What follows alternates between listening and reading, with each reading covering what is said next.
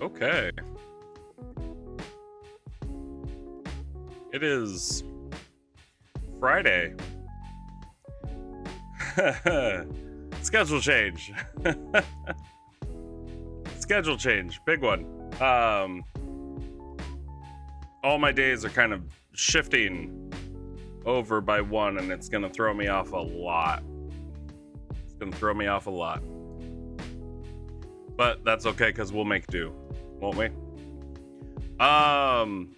So normally I do these on Saturdays, but here we are on a Friday doing this, because from this point on, we are going to be doing these on Friday. I won't be doing my D&D planning on Saturdays anymore, because I'll be going to play D&D earlier on Saturdays, so I won't have time, and that's fine. It actually works out better for me, and I'm actually kind of stoked about that. So let me go ahead and switch over here to my wonderful OneNote, our awesome tool that I always use. And it's been a few weeks. It's been a few weeks since we've played, since me and my group have played, and I really need to figure out where I am in the world. I really need to figure out where I am in the world. And what that means is, I don't know, we might redo a couple things. We might have to rebalance a couple things. Mostly because I am going from very quickly going from 4 players to 6. I'm already at 5. 5 we bumped up to 5 in our last session, and I believe tomorrow we're bumping up to 6.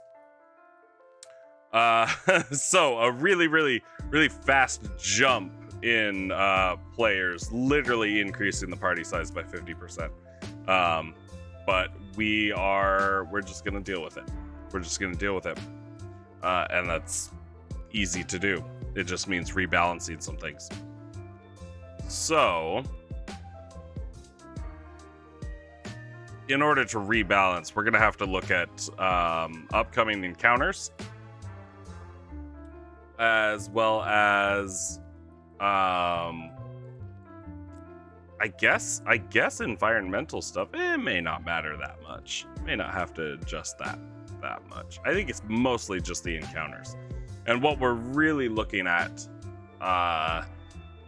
for our next session is a continuation of the imps stealing, and what the players are going to do when they come across them, as well as some ice golems, as well as our wild soul spirits up in the mountains, kind of trying to prevent the players from going, warning them. Hey, Mingdal! Thanks for the follow. Thank you for the follow. I greatly appreciate that. Yeah, so we'll kind of go over everything. We'll go over my plans for tomorrow, and we'll see if we can poke holes in it. We'll see if there's anything that can be improved upon, which there always is. So I guess let me rephrase that. We're gonna find what can be improved upon, and try to make it just that much better. Just that much better. So that said, I guess we can go ahead and just start taking a look at it. Can't we?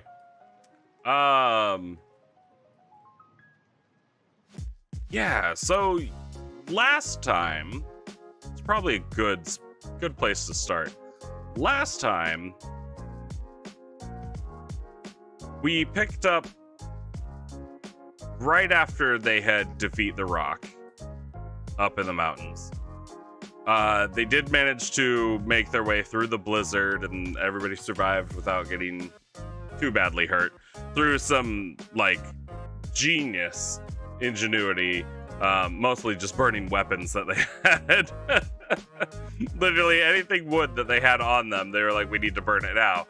And then they, used their tents and tarps and whatnot that they've been carrying around to help shelter them. And amazingly, it worked out.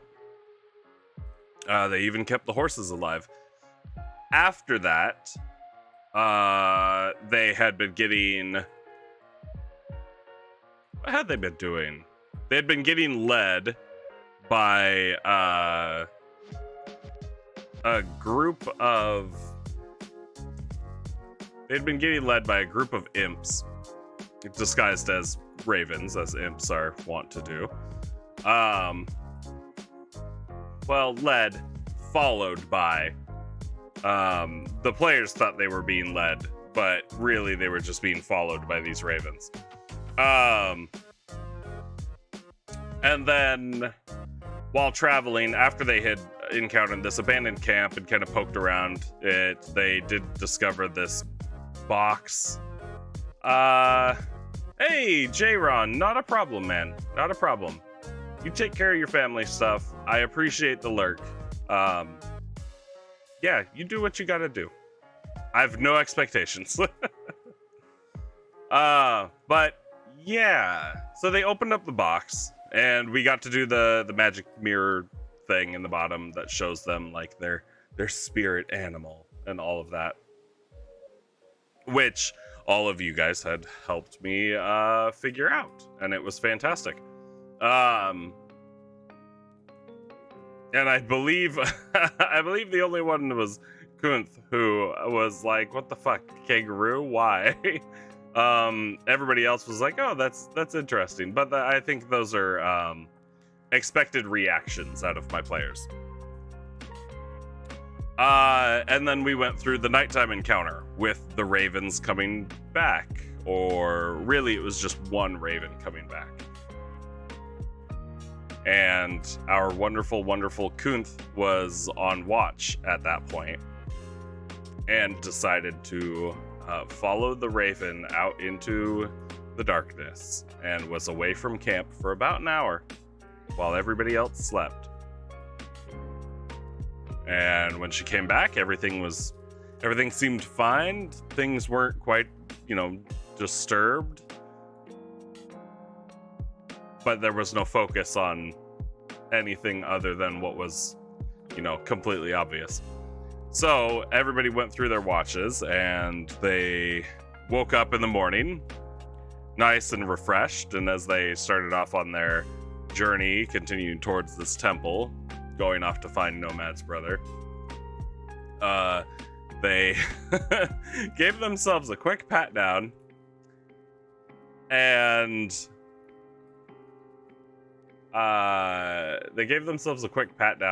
and realized that a lot of their stuff had been stolen. Which, yeah, because while one imp was distracting the watch, the other two were stealing everything that they could. Which is exactly what I was hoping would happen. I didn't know that she was gonna just walk off. I didn't realize she was just gonna walk off for an hour, but I was like, all right, that's fine.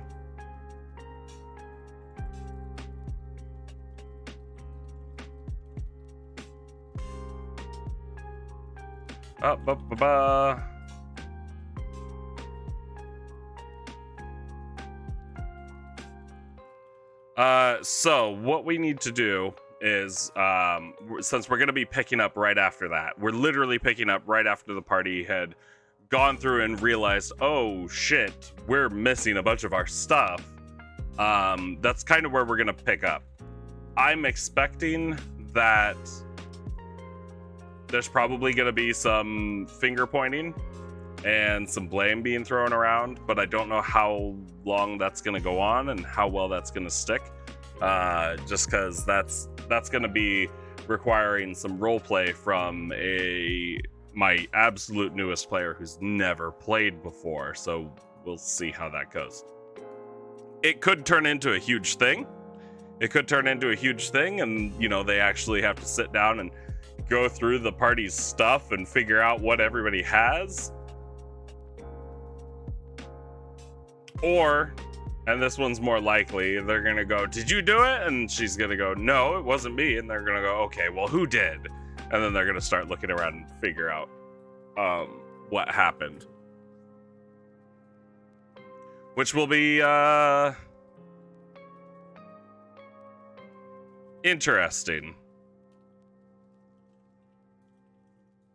Mostly because I'm thinking that the blame is going to get put on the two that were on watch. And then they're going to ask the two that were on watch what happened. And the only two that were on watch were those with trance. So our new player, who literally just has to say, "Nothing happened during my watch. Everything was fine. Everything was normal." And then Kunth, who is going to say, "Oh, well, I walked off for an hour away from camp." So, unless she lies, and she always could lie. There is that possibility that she could lie. I'd be interested to see if she tries to get away with that. But yeah, either way, they basically lost all of their money, all of their jewels, anything small that these imps could get their hands on, as well as anything that was in the party's bag of holding. Because it wouldn't take much to figure out that a bag is a bag of holding. And all the imps have to do is grab that bag and just start putting everything inside that bag.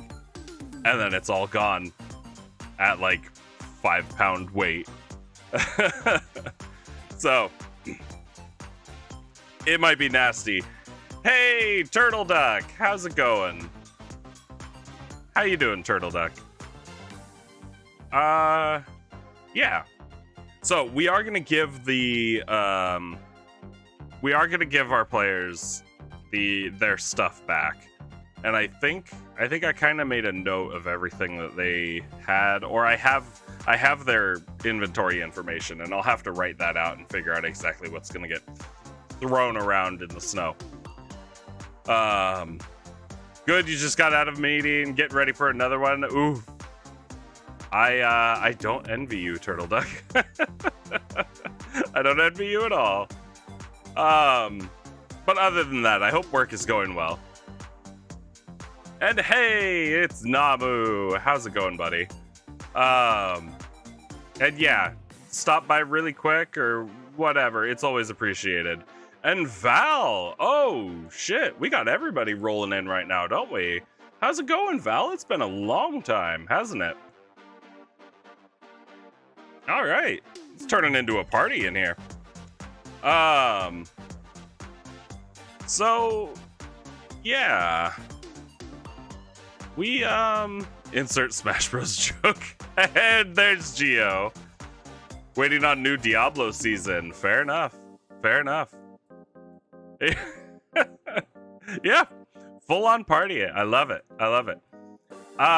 So yes, I have to do some rebalancing.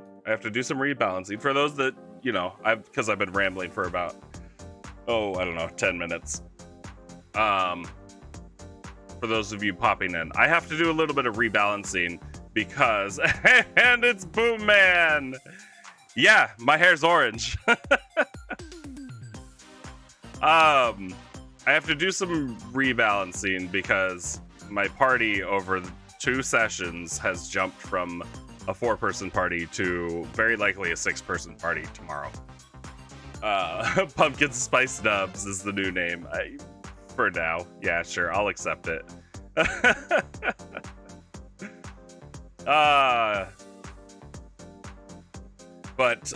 Yeah, so that's a lot of people. It can be, yeah.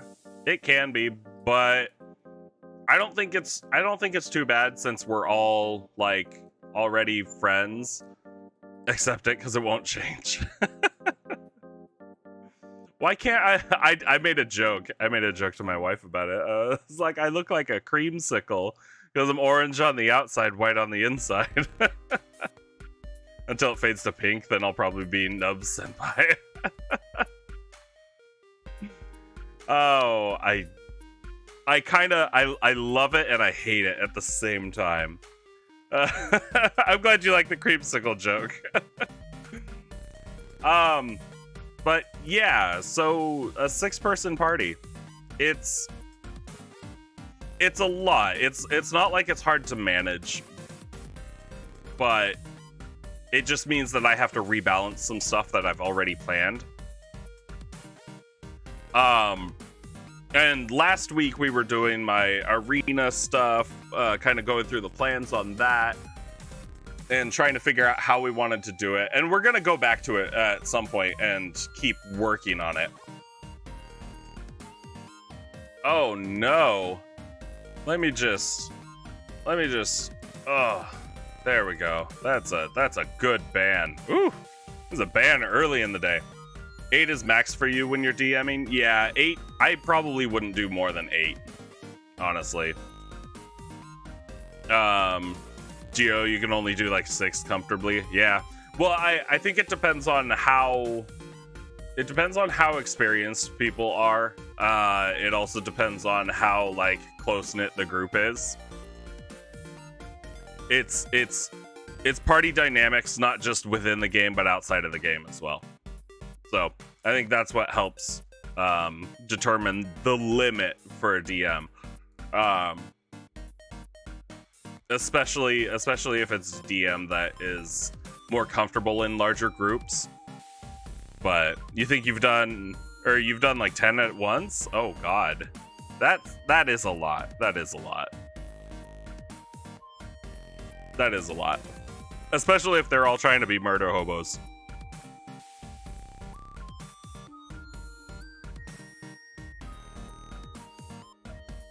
Oh. And since I've got a mass of people here, as always during these streams, the music is GameChops on YouTube, their video game study lounge live channel. It's great. It's wonderful. Listen to it in your time off. Super relaxing. A lot of the music. Yeah. So 6 players. I'm still. You joined a 9-player one. Too much. Oof. Yeah. Again, I think it depends on how close-knit the group is and like how much of a people person each person is, you know? Because if you are more introverted and, you know, being in social drains your energy a ton, then yes, absolutely. I could see huge groups being an issue. 6 to 8 is the most comfortable for a lot of GMs. Yeah. I mean, I've been doing 4 for a while, and it's funny. I've actually been saying, like, I wish I had a larger party, because I feel like a larger party gives more options. And can be a little more balanced, so I can use more stuff, but I don't know. We'll see. We'll see how it goes. I'm not expecting it to go badly. Not at all. I'm expecting this to go really well, actually. But we'll see. We'll see. But I do have to put in a little bit more work, and that's with my rebalancing of stuff. So originally it was gonna be, and talking about the session tomorrow, originally it was gonna be like 3 imps for 4 party members. Not hard for them to deal with at all. I was just gonna play real heavy with the invisibility that where is it? There it is. With the invisibility that imps get.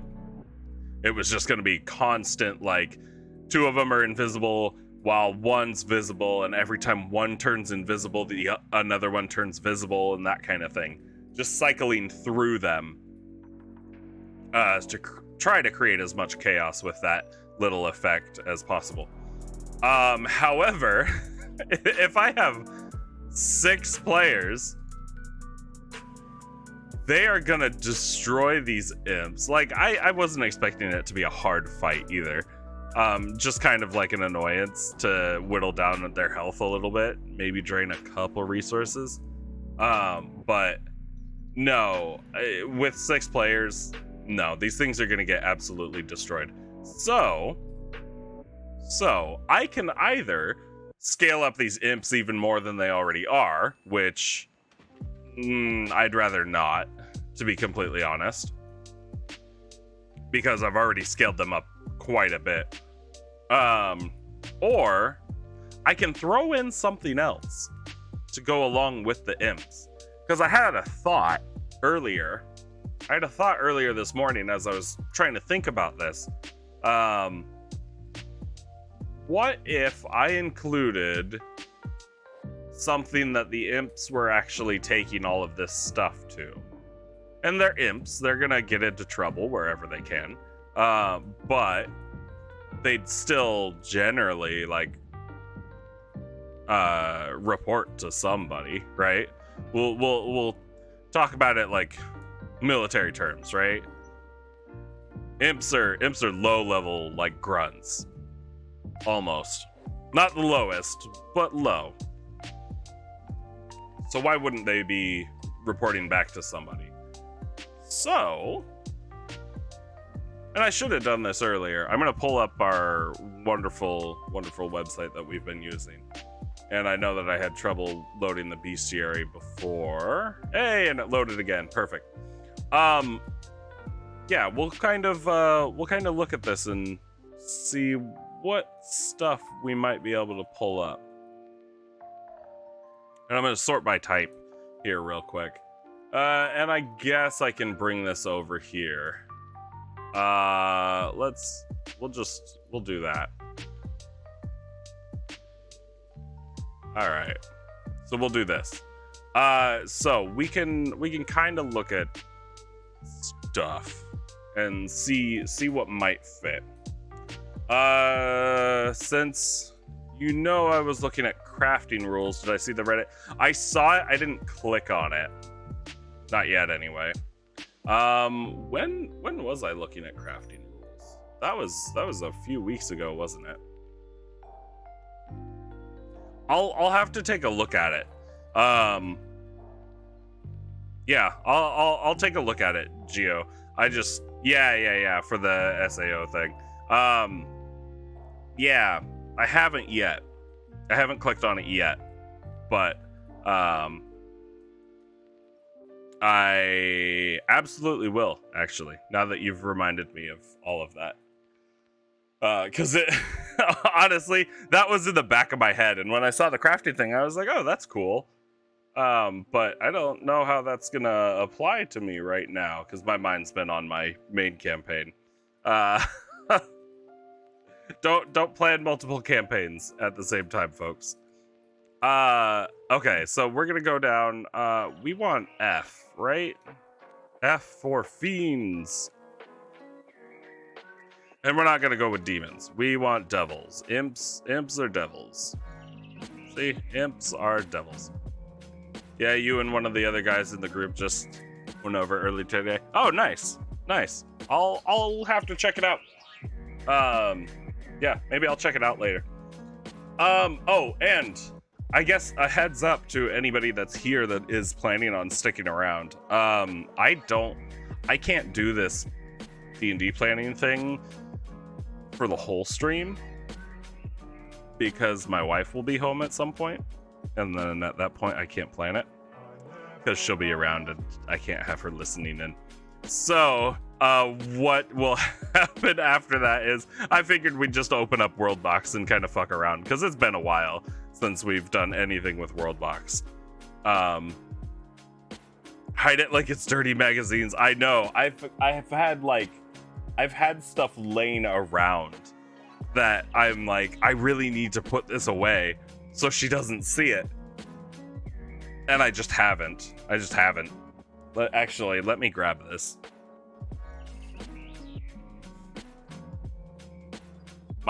my puzzle thing that I made. I've just had it laying around. I'm 100% positive that she's seen it. Maybe not flipped it over and really examined it, but I'm 100% positive that she's seen it. Does she know what it is? No. Does she know what to do with it? No. Does she know what the solution is? God, no. But yeah, I've got a bad habit of that. So let's look. We're up in the mountains. It's tempting to go with an ice devil, and we love ice devils, don't we? Don't we? It's tempting to go with an ice devil just because we're up in the mountains. It's cold. It would make sense, wouldn't it? I do have them fighting a bone devil, I think. I have them fighting a bone devil in the temple, or they're gonna encounter it. We're gonna bump it up when they encounter this bone devil. It's definitely gonna be stronger than this. And I just say that because Ice Devil, if anybody actually pays attention to challenge rating, Ice Devil's technically supposed to be more powerful than a Bone Devil. And it might be because of this wall of ice thing it has going on. But we'll see. We'll see. And we can always tone down the Ice Devil and bring up the Bone Devil. Real easy to do. Really easy to do. So let's say we did go with this Ice Devil. It's not bad. AC of 18. That's pretty tough. It's got damage resistances. It has damage immunities. Fire, poison, and cold, I don't really think it would matter, because my players aren't using magic. The only magic they really have is the cleric. I mean, the ranger has magic, but she doesn't use her magic for damage. Yeah, so really it's just the cleric at this point. And I have no idea what my sixth player, or what the sixth guy is going to play, because he hasn't texted me back. But I'll tell his wife to make him text me. But unless he's planning on just waiting until tomorrow, then bringing it up, and then it's like, oh, okay, well, great. But yeah, as far as I know, like nobody has any magic, so these damage immunities really don't matter that much. Condition immunities, same thing. Let's see. Devil Sight. Devil Sight is always fun. Not that they utilize darkness at all. Magic resistance, that's gonna be a tough one. Does the Bone Devil have magic resistance? It does. Okay, cool. That Bone Devil's gonna be mean. So, Ice Devil. Ice Devil. Multi-attack, 3 attacks. Bite, claw, and tail. Okay. They're all plus 10 to hit, which I'd probably actually swap the plus 10 for the plus 8 of the Bone Devil. Because we're trying to balance it with the imps, right? Because we want to include the imps as well as something else. Ice Devil could be fun. Ice Devil has a lot of damage on a hit, because we're looking at if all 3 attacks hit, which at a plus 10 it's likely.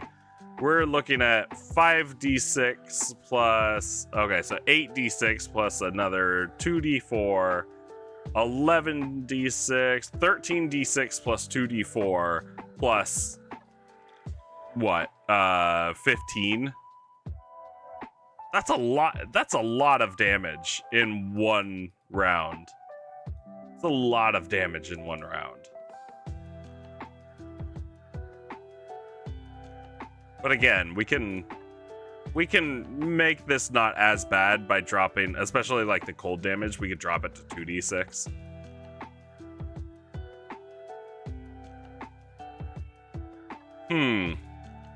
Tough call. This wall of ice, though. Let's see. Devil magically forms an opaque wall of ice on a solid surface. Yeah, it's just wall of ice. When the wall appears, each creature in its space is pushed out of it by the shortest route.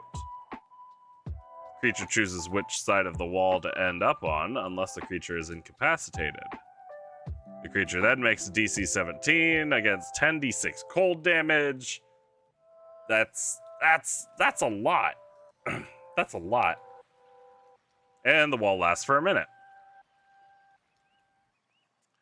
And oh, hold on. Wall lasts for a minute. Can be damaged. If a section is destroyed, it leaves behind a sheet of frigid air. Okay, and then the air does damage. So yeah, that wall of ice is kind of mean. What other devils do we have?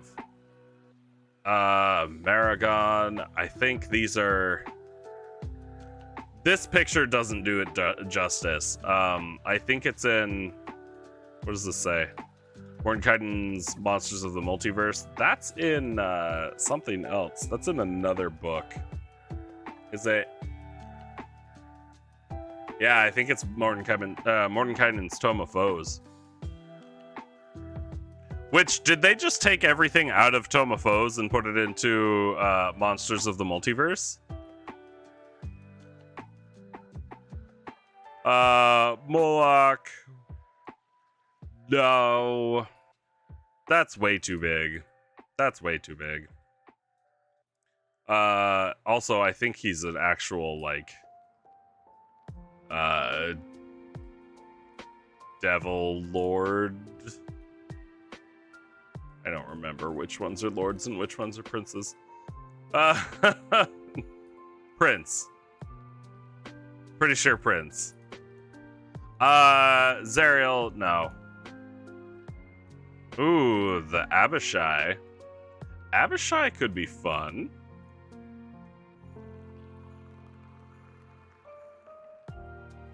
These could be fun too. We're not gonna throw a pit fiend at him. The hell's Orthon? Oh, big dude. Wearing half plate.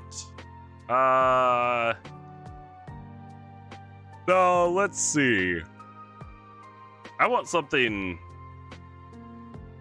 kind of more interesting. Horned Devil. Actually, a Horned Devil paired up with a bunch of imps might work. 2 fork attacks and 1 tail attack. Sure. Nope.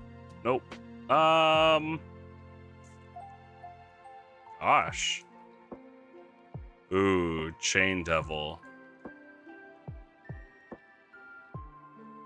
Chain Devil could be mean. Chain Devil could be really mean.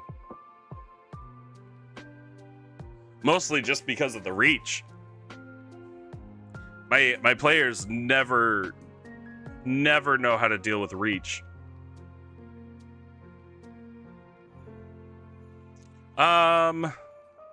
Plus a grapple.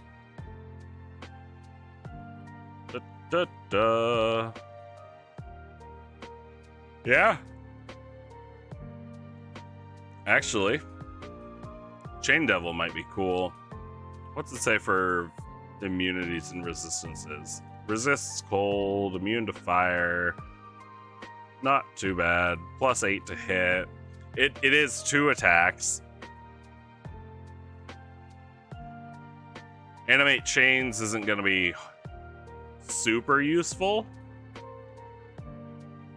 Unless we make it useful.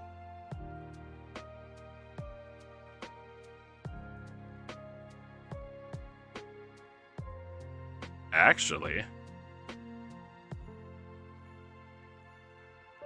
It can, wait, hold on. When the devil uses multi-attack on its turn, it can use each animated chain to make one additional chain attack.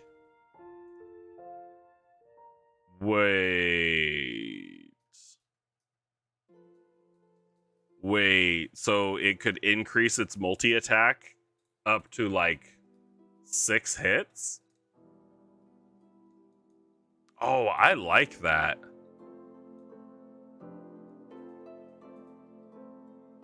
Oh, I like that. Why don't they do that with more things? They should do that with more things. It's very, I don't know, it's very, very Hydra-esque, isn't it? Where you can actually, like, you can cut heads or chains off of the enemy to make them less threatening. That's not bad. Maybe we'll do a chain devil. Maybe we'll do a chain devil. That'll be a little more fun, I think. What is this? Unnerving mask. Oh, and you guys can't see this because it's behind me. Here, I'll put it over here and we'll do that. Unnerving mask. I'll zoom in again. When a creature the devil can see starts its turn, devil can create the illusion that it looks like one of the creature's departed loved ones or bitter enemies. Oh. Ooh, a wisdom save against being frightened. Ooh, that could be a lot of fun. That could be a lot of fun. Again, my party is horribly, terribly, like, they're all wisdom users. The ranger is a wisdom user. The monk is a wisdom user. The fucking cleric is a wisdom user. And then we've got the barbarian who is like, oh no, I want high wisdom for no reason. Oh my god. Yeah, sure, why not? Why not? We could do it. That wouldn't be a problem. Not at all. Let's do it. Let's do it. Let's take... Oops. Yep, there we go. Let's take this chain devil. And what I'm gonna do is I'm gonna make the thing pop out. And I'm gonna go ahead and highlight everything. I do this just so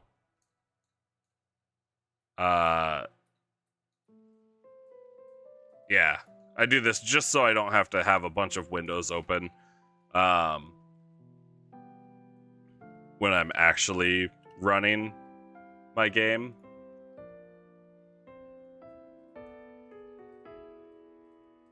Because even though I use my my daughter's laptop for D&D, I try not to have too much of my attention on it. And hello, Rib Tickles! How's it going, buddy?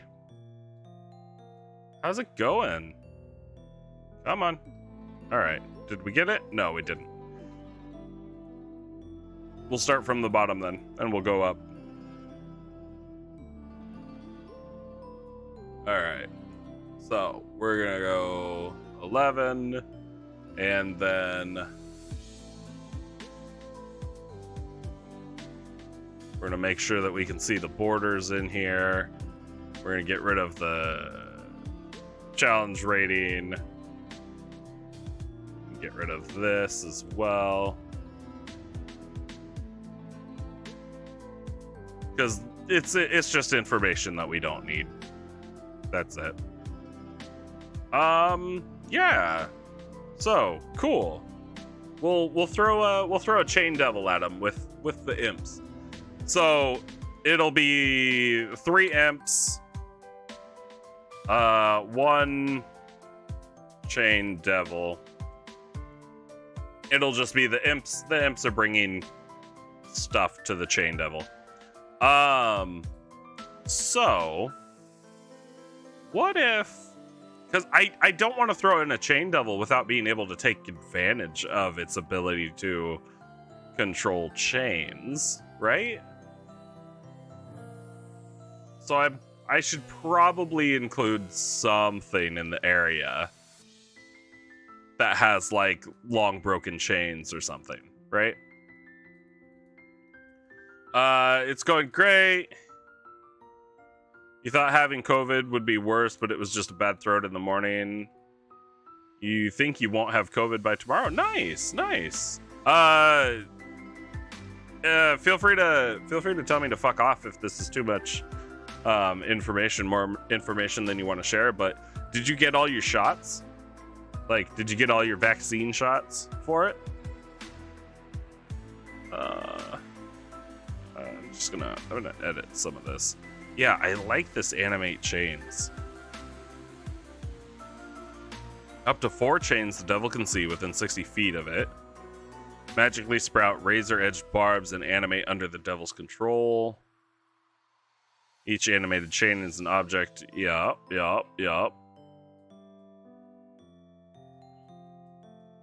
An animated chain can grapple one creature of its own, but can't make attacks while grappling, naturally. An animated chain reverts to... Okay. So does it matter how long? Maybe it doesn't matter how long it is. No boosters yet, but you did get double vaccinated? Okay. Well, that's good. That's good.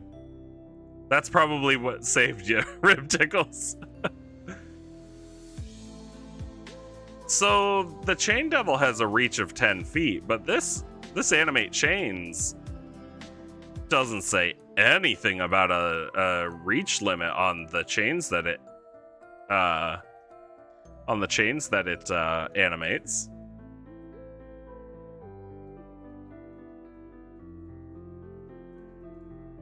Interesting.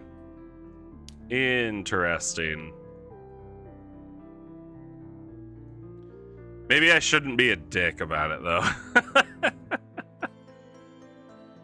Maybe I shouldn't be a dick about it. And, like, instead of making 100-foot chain or multiple 100-foot chains, maybe I should only make them like 10 feet long. But still, these, a post with a 10-foot chain attached to it. We can have multiple posts. Yeah, what if they're like cliffside railings? It's like a cliffside railing. It's just a chain. You think you got lucky symptom-wise, though, so that's nice. Nice. Well, that's good. I'm glad you got lucky. What am I planning right now? I'm kind of going through and trying to rebalance my session for tomorrow, because we're finally going to be playing again. And we're going to play tomorrow. And I have to rebalance, because from the last time that I planned this, my party has for sure gone up by 1.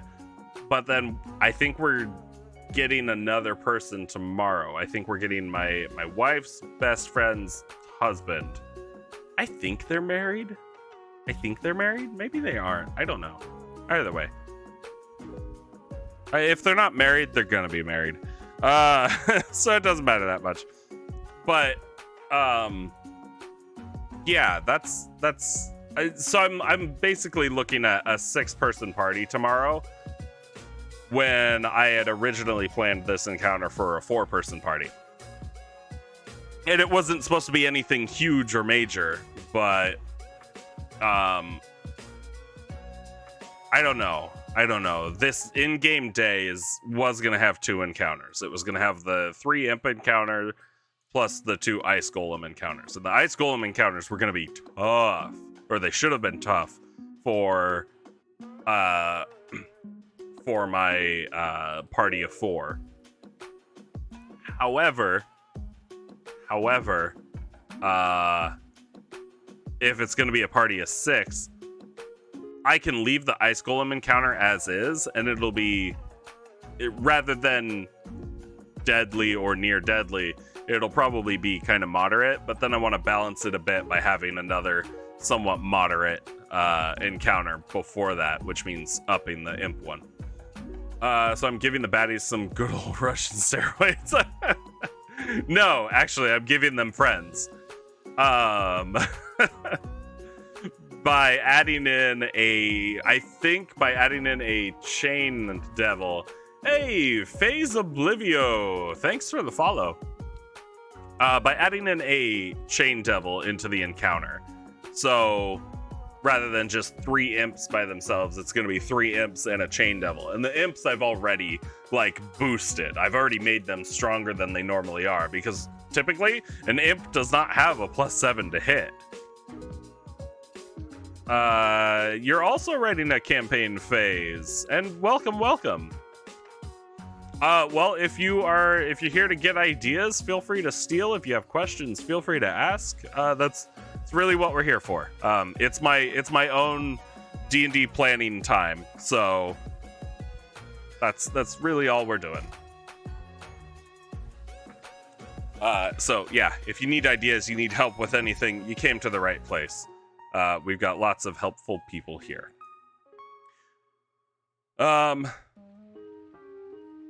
So yeah, throwing in a chain devil, and now I'm looking at the Animate Chains thing, and I'm like, I really wanna animate chains on my players, and I think I didn't do any prep for this at all, but I think maybe I'll knock out some really fast terrain tonight for it. Or maybe we'll turn on Worldbox while I work on building terrain, and it'll be a weird kind of mix of stream at the end. You're so excited because that will be your first mastering experience. Oh, nice. FaZe, how long have you been a player for very long? That first DM or GM experience is it can be nerve-wracking, regardless of how prepared you are. 2 years, more or less. Okay, nice. I'm guessing Dungeons and Dragons 5e. It's pretty much what everybody's playing.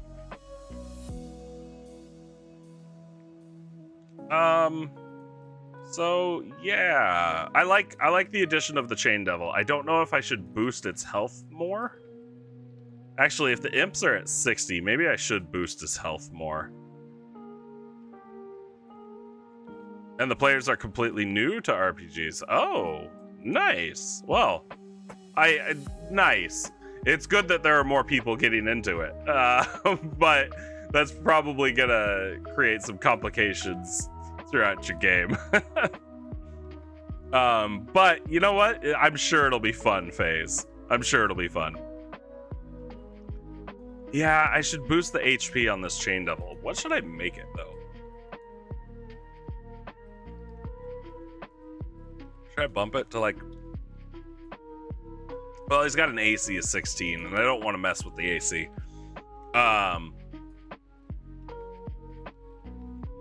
Yeah, compared to the imps, 13? No, 16 is pretty good. Does anyone have silvered weapons? You know, they've been given silvered weapons and they went and sold them, I'm pretty sure.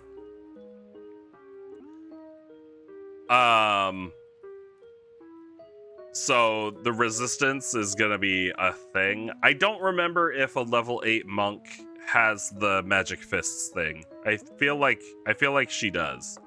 So her, technically, she has a way around that. They do, yeah. So the monk has a way around that. The cleric is a magic user, so fuck.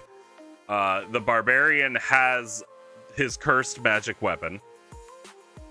The only ones that don't are the fucking ranger and my newest player, who's, again, only played 1 session with us. 2 sessions. 2 sessions? 2 sessions with us. Yeah. Oh god, she did play 2 sessions with us. Okay, yeah. So yeah, it's just the ranger and the assassin. But honestly, is it gonna matter that much? Probably not. First question, where can I do some monster sheets online, some tips? Yes, thank you for linking that, Geo. That's Phase, that website right there is the it's the website that I use. It's a website that I know a lot of people use. So yeah, I'm not affiliated with them at all. Just the tool that I use. And I use it because I own a ton of the books anyway. So technically, I'm not stealing, right? Because I've already paid for it.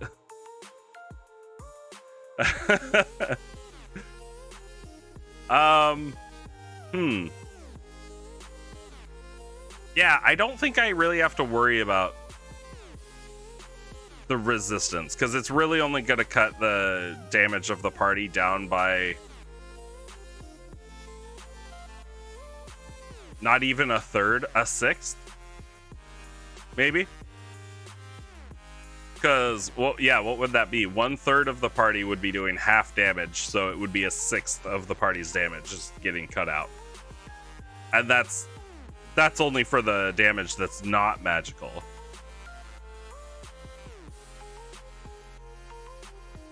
Yeah, your conscience is clear. Yeah, same here.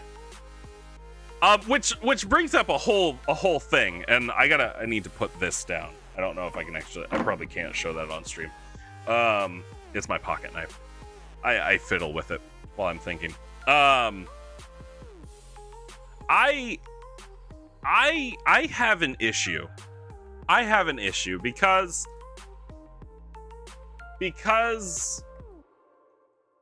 Wizards of the Coast didn't write this out. Is it feet? Because the answer is no. No. Wizards of the Coast didn't really, fully specify this at all. They left it super open, and I know everybody's like, nope, this is how it works, this is how it works. But is it? Is it? And I want to talk about resistances. And I'm going to make this real short, because it's not the point of this stream. Knives are fine, just can't stab people. Oh, okay, good.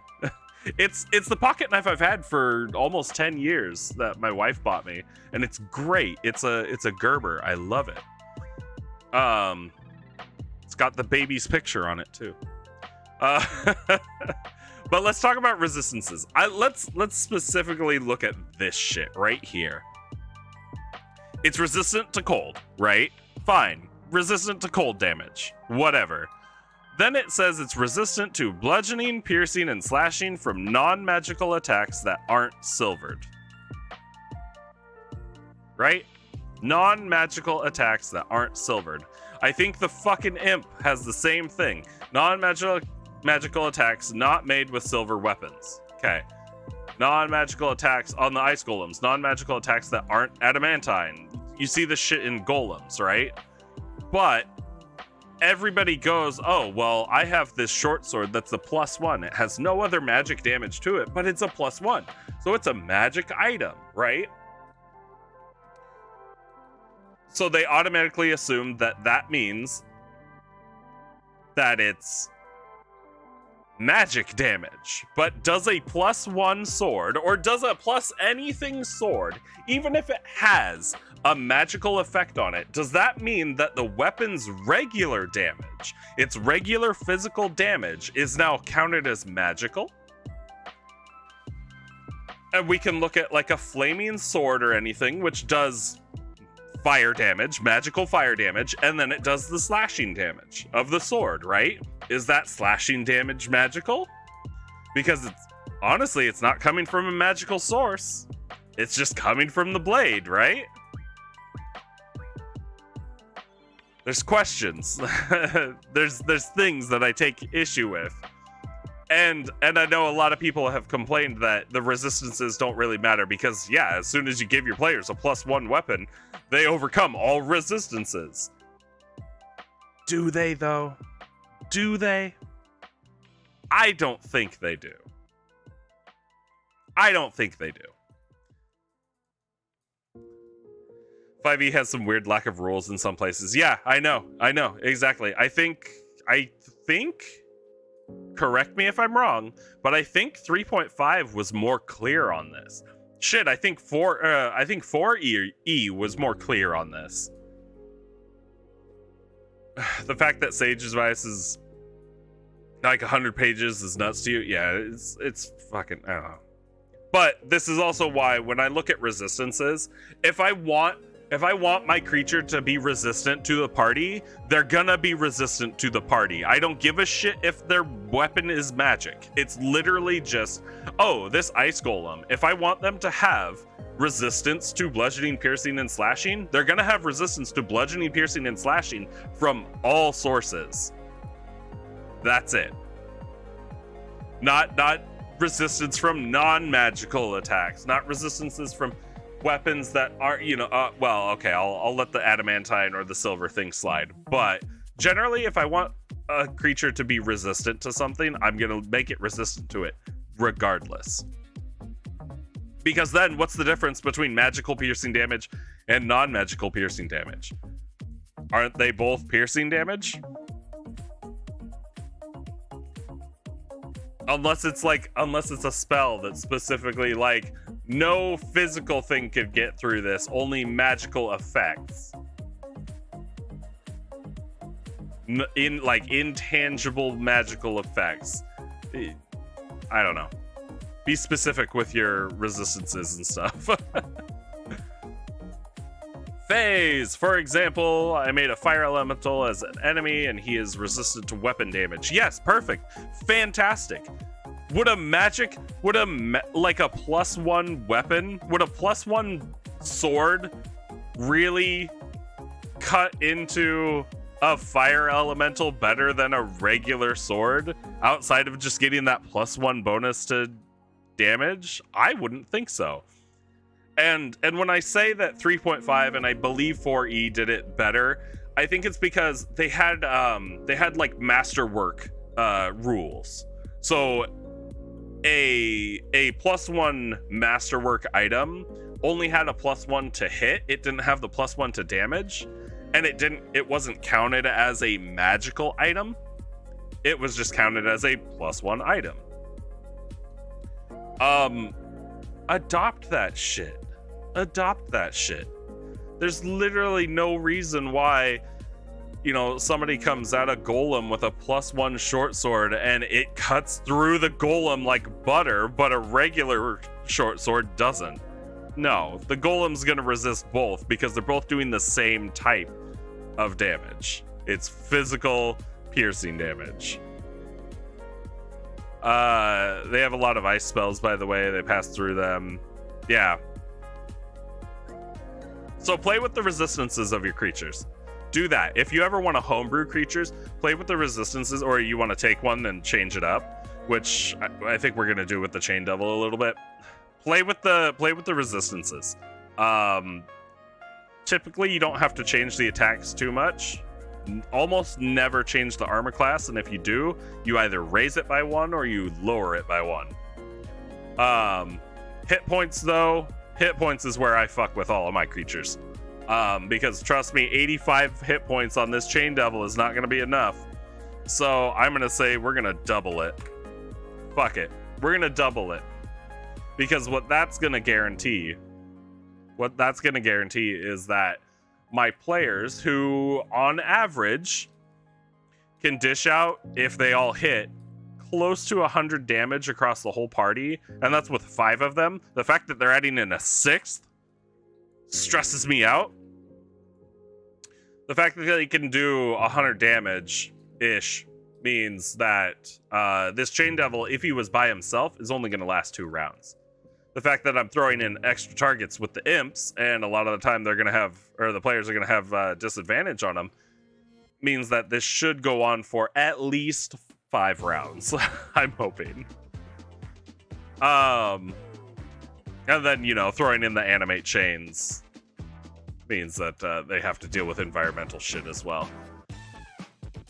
The elite category that ups things like AC and skills and HP is what you usually go by. Yeah, exactly.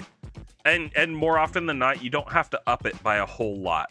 Especially in 5e with the bounded accuracy thing, you have to keep in mind that a +1 to an attack or +1 to AC is a 5% change in the chance to hit or the chance to not get hit.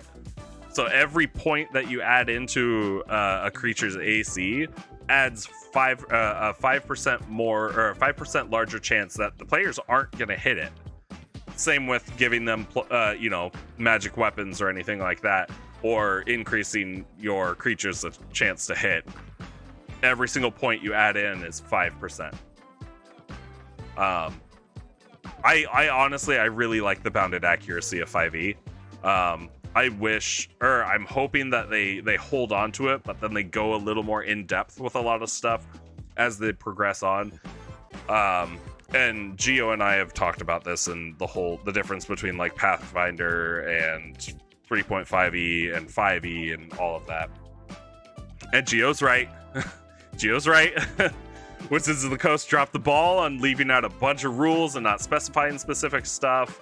I don't remember who else was in here. Was it Rib Tickles? Was it Meatball? I don't remember who, but they were like very against the fact that there's no social encounter rules. Which it sucks. And we had been building on that as well. But no, the bounded accuracy I do really like. Phase, one big question: what do you usually put behind your DM screen before starting a session? Geo says dice tray, notepad, a few pens, computer tablet with your notes. Okay, Phase, do I have it? Do I have it next to me? I don't have my DM screen next to me. But usually what I'll have is like on my left side, I'll have a laptop, and on the keyboard of the laptop is where I will keep my notepad.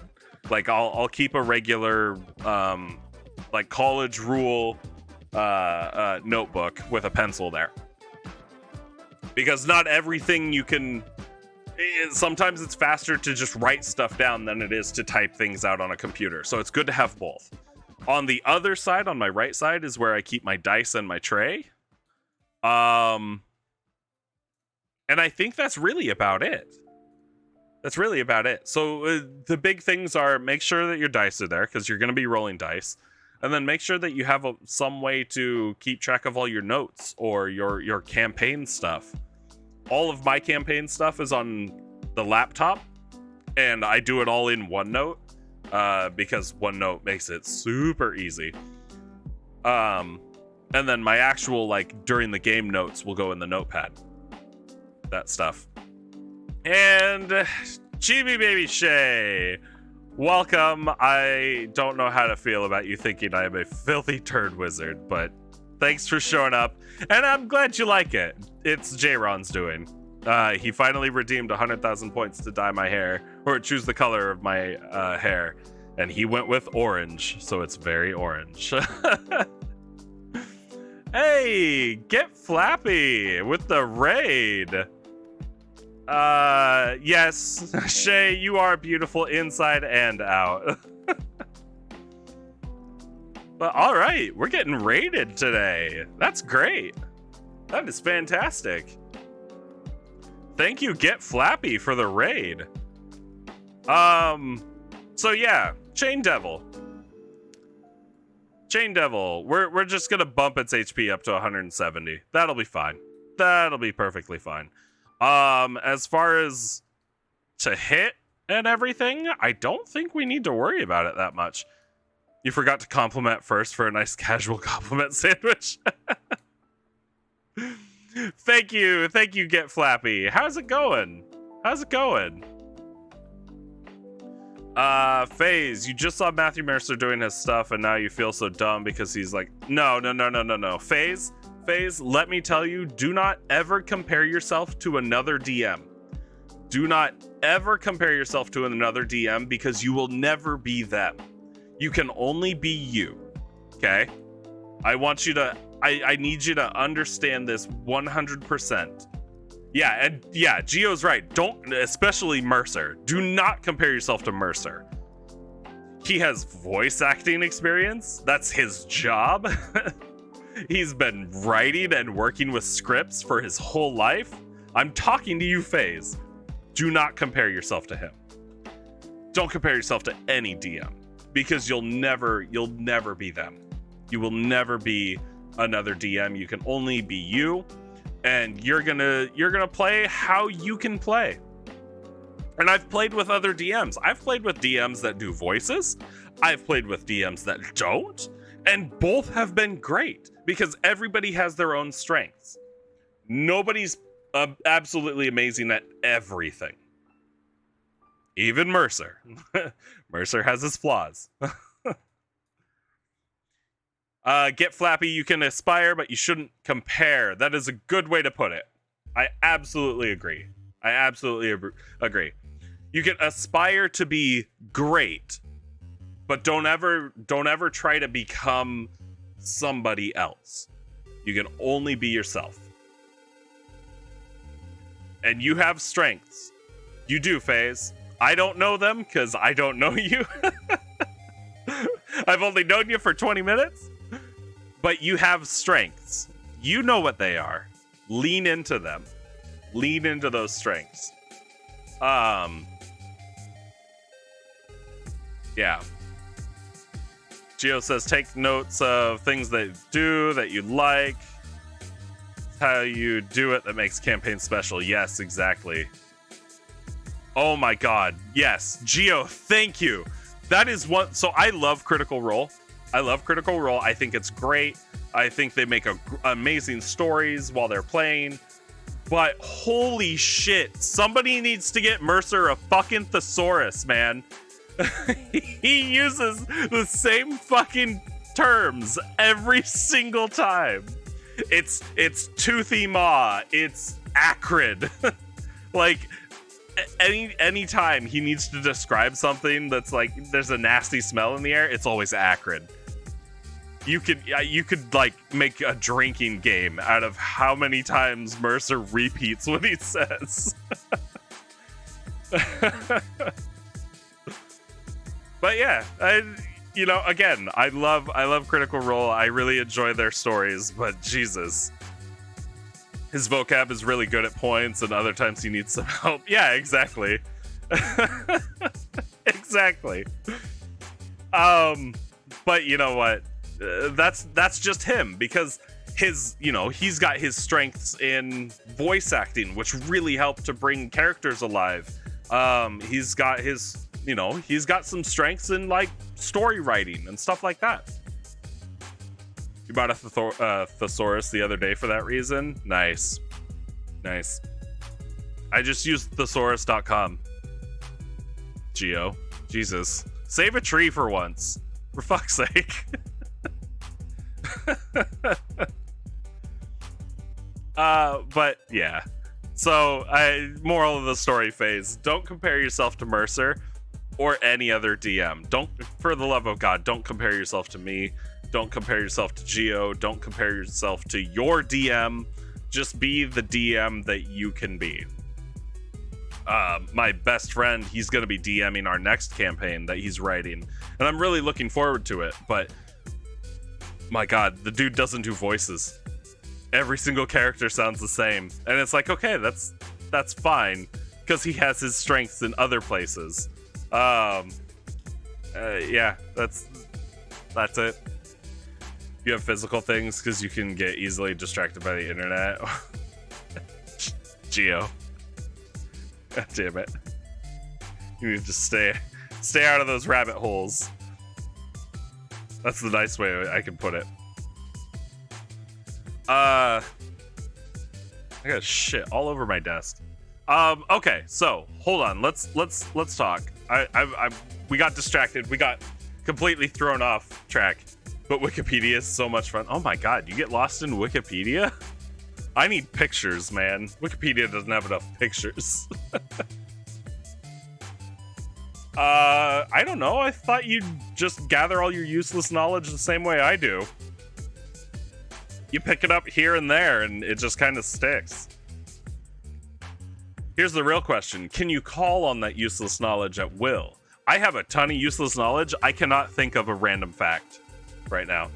Your fault, you're a walking distraction. No, FaZe, it's not you. Trust me. I'm actually, like, I'm in the process of very, very likely getting diagnosed with ADHD. Because my daughter, my oldest daughter, just recently was. She got diagnosed with it, so. Every once in a while, see, I can't pull it out of my head, Gio. You have a random fact, Rib Tickles? Sure, throw your random fact at me. I'd love to hear it. I love random facts. Did you know that the cat at the start of The Godfather was a stray they found on set? Brando insisted he use it as a No, I did not know that. I've also never seen The Godfather. All right, throw your eggs. Throw your rotten tomatoes.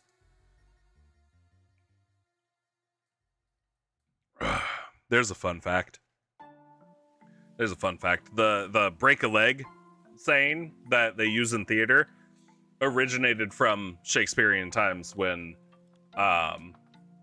people would throw fruit and stuff up on the stage, not in like protest or because they disliked the show, but because they liked it so much. They were literally like providing food to the actors, and it was considered good luck to end up stepping on some of that food and slipping and falling and, you know, inevitably hurting yourself. You know, because obviously if there's so much food on the, or if you're slipping on the stage, it's because there's so much food being thrown up on stage. So yeah, there's the origin of break a leg. Switzerland has literally every entry point that goes into the country's rigged to explode. All right, Switzerland ready to fucking yeet themselves into space with all that gold. Very good. Just 3 hours is a lot to get through. Part of the reason you haven't watched part 2 or even 7 Samurai. Ah, fair. Not so neutral anymore. Nope. And the Germans and the Swiss built a new bridge, and the Swiss were able to install the bombs on the bridge without the Germans knowing until they told them after the bridge was finished. That's great. FaZe, don't know what time it is where I live, but you've got to take a super nap. Oh, from Italy. Hey, FaZe is my first Italian resident. So you hope to see me tomorrow. Yes, I will be back on, or I won't be on this weekend, I don't think, unless it's like Sunday night, something like that. But yeah, thanks for stopping by, FaZe. Thank you for the follow too. I'm glad we got the chance to talk, and I hope we were able to give you some good advice. Okay, Chain Devil. We bumped up the health. Speed, I'm not gonna worry about because this motherfucker got reach. AC, we're not gonna touch because I really don't care. Honestly, with a 16 AC, we're looking at my players pretty much always hitting it because they've got an average of like a +8, so they really only have to roll at 8 or higher generally. And my wife never rolls below a fucking 15 anyway, so there's that. The resistances, we're not going to worry about. We're just going to leave it as is. It adds in a little more flavor. And they have several cannons pointing at their bridges just in case if the explosives don't work. They also do this so it makes it even harder to invade them, making them more neutral. That's fair. They're the like what are they? What's that called? Is it agoraphobic? Is it agoraphobic when you're afraid of like going out in public and being around other people?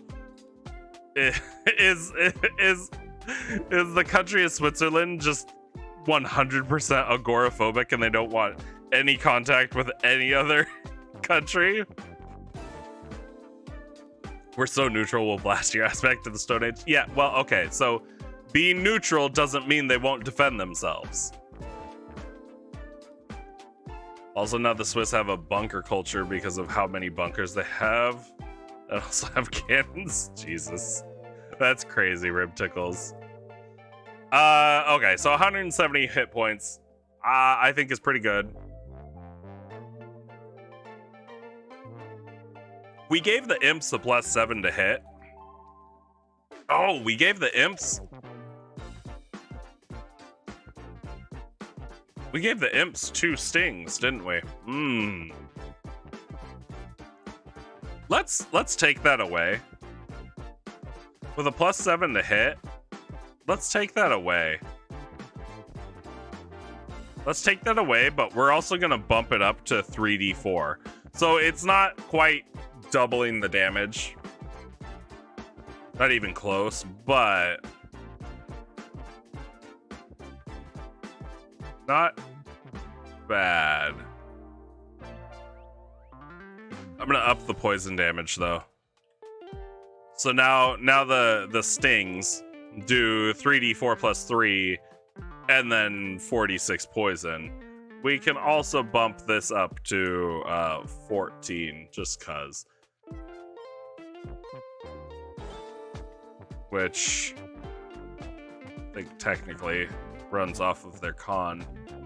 So it should be that. A good defense is a good way to make people not attack you. That's why they have oddly big and very well trained. Yeah, no.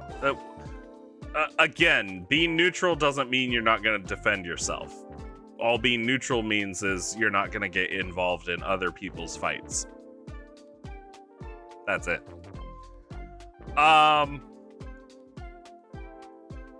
Okay. Not bad. Not bad at all.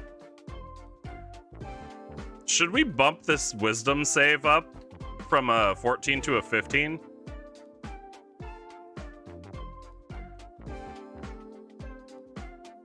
I think that would be fun.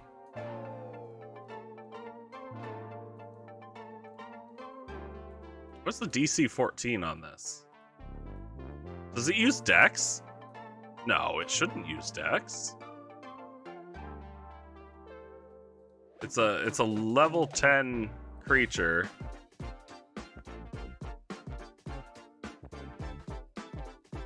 Hold on. There we go. I need to look at hold on. I need to look at a class chart real quick. Level 10 plus 4. Okay, so they're running strength. So why is the DC? Oh, because it's 10 plus their strength, because they don't have athletic skill. They don't have proficiency in that. Okay, okay, that makes sense. That makes sense.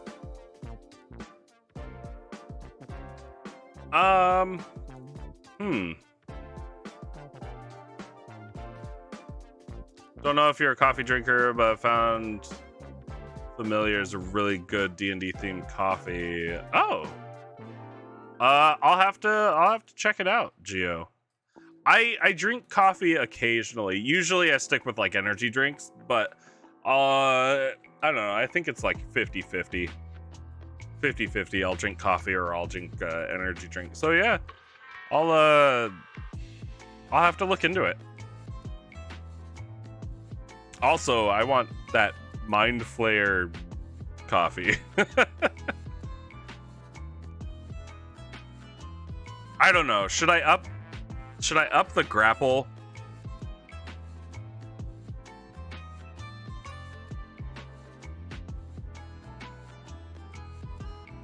That's the thing. When you're escaping a grapple, it's athletics or acrobatics, right? Or is that only when you're trying to avoid?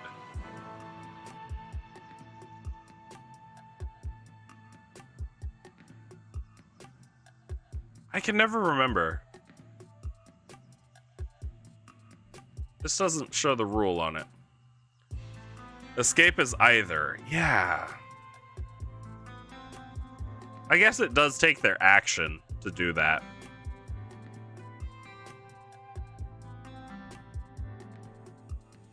It does take their action.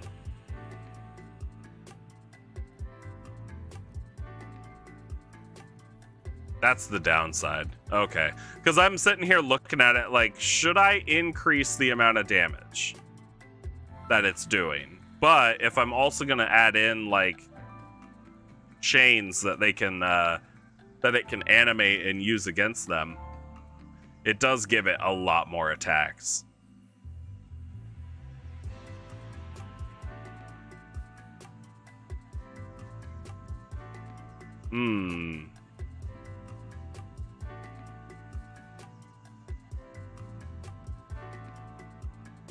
If the devil isn't already grappling a creature, okay. So it can only grapple one creature at a time. But I'm guessing that it can attack with other chains that it has while it's grappling one creature. And then it's got the Animate Chains, which is an action.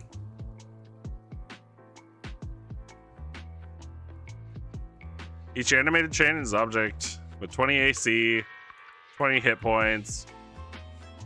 Sure. You can use each animated chain to make one additional chain attack. An animated chain can grapple one creature of its own, but can't make attacks while grappling. Makes sense.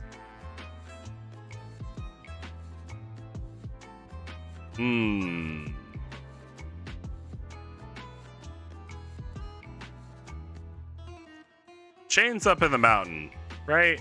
That could be a thing. I think I said like a guardrail or something. That could work. That could work.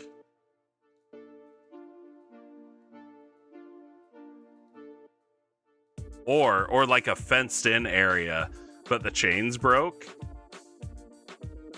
Oh, that would be good. Okay, cool. Hold on. Maybe I will leave it as just the DC 14. Because my other option is bumping its DC up to 15 to account for that.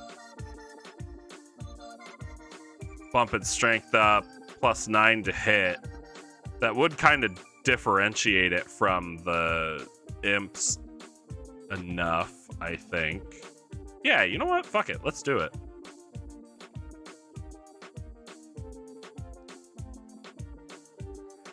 So we give it a +5. It's now +9 to hit. Bonus damage is +5. DC is 15.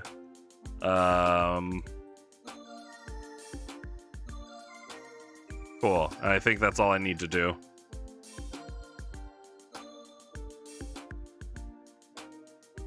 Proficiency bonus on this thing is a +4, so 8 + 4 + 2 is 14. Yes, because the fear runs off of charisma. Cool. I like this. I like this, and it's gonna make this encounter a lot more interesting. So the imps are bringing the party's loot to the Chain Devil, scattering stuff about, as you know they do, because I figure imps are troublemakers, right?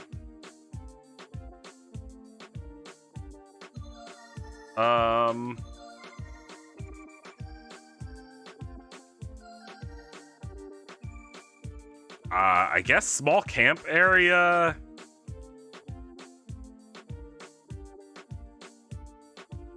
Ordered by a chain, not a fence. Ordered by posts. Jeez, and chain.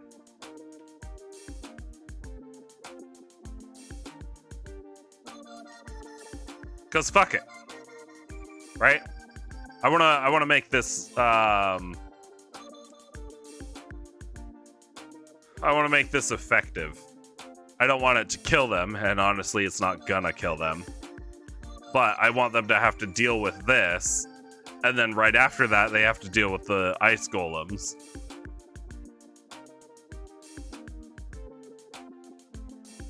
And I can... Hey! Stone, how's it going? Lurk away. Enjoy your covert mission for the president. Oh God, it's not that covert, is it? If we all know, I'm gonna bump the ice golems up to 18.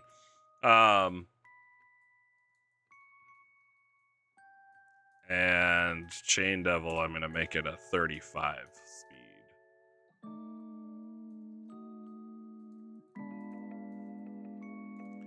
Imps are gonna be 45, just cuz. I think I have imp miniatures too. Where would I have put those?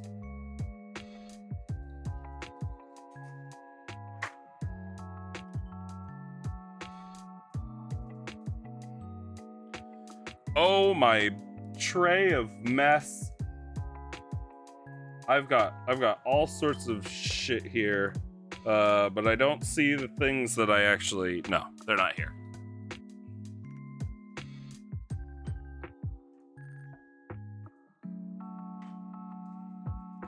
I don't know. I've got minis literally everywhere. They are scattered all around. I need better organization. But okay. So I've got imp miniatures. I don't have a Chain Devil miniature, I don't think. Oh, they're only medium too. Neat. Got ice golems. Oh, actually, I might have a Chain Devil STL I can use. Nope, that's the wrong ones. There we go. DD, 3D files. Nope, this is the wrong one. Yeah, no, it is. It's the right one. Oh yeah, here we go. Loot Studio. I need to download the other Loot Studio packs that I haven't gotten because I haven't grabbed the March or April ones yet. Is it the light in the shadow? Chain Devil. Oh, fuck yes.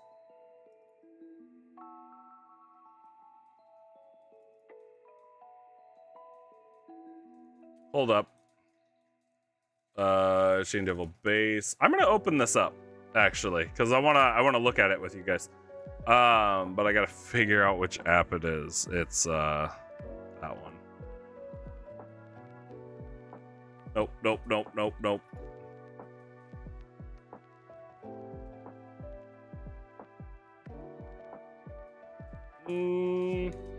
Hold on. Let me just open the program up. Hello, Zach the Somniac. How's it going? How's it going? You've walked in on me trying to figure out exactly what the hell I'm doing. 3D files, Loot Studios, this one, its enemies. There we go. Chain Devil.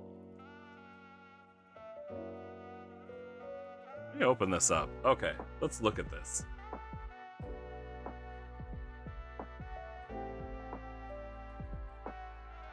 Ooh. Here. I'll open up the oh, whoops. I'll open up the unsupported one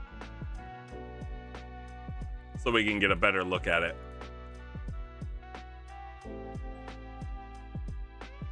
Look at that fucking Chain Devil. Oh, he looks so cool.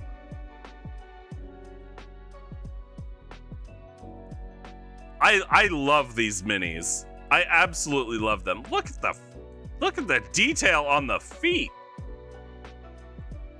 Good, found a crazy loophole with Chronomancer. Oh, really? Oh, look at the scars on his arms. I love these minis. I absolutely love these minis. That's yeah. Loot Studios, I'm telling you, they make absolutely great minis. And I have a Chain Devil. I can print this off and have it ready for tomorrow. I'd have to start printing it now. I'd have to start printing it now. And I'm not gonna use the unsupported one. No. Okay, cool. So I have imps. I have Chain Devil that I can print off. It shouldn't take too long to do that. And then maybe I'll do some terrain stuff tonight. But then as for encounter balancing, honestly, the 3 imps with this Chain Devil, not too bad, especially now that we've kind of boosted them here and there. Not too bad, not too bad. So what they're gonna do, and I think it's gonna be kind of a short session. Kind of, I don't know. We're gonna be fitting in 2 combats, so maybe it's really not gonna be that short. And then some roleplay stuff. Yeah. Make sure. Yeah. Zach, I was kind of planning on that. That's why the area that they're gonna be in is gonna be kind of like a camp area, but with posts, chain running around it. But obviously the chain's gonna be broken. I'm trying to work out exactly how I'm doing that one, because I had this all planned out and now I have to change it because my party is essentially, they're jumping from a 4-person party to a 6-person party. Paper clips help in a pinch. Yeah. Actually, I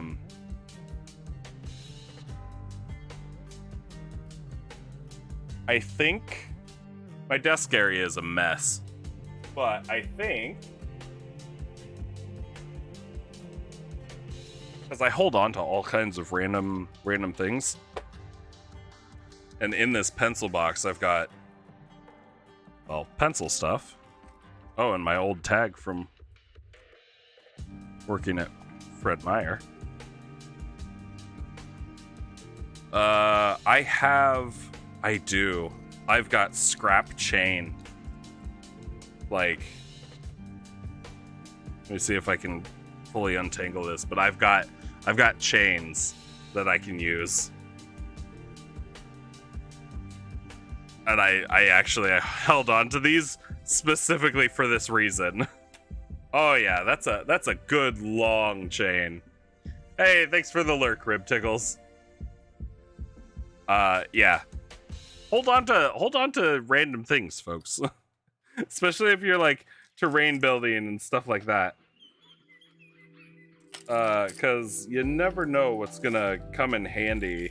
I mean, even these like ball chains. I know it's hard to see in the camera, but you guys know these ball chains. Yeah, hold on to those too. So yeah, I'll have some stuff I need to do tonight.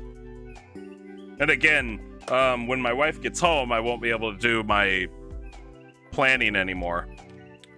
So we're probably gonna pop on Worldbox, just kind of mess around in there. But I also might do some of my terrain building stuff on stream. We're painting eggs tonight too, so I don't know. I'm gonna have a really busy night.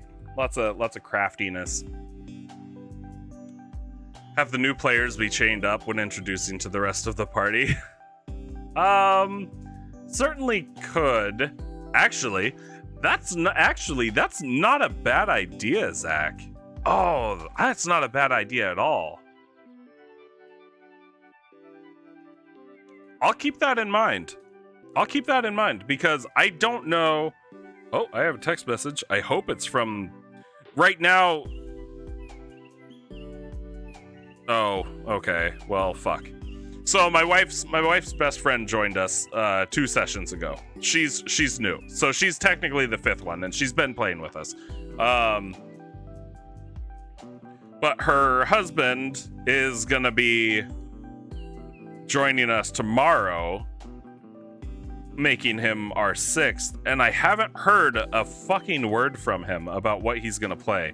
He's not super like He doesn't text. He doesn't use his phone. Bait from the Chain Devil? Yeah, no, that's good. I've done that before, actually, when the cleric joined the party, because we had been running a 3-person party for a while. But when the cleric joined the party, my players were just out in the wilderness somewhere, and they were out hunting a couple hill giants, and they found the cleric caged up in the den that the hill giants were using. So yeah, I could do it again. I could do that again. No, that's good. That's good. Let me make a note here. New character chained up.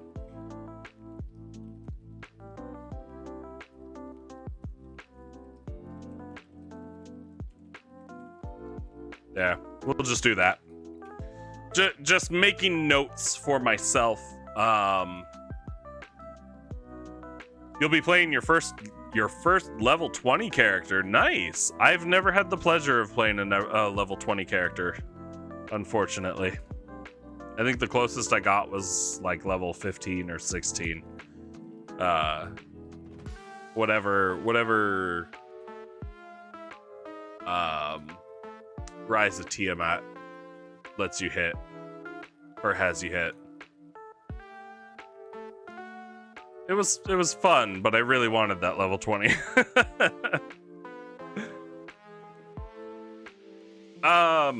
Okay. Yes. That's perfect. That's exactly what I want to see. Imp, Chain Devil, this looks good. So we have the wild soul spirits that are going to be kind of warning the players away from the temple that they're headed towards. Because the spirits know what's going on, but the players don't. So there will be an actual physical ram in the path that will charge them, and depending on how they handle it, we'll see, but there's going to be a ram that tries to stop them. In the swirling snow, it's going to be very Lion Witch in the Wardrobe with the people in the made out of like flower petals. I can't remember. It's been a while since I've watched the movie. And I've never read the books. But essentially a figure made of swirling snow holding out their hand to stop them. Not in their path, but just kind of like a please don't go any further, and very likely only a couple of the players are going to see that. And then a random root sticking out underneath the snow or something that's going to end up tripping and probably snagging or like holding on to one of the players as they try to leave, or as they try to move forward. It turns out the Chronomancer can give a familiar, and that new familiar, a familiar. How does that get pulled off, Zach? And then the ice golems. I think the ice golems are going to be right outside the temple. I would like... Oh, God. I really need to make terrain for this, because I don't want to do Theater of the Mind for this. Because I have the ice golems. I literally have the ice golems specifically for this. And I slacked. I slacked for the months. Chronomancer's ability to put level 4 or less spells into a stasis. Oh. Interesting.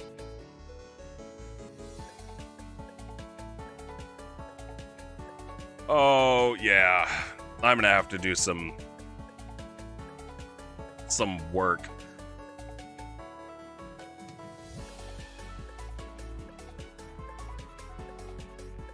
Allowing anyone to release the spell that's in the stasis bead. Neat. Very neat. Do I have... Is that the only chain I have? pretty big chain. What I'd like is like some jewelry chain. Do I have like jewelry chain?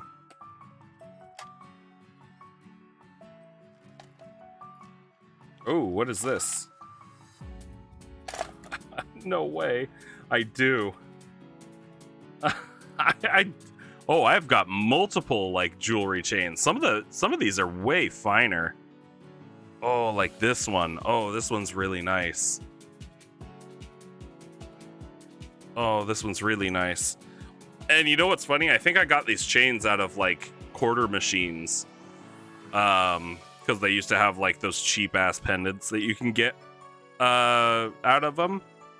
Oh, those are perfect. Okay, yeah, I can make way better stuff. Way better stuff with that.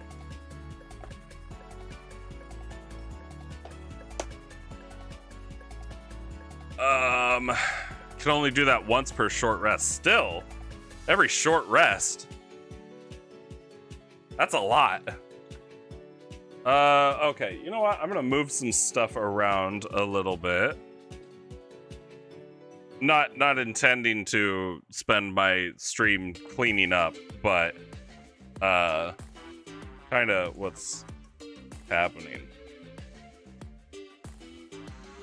I gotta move a couple things. Paperwork. Oh, so much paperwork. Game case. This place is a mess.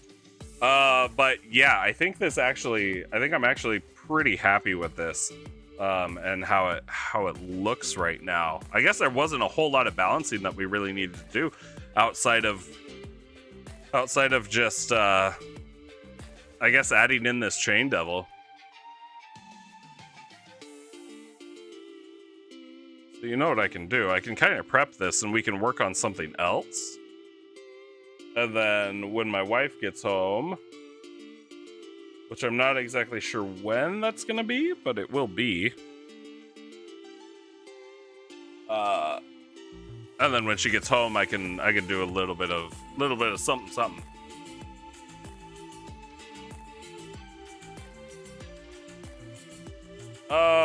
Fuck! I really have so much shit over here. Like, I don't know why I have all my Allen wrenches over here. My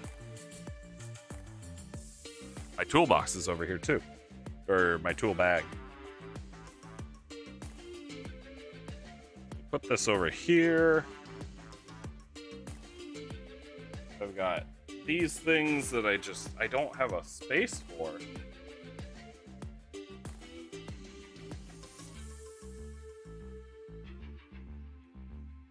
I don't have a space for this. It's funny, I clean my desk like every month and then it's a mess within, I don't know, 3 days. Oh, there's my DM screen. It was underneath a bunch of stuff. This can go under here. That's fine. I've got my fucking box of Warhammer minis that I'll have to do at some point.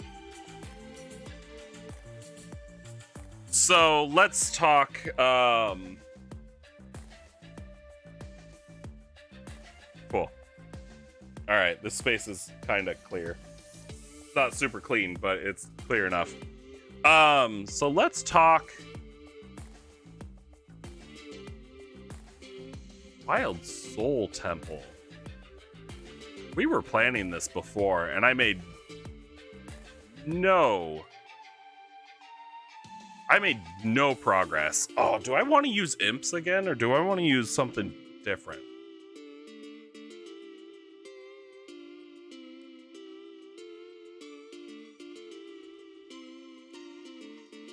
Yeah, I forgot. We were blood eagling the Grandmaster, weren't we? That's oof. Let me zoom in here a little bit so you guys can kind of see. We'll bring that up and then we'll do that. Okay. It's not perfect, but it's close. So hold on. I need to go in here and we're gonna, nope, not there. References, yep, bestiary. Let's see. I really hadn't put a whole lot in here, had I? Maybe I should put more. Fiend, Devil, Bone Devil. Here we go.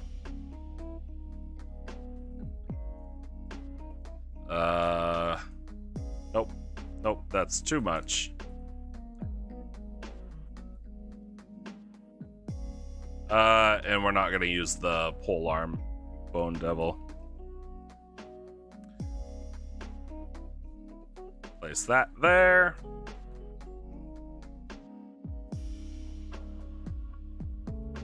We're gonna make sure that we can see the borders on this. Make it 11 point.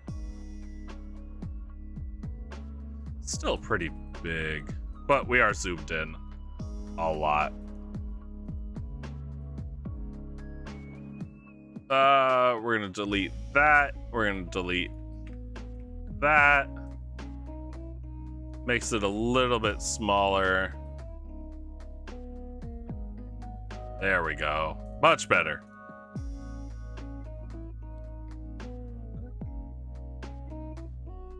Yeah, much better. Okay. We're definitely gonna be changing up this Bone Devil. Definitely gonna be changing up that Bone Devil. Let me get these guys. What the fuck are we looking at with these guys? AC is 7. These guys are one hits. Oh, but they've got the fist weapons.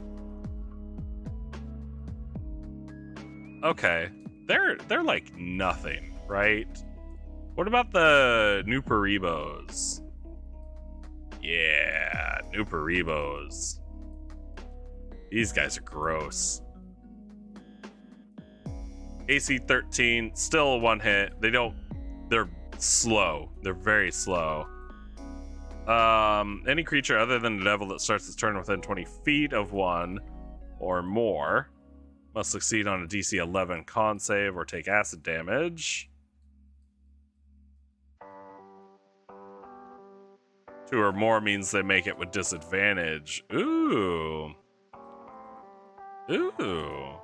Driven tracker. Okay. And then they bite. Ooh. Okay, maybe I'll throw in a couple Nuperibos too.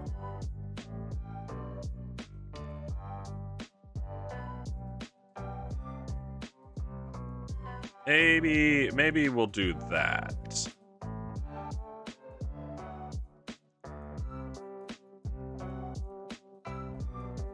Let me snag this.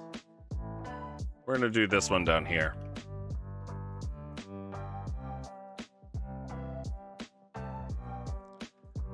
Do that.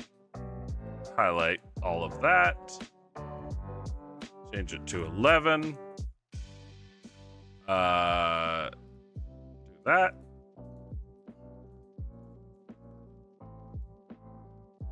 Delete that. Delete that. That all looks good. Okay, I like that. I like that. Let me grab these guys too.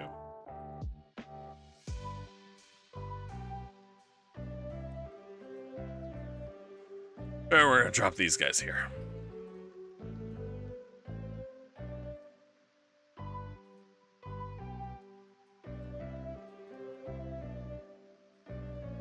No. 11. That. Okay. This is the real exciting stuff. It is not exciting at all. But you know what? It must be done. And then yeah, we'll include the imps. But what we can do is just copy this imp section here.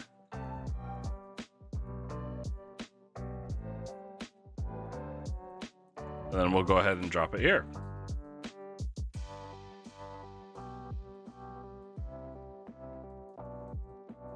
There. Not too bad, not too bad. And now I've got the stat blocks within this page. We're gonna increase this to like 4.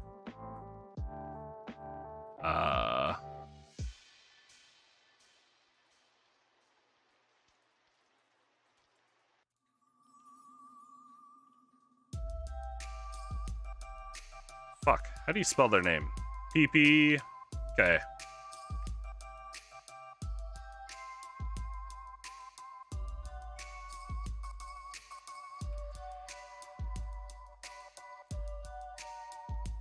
Yeah, that works.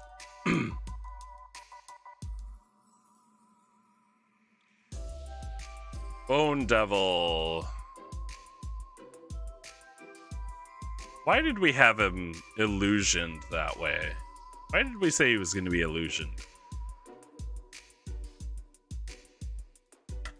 He doesn't really have a thing to do that. Although, nothing says we can't just give him that ability.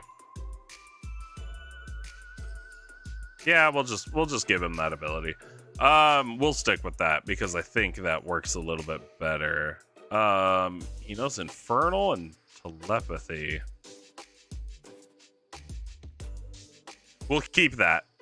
We'll keep that. We'll leave the Telepathy.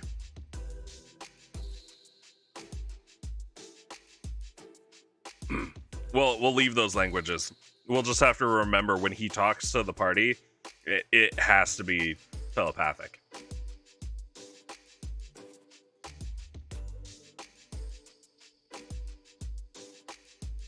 Yes, perfect.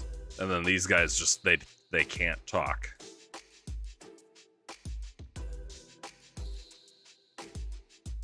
Can't talk at all. Nice and slow, low AC, low health.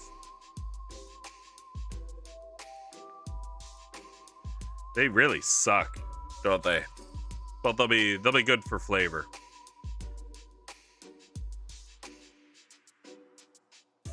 They'll be good for flavor. Hello, Gift of Gabby. How's it going? I'm doing good. I'm doing good. How are you? How are you? I hard-boiled some eggs before my stream because we're gonna dye eggs tonight with the kids. What am I working on? My campaign, because me and my friends are playing D&D tomorrow, and it's been weeks since we've played because one of them has basically constantly they have to constantly leave the state for work for like weeks at a time. So yeah, just working on the campaign. Also trying to rebalance it a bit because I've had increase in the amount of players. So yeah, just trying to make sure that it's all gonna work. Yeah, making sure that it's all gonna work. Making sure that it's gonna be a challenge for them.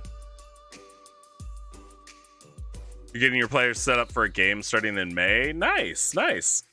Are you playing? Are you writing your own campaign, or are you playing one of the like pre-writtens that Wizards of the Coast has put out, or literally that anybody's put out? And I'm assuming it's 5e D&D, but if it's another system, please feel free to mention it. This Bone Devil, the imps I don't have to change. The Bone Devil already has a 19 for AC. That's pretty good. Pretty good. Bone Devil can fly? Oh my god, I didn't realize they could fly. That's gonna be horrifying. Oh, and he has reach too.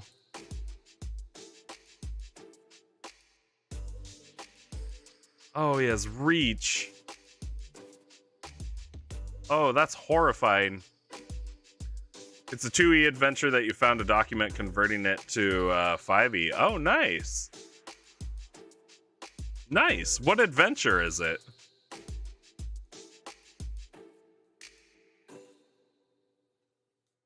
I'm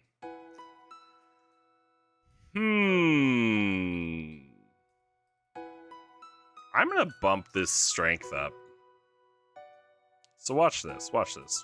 In bumping the strength up, I'm gonna bump it up to 22, right? That's gonna give him a +6, right? What that means is saving throws aren't gonna change. Skills aren't gonna change. But his attacks are gonna go from a +8 to a +10. And they're gonna go from a +4 to a +6.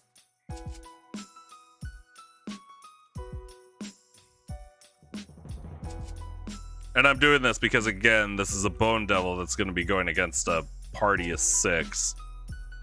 So, increasing damage and chance to hit, not bad. DC 14 Constitution, so it runs off his Constitution. That's fine. That's fine. Actually, ooh, shit, that's not. Let's make it a... Let's make it a DC 16. Why not? If we're making that a DC 16, we have to up this Bone Devil's Con to a +6, which means it's going to be a 22. Really, I just go even numbers because it doesn't matter. It's the Night Below. Right, yeah. TSR was the company that originally owned D&D. Yeah. Someone decided to play your custom witch class that you made. Oh, neat. Neat. Night Below. That rings a bell. I haven't played it, but it rings a bell, so I've probably heard of it. But that's cool. That's awesome.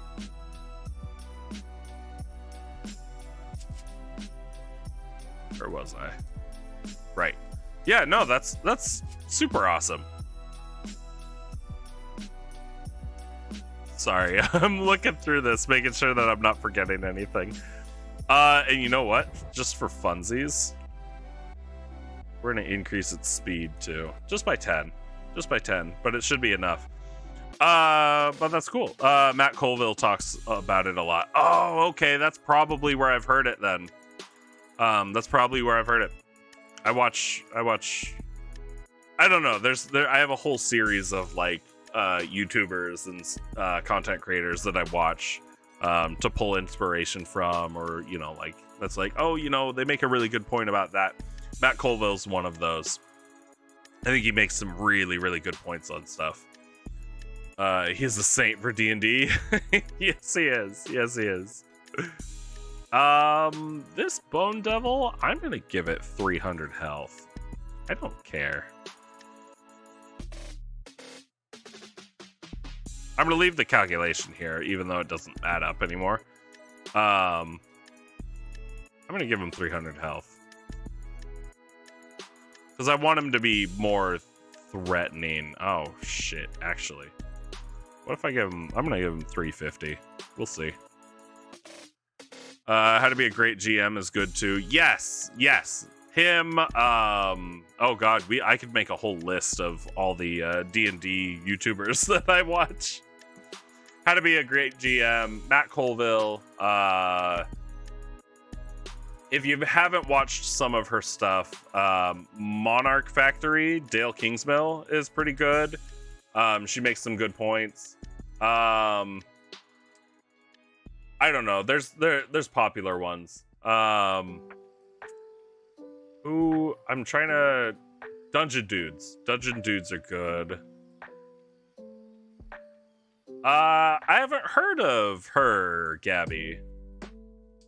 You've been watching Dungeon Masterpiece? I'll have to check them out.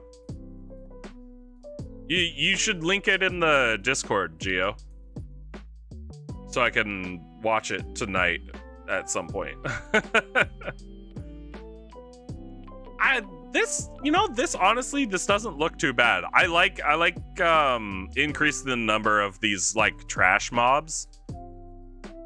MMO player. I like increasing the number of the trash mobs because just for flavor and filling out the area a little bit more. We're gonna stick with the Grandmaster getting blood eagled at the entrance. That's gonna be super awesome. Or maybe at the, not the entrance to the area, but at the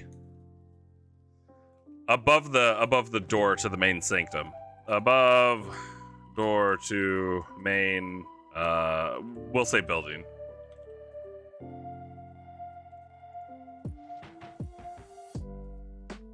Ginny D is cool. Cosplays as her characters in her videos. Oh, sweet. I'll have to look her up. Just sent one on why you should start campaigns like KOTOR and not Skyrim. She did a review of An Elf and an Orc Had a Little Baby. Gabby, I'm very interested in that one.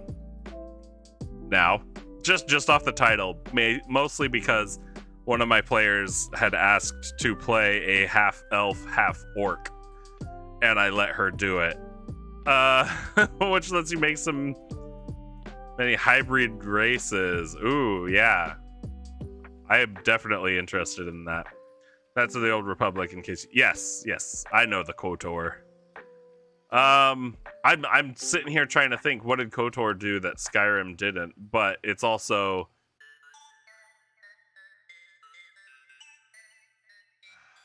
I didn't play KOTOR.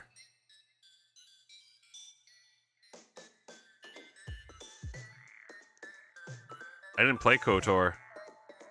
I think I have KOTOR. Hold on, let me check. It's under Star Wars, isn't it? Don't look at my massive list of games that I've never played. Ah, yeah, see, I have KOTOR. And 2. I just haven't played them. So I don't know how they start. Just kind of threw you into the world without exposition while Skyrim spends a lot of time just lore dumping you. Yeah.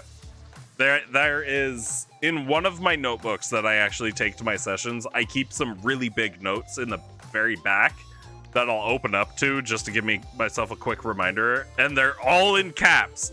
They're big letters, they take up huge pieces of the page, so it's hard to miss them. And one of those is, do not lore dump, ever. Even if my players ask for lore, I do not lore dump. I'll give them some lore, but I usually have to stop myself from like really talking about it. So I can avoid that. She made a centaur tiefling and cosplayed it. Ooh, that sounds cool. That sounds really cool. Yeah, I'll have to check her out, Gabby. You want to make a drow winged tiefling? Yeah, why not? Why not?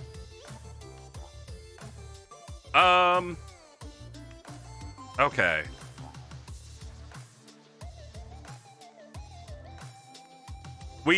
I'm looking at the treasures and stuff that they're gonna find.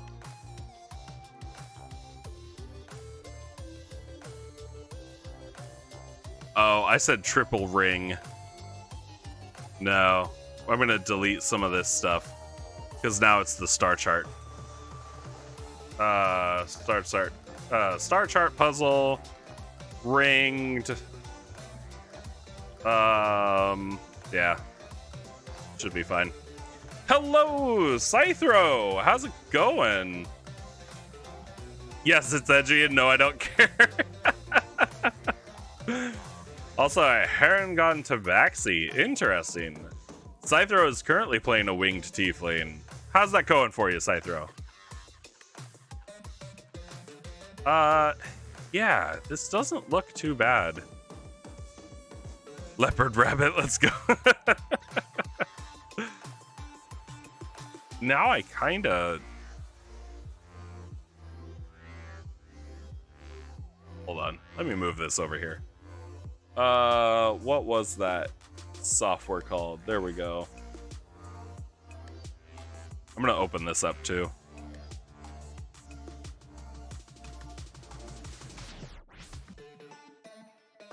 Sure, Geo knows what I'm opening up. There we go. I still haven't like installed any mods for this, Geo. I was looking at it. No, let me judge your game list. I have a lot. I have a lot of stuff on my Steam game list. Yeah, I still haven't downloaded anything. Any like workshop stuff.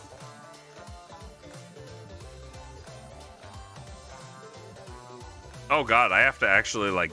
Oh, there we go, there we go. The campaign. Floor plan maps? Yeah, there we go. Love it. Hey, RT Gamer Gal, how's it going? You have almost 1,300 games. Don't say you have a lot. All right, Geo, you need to lay off the Humble Bundle. You need to really lay off the Humble Bundle. Ah, yes, here's our weird, like, mole rat head that we were messing with. You have a Tiefling Water Genasi player in the game you're running in May, and Elf Tiefling. Neat. I'm doing good, Gamer Gal. I'm doing pretty good. Just kind of, I'm all over the place because it's like, oh, I need to do this, and then I need to do this, and you know, I'm bouncing all over. But I'm doing good. Never. Scythro, it's one of your favorite characters you've made. He's a tattoo artist and an artificer who's based on spell right tattoos. Oh, okay, okay. Spell rot tattoos. His skin is pale white. He has a barrier tattoo. Makes it look marble. Neat. I like that. Name he's known by is Gargoyle, which is kind of his brand. Nice. I like that. I really like that, Scythro. I like the there's a lot of how do I say it? How do I say it? I guess there's a lot of character in just that description, especially with the name he's known by part. I like that. I like that because it's not his actual name. It's just like, oh, everybody calls him this guy because it's he's the guy. It's really fun to have Big Gangster Guy get incredibly excited about the beauty in nature. Oh yes, I love that, Scythro. I love that. That's good. That is some good character building. Absolutely love it. Gabby, your favorite characters is one you haven't got to play. And what? What? Am I reading that right? Hold on. Hobgoblin Paladin Communist. My brain hurts.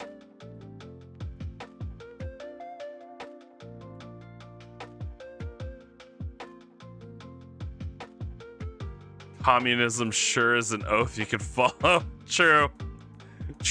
My brain hurts a little bit. Jerry, you're just gonna insert Razmataz the Defiler, a lawful evil champion who's a lawyer for the law firm Asmodeus and Company.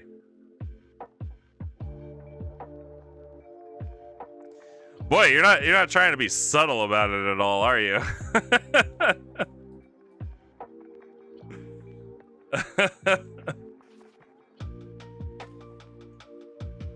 Oh. You know what's sad?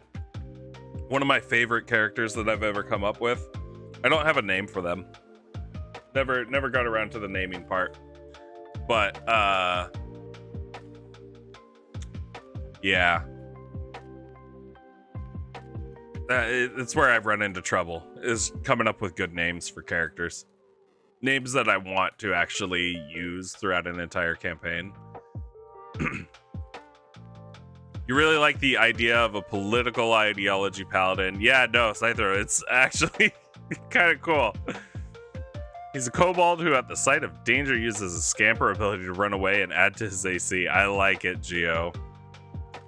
The Anastasia Markov, Hobgoblin Communist, is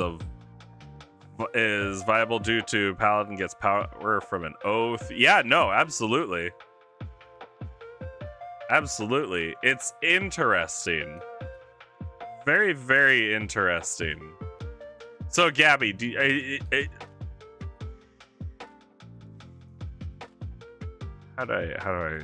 what am I wanting to say? This paladin oath, does it not have to be to a god, or is it a god of communism?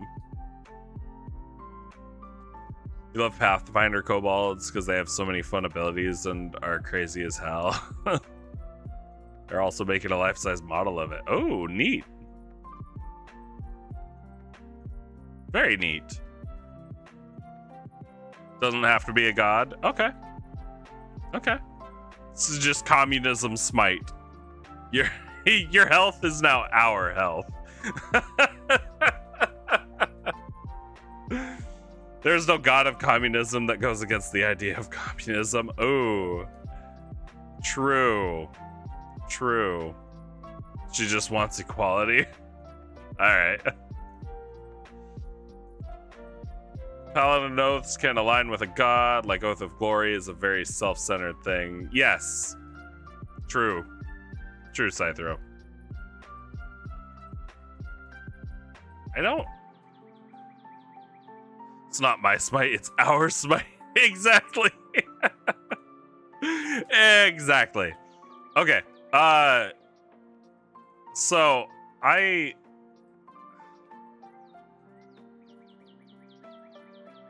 We were playing around with this before.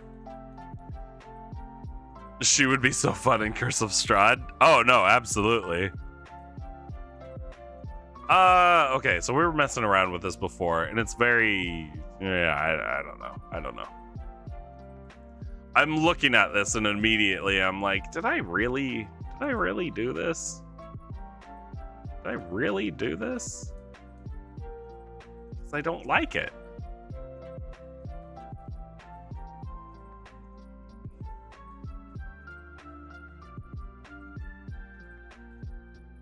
I don't like it. Hey, lurk away, Shiz. Thanks for popping by. Head of the police force in one of your cities is a paladin of protecting the interests of the ruling class. It's a joke, but it would be funny. You want to make that subclass?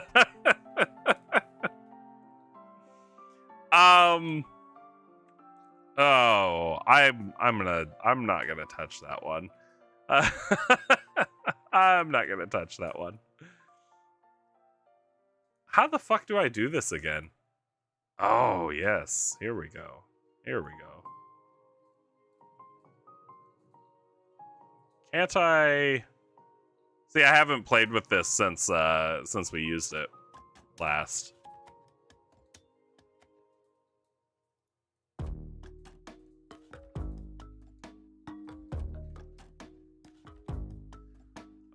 Bum.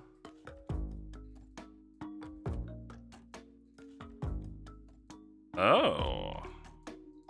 That? Nope, that's not what I wanted. Oh, so it worked fine there.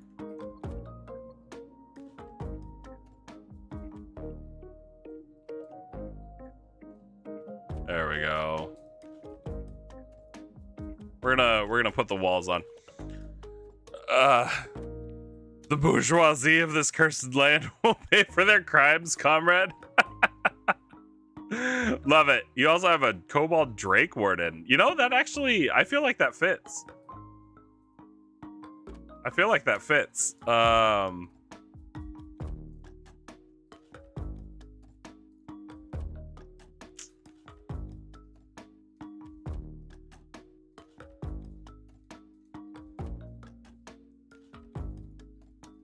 There we go.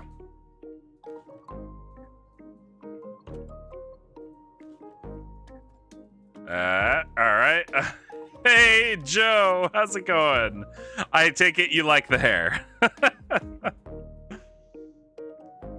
Yeah, you get too excited about politics sometimes. That's okay, Scythro. Just small dragons being buddies. I love it. I love the Kobold Drake Warden. It fits. It fits so well.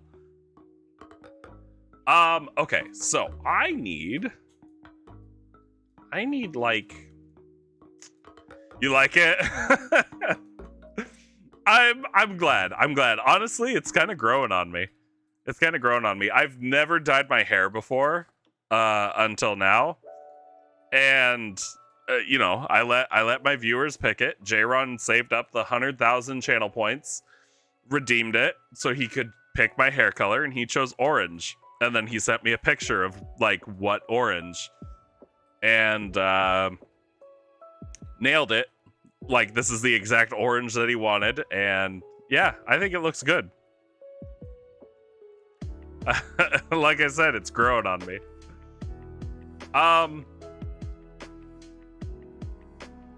This space, what am I doing with this space?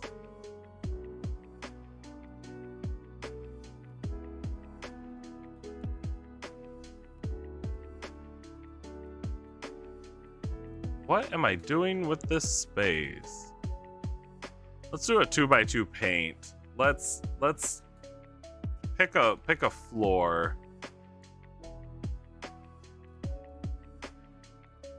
Pick a floor. Let's go indoor. I guess we'll just do like granite floor. Really, I should just be doing this with pen and paper.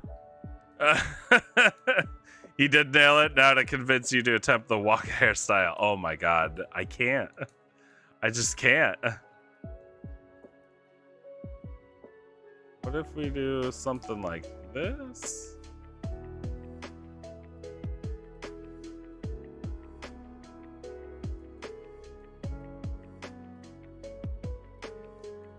No?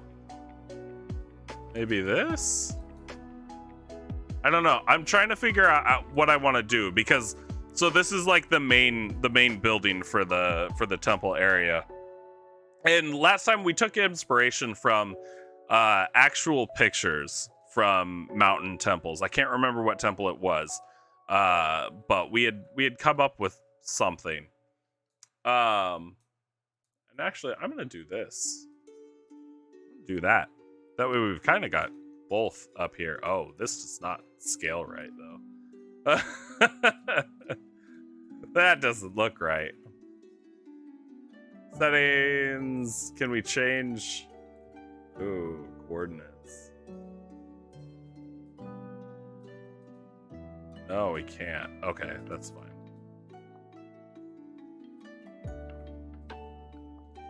What if we make it right about...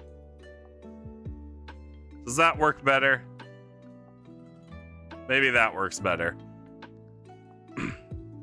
Imagine the amount of hair gel needed for that. Yeah, no, it would take a lot. It would take a lot. And I've got a bigger head than Waka does. And not as much hair. So, it would be a big issue. Let it grow out a bit. Let it grow out a bit, then make me dye it again. And then we'll talk. But I have seen somebody spike their hair. Dude in high school had like, his hair was like 2 or 3 feet long and ended up spiking it like straight up in a mohawk. Like he had to duck to get through doorways. Did I dye the roots? I don't know. I didn't do it. I just know that my wife's friend really massaged it in and really got it all over the place. And lurk away, Afro Joe. Lurk away. I appreciate you stopping by. Although, no, I think the roots are still a little blonde. Enjoy your mission from God, Joe. It's not that bad. I did it once on accident. How do you gel your hair up that much on accident? Okay. This looks somewhat better. It really doesn't like being sized this big, does it?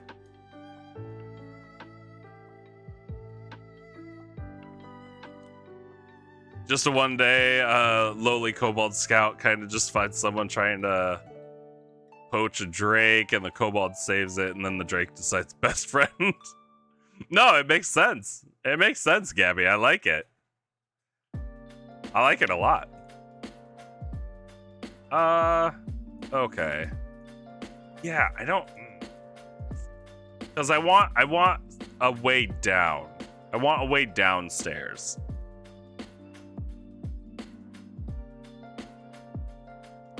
I want a way downstairs. Hold on.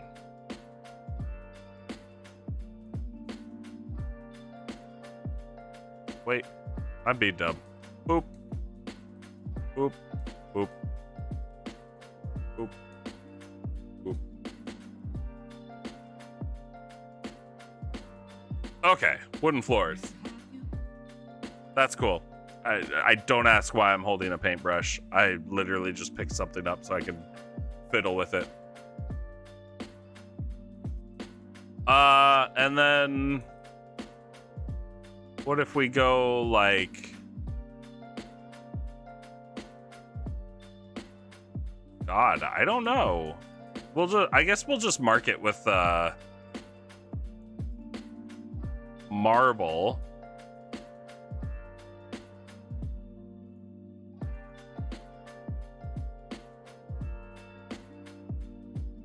For now. This doesn't have to be exactly what we're doing in this building, but kind of. So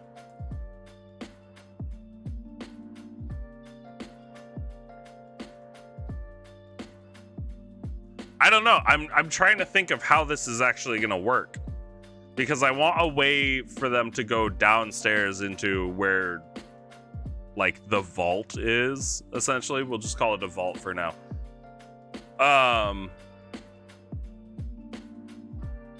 Yeah, I want them to have a way down from in here.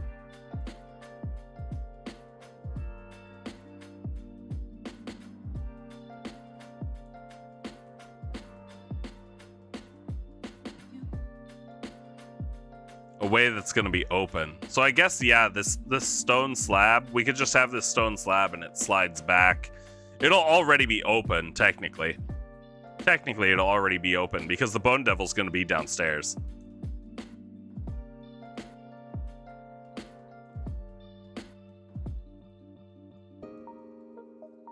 Yeah. That's what we'll do. We can make it a little bit bigger, too.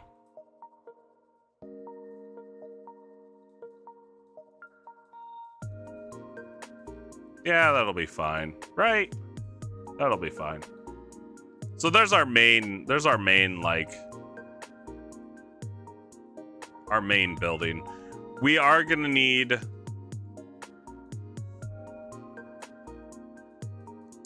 We are gonna need a, what do you call it? Fuck, not a barracks.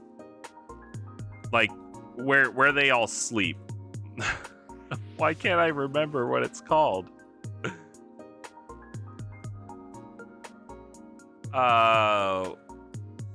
You posted some art in the Discord? Oh, okay.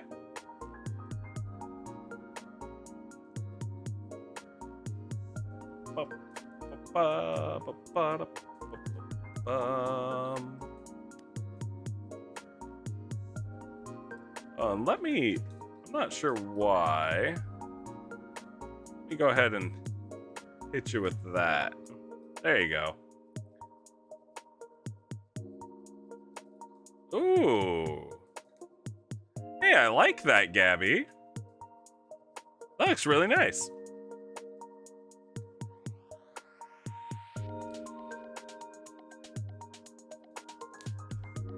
Just need some wax to do Waka hair. Yeah. It wouldn't take a whole lot. I just need more hair to do it. What the hell am I thinking of? What's another word for thesaurus? Quick.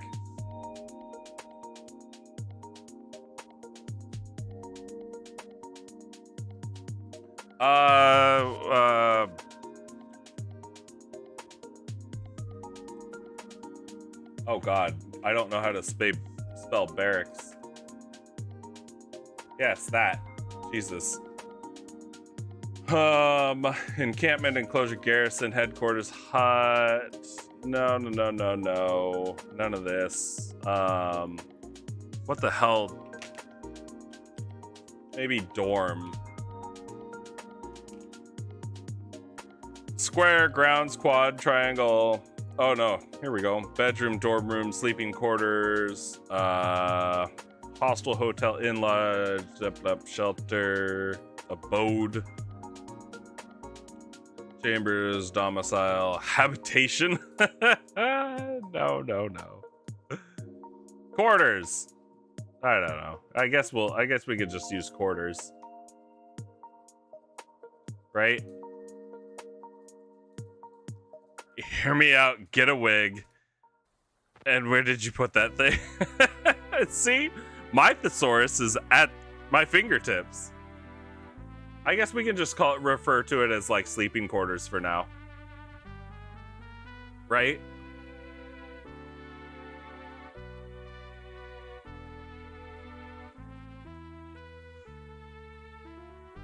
Pink-haired girl is Cherry Hamdrade. Middle girl is your custom Fey Queen of the Winter Court. Oh, I like her. And the bottom is a token for Elf Ranger. Nice. You want to play super bad? Your thesaurus does not have barracks. Wow, Geo, your thesaurus has failed you. How? Oh, I'm gonna butcher that name, Gabby. Hamadryad? Hamadryad? I probably butchered it. Alright, sleeping quarters. Let's figure out this. Sleeping quarters, I guess we'll put over here. We can kind of do... I don't know how many that is. Well, if we want to do rooms... Oh, there's another... Hamadryad, it's her race. Oh! Hamadryad. Oh. Okay. I follow.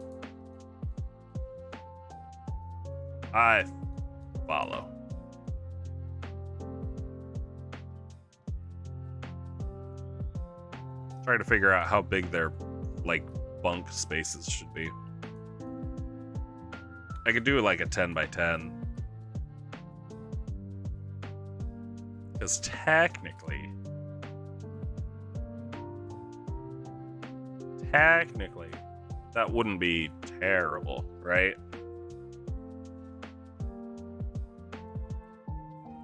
15 by 15 sounds really, really big for a living space. I could do 10 by 15 though. Oh, 10 by 15 would be really cool. 10 by 15 would work.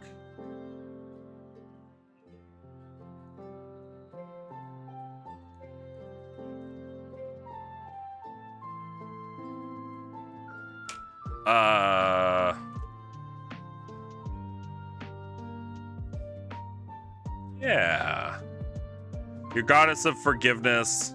The downtrodden is also the goddess of orphans and righteous anger. Neat. Sounds like you've put a lot of thought into it, Gabby. Like a lot of thought into it.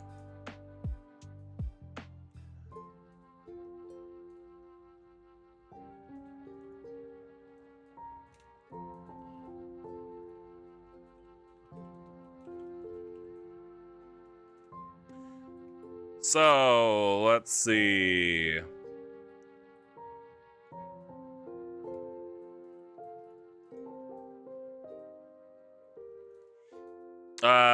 She's your oldest. You made her up when you were like 8. Wow. That's a long time to hold on to that. I don't. 15 by 10?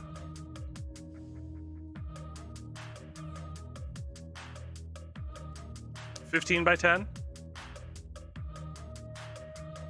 That could actually $15 by $10. I like that.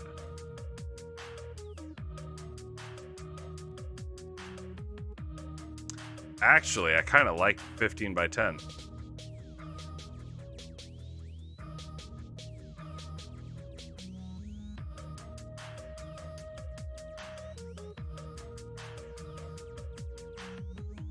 Kind of like this. Oh, because now it's all kind of like it's popping into my head.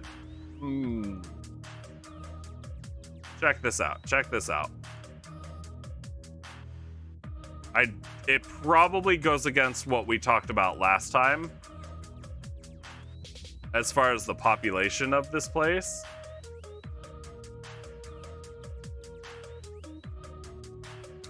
But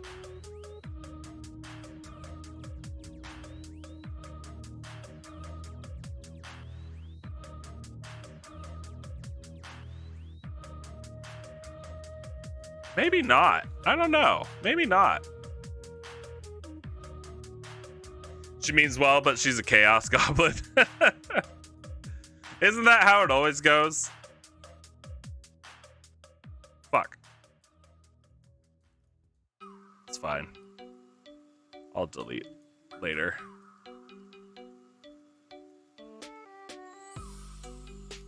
Do that. You know, it's funny. I actually kind of lived in a place that was like this.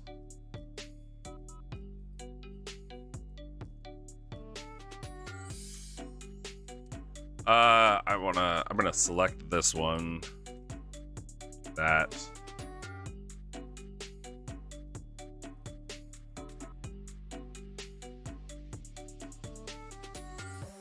Yeah.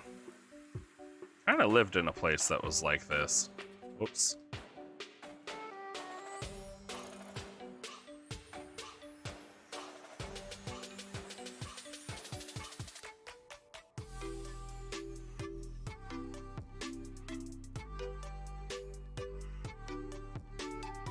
It wasn't the greatest, and it really was a building about this size, and we had like 80 or 90 of us living in it. Maybe it was a little bit bigger. She's a silver wolf person. Neat. Very neat. Love it. Bum, bum, bum, bum, bum. I need... They should probably have like a separate bathhouse, right? Like where they would be staying wouldn't necessarily be where they'd also be bathing and taking care of their other business. Right?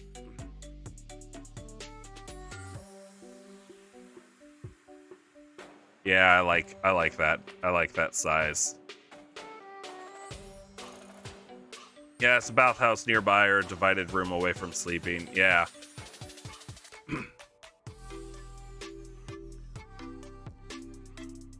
I don't know what's wrong with me. Okay. Neat.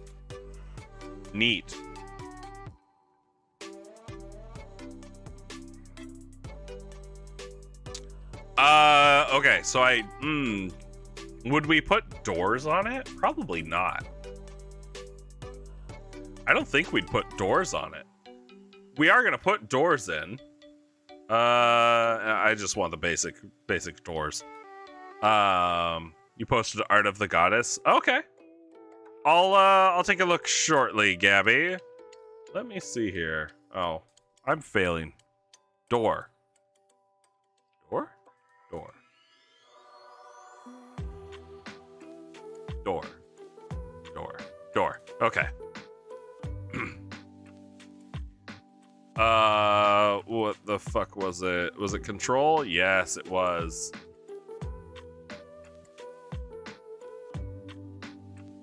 We'll put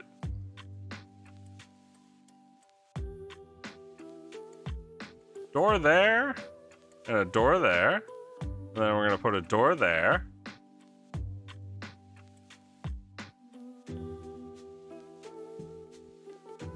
Okay. Should I account for windows? Put a window there and a window there. Actually, you know what we can do? Not put windows in the walls here, because then it's kind of shitty, because it's like, oh, these guys get windows, or these three get windows, but then these two don't. Oh, unless I open up this whole space. Ooh, let's do that. Fuck it. Let's do that. See, as I'm talking to myself through these, and I'm like, no, this would be a stupid idea, so I'm gonna do this, and then I come up with a better idea.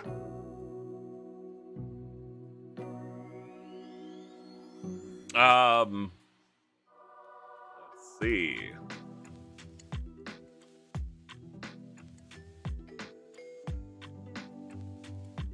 Yeah, let's do that. Okay, and then I'm gonna do this. Do as I say.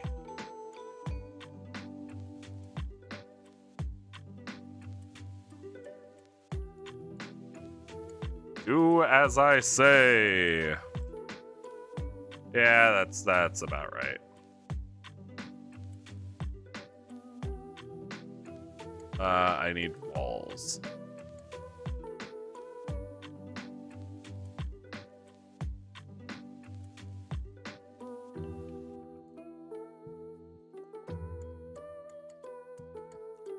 I think that looks better. Would the bed chambers have windows here, or would they live off candlelight?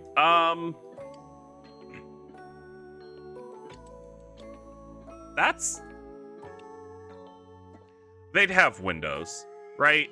They'd have windows, because it wouldn't just be completely dark inside. They'd have windows. Because these are also like man-made structures. Hold on. What was that? What was that temple? What was that temple called that we had looked at the last time we worked on this?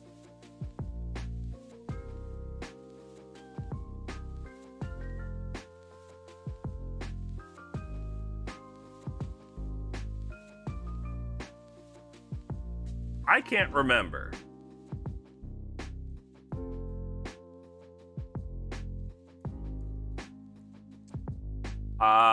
I like that art, Gabby. You've got some talent. I like it.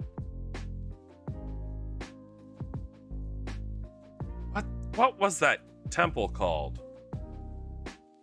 Dr. Google, I need your help.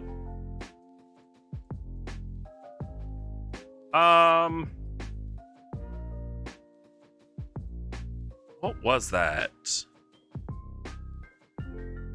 What was that? It was like...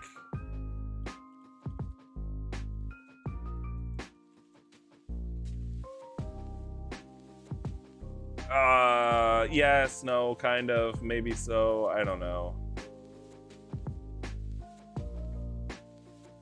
Okay, here's a good one. Here's a good one. Let me no, new tab. There we go. This is kind of what we're looking at. Kind of the feel that we're trying to go for, right?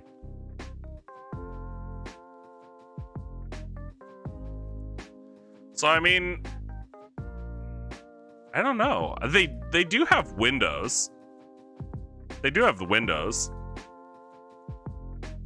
FGC Vampiric Hyrulean.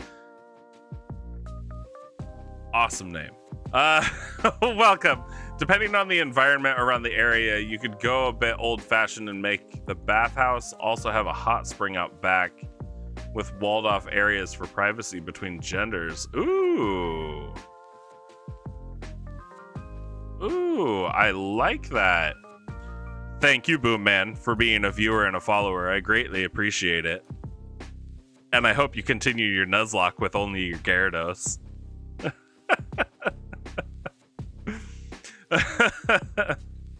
No, Vampiric Hyrulean. No, that's a good point, actually. I like that. I like that. And when I bring up this picture and I say, this is kind of what we're going with, it's not exactly, because, you know, we're talking higher up, more rocky mountains, less green. It's also wintertime. But, you have other Pokemon in the box? Yes, you do, Boom Man. Yes, you do. And Geo says, I'm a squishy pus lizard. Thanks. Be sure to check out the commands too, folks. But no, Vampiric Hyrulean, you make a good point. I didn't even consider a hot spring, but a hot spring would be great. It would be really, I think it'd be real thematic, wouldn't it? Really, really good. But this is kind of what we're going for. So I guess, I don't know. I guess they have windows on the front and maybe the back side? Oh, I don't know. They really didn't have a whole lot of, like, window space, did they?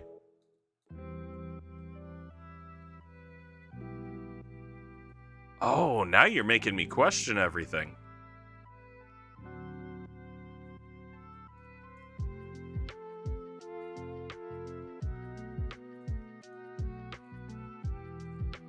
So not on the sides.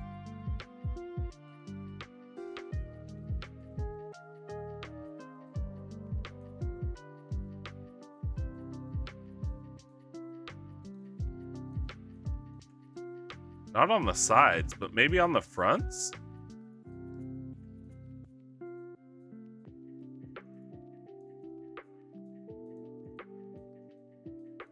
Ooh, I don't know.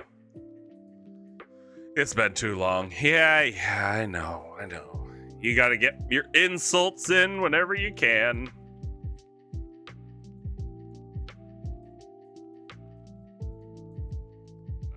Nope, that's still 8590. There we go. Is it alt scale? Yeah, alt is scale.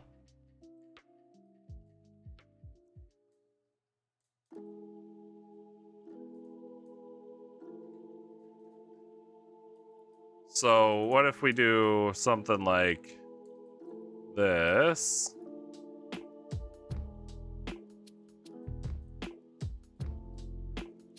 Or else the bile builds up in the back of your throat and you choke on it. What's wrong, Gio? You can't handle everybody complimenting my wonderful hair.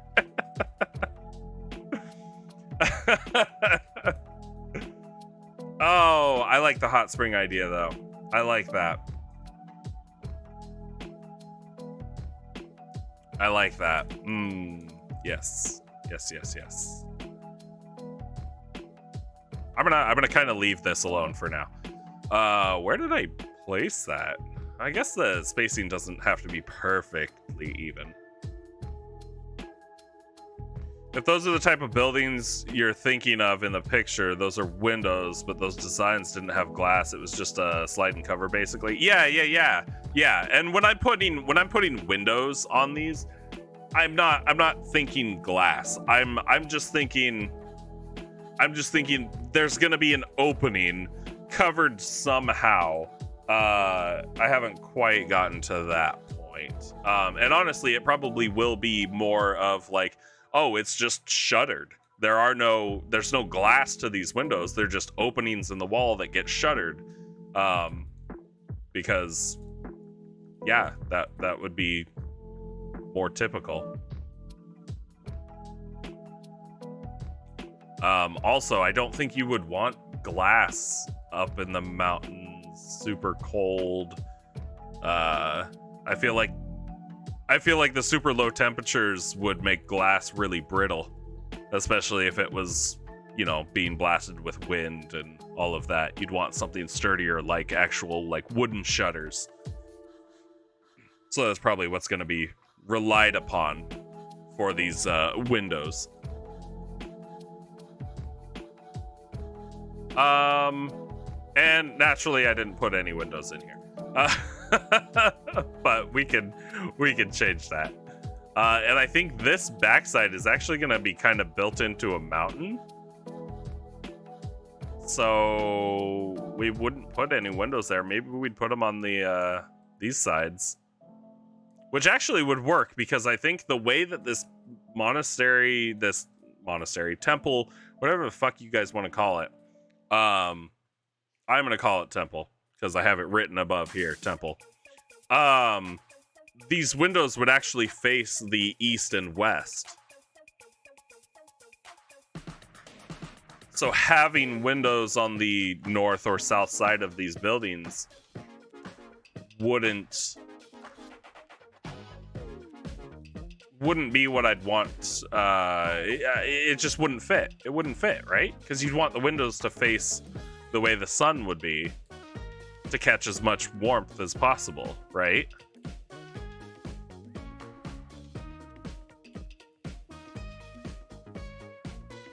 That's my logic behind it. My reasoning.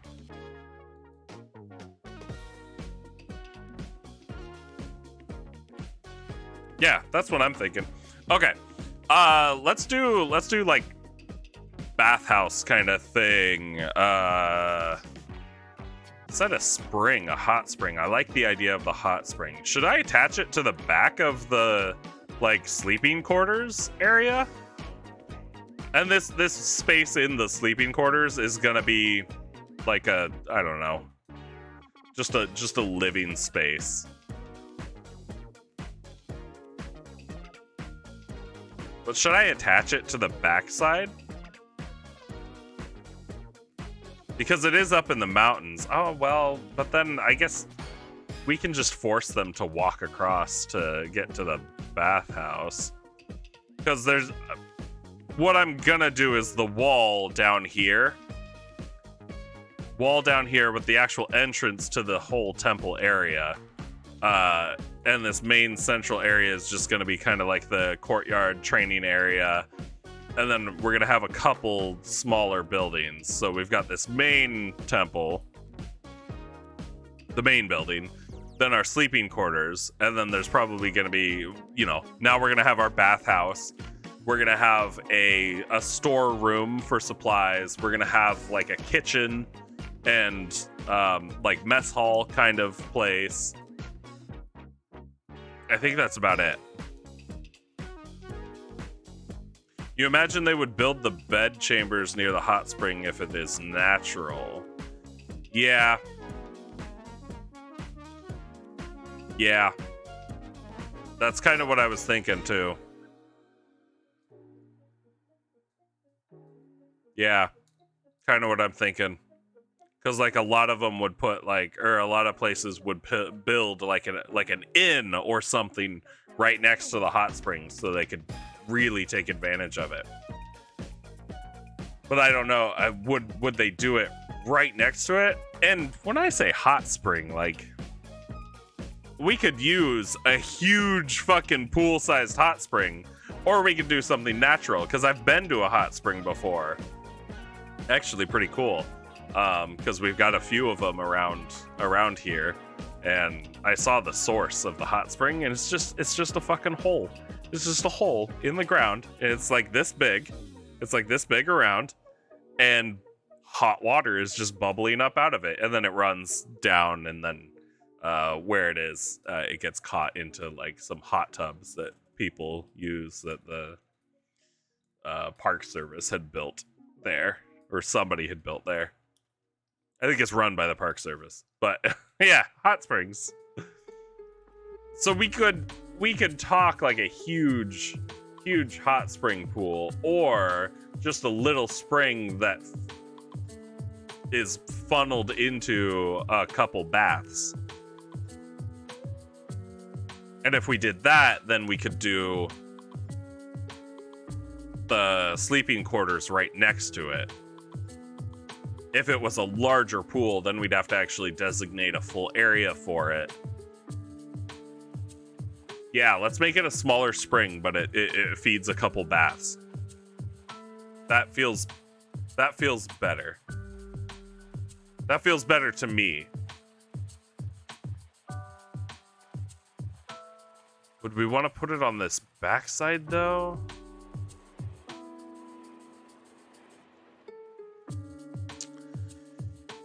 If you're having a temple with a hot spring during winter, you need Japanese macaques there. Yes, I've seen them, Scythro. I've seen them. I know exactly what you're talking about. Like the chillest monkeys in the world.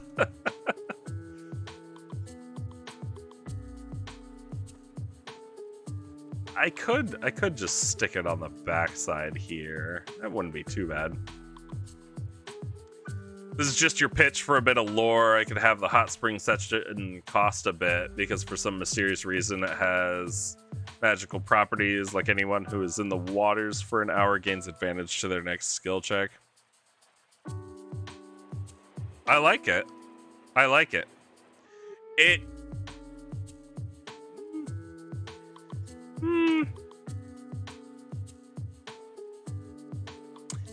It doesn't fit.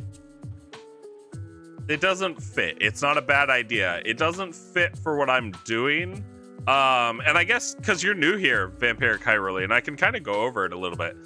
And I'll try to go over it quickly because I guess it's just about 4 o'clock, and I don't remember what time my wife's gonna be home.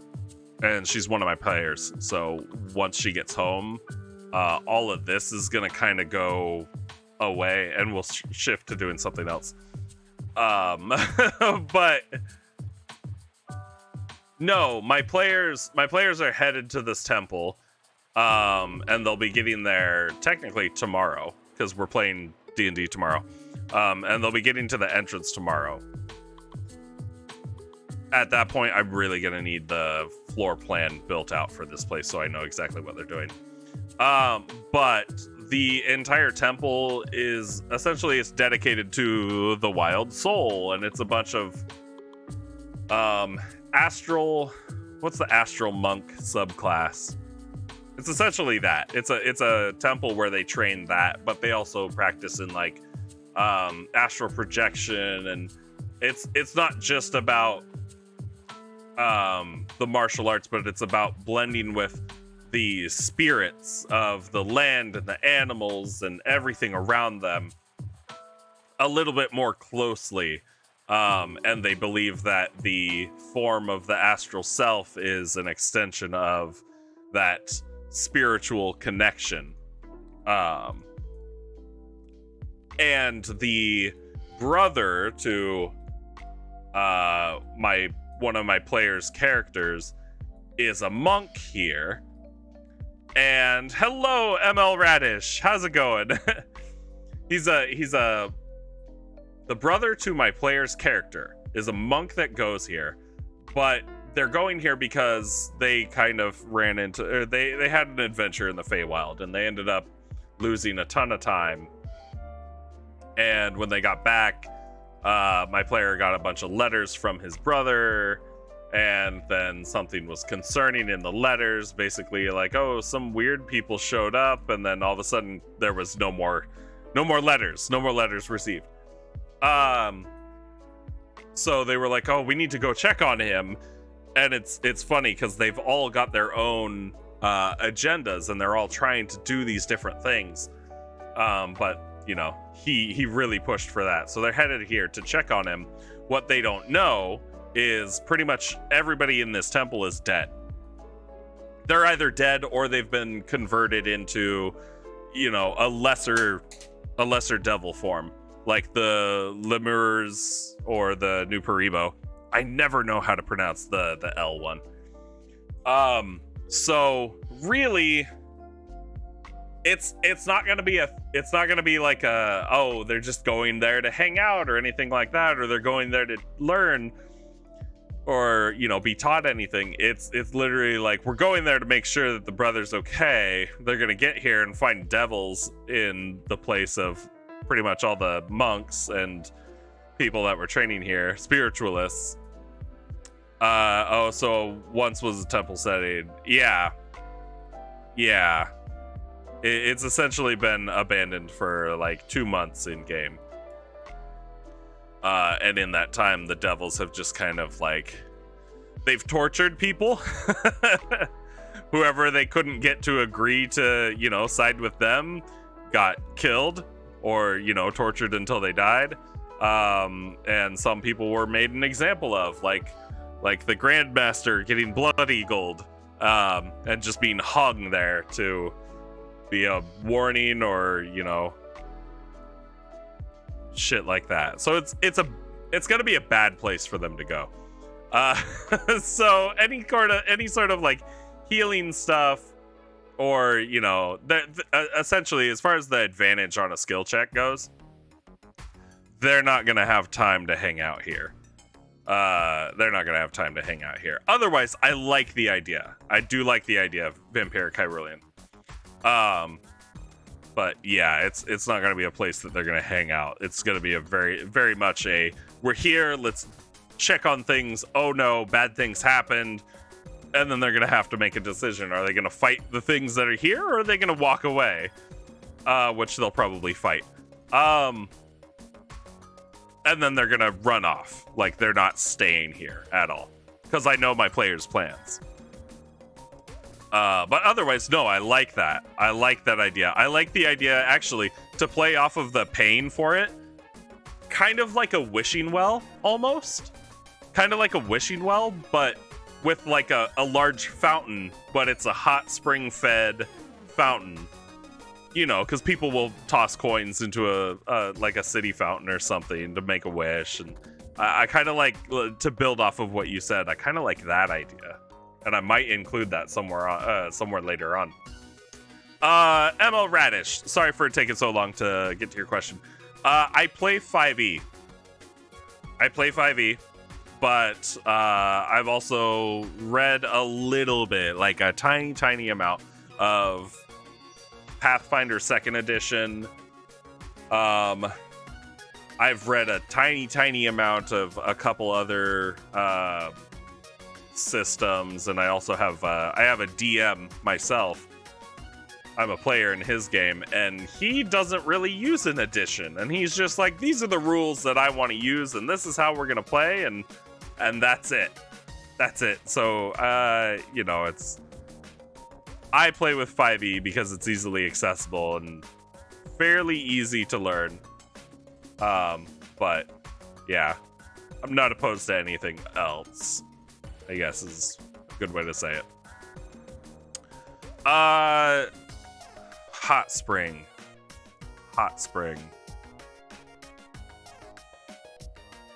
I do like the idea, though. Okay, fuck. Vampiric Hyrulean. I like this idea. I like this idea of the hot spring having something. So what if the temple was founded here because of the hot spring?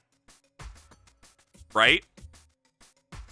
What if the temple was founded here because of the hot spring? So part of their rituals, part of their spiritual training, part of you know, their everyday life up here is to bathe in the hot springs. But it brings them closer to like the nature spirits and that kind of thing. The souls of those past, the souls of everything around them. It brings them closer to, I guess, the astral sea a little bit. The skill check advantage was just an example. Yeah. Could be something like a spring of healing or whatever. Yeah, no. I'm totally down for this. Oh boy. Yeah, let's do it. Let's do it. Let's make it a spring. Let's make it a spring, and we'll make it a healing spring. Healing spring is easy. It's not gonna ruin anything. It's not gonna fuck up any balance or anything like that. And hey, Gaz, thanks for stopping by. It's buffering so you can't hear shit, but you need a cracked out half goblin living under a bridge smoking magic meth. It's a fetch quest and he needs magic rock. Jesus Christ. Jesus Christ, Gaz. Maybe. I'll give you a maybe. Maybe there's a hallucinogen in the water that evaporates and helps with meditation. Yes! I love this. Maybe give advantage on concentration checks. Ooh. No, fuck my cleric. No. That's the first place my mind went, is who uses concentration checks in my amongst all my players, and it's the fucking cleric. And he's already overpowered enough as it is. Fucking life clerics, man. Life clerics are the biggest pain in the ass. God damn. No. No, I like the idea. I really, really like the advantage on concentration checks, Scythero. It would fuck me over. It would really fuck me. Oh, but it would be really cool for the players. Shit. But yes, I like the hallucinogen thing. Or maybe, because we're talking about a mountain hot spring. It could just be poisonous gases. Poisonous gases that cause them to hallucinate, cause them to start to bridge the gap between the material plane and the astral plane a little bit. But it's only mentally. It's only mental. No, because I guess astral projection is still mental, isn't it? No, because you send your spirit there, but your body still lives. I guess you don't need your in the game. You don't need your spirit for your body to live, right? Oh, that raises questions, doesn't it? Because I guess with the astral projection spell, you're tethered to your body, right? You're tethered to your body, but if you die in the sea, you die in real life. If you die in the game, you die in real life. But if your body dies, you don't die in the sea.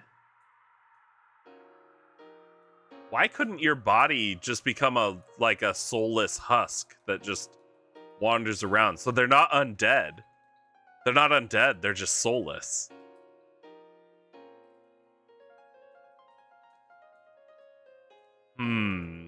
Give the cleric the crack goblin quest. Jesus Christ, Gaz. You could have the healing spring have a downside if you sit in it too long, like a wisdom save or be possessed by a relenting spirit for an hour. Yeah, actually. I like the idea of having a downside. I need to type this up. Hold on.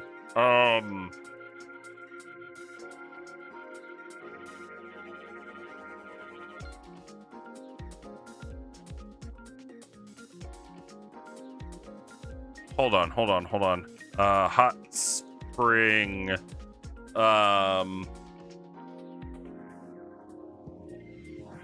Benefit equals. I spelled benefit wrong.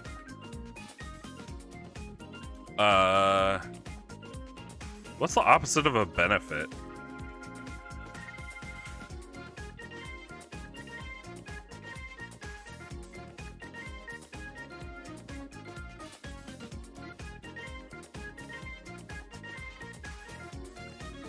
Bathe for 1 hour and negative.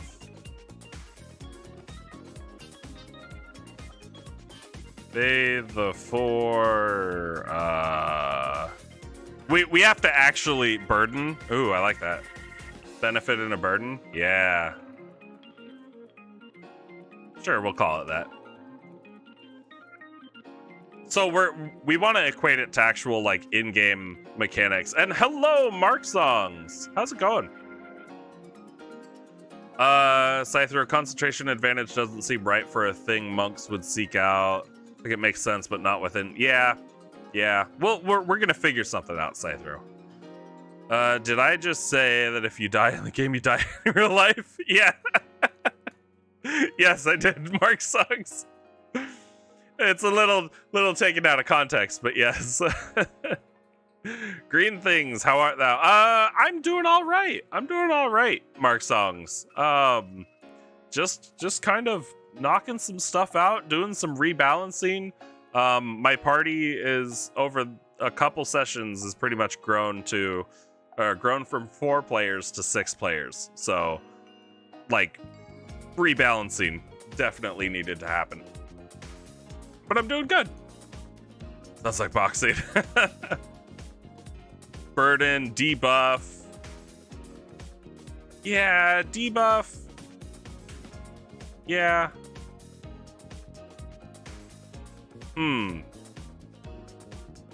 We'll stick with burden.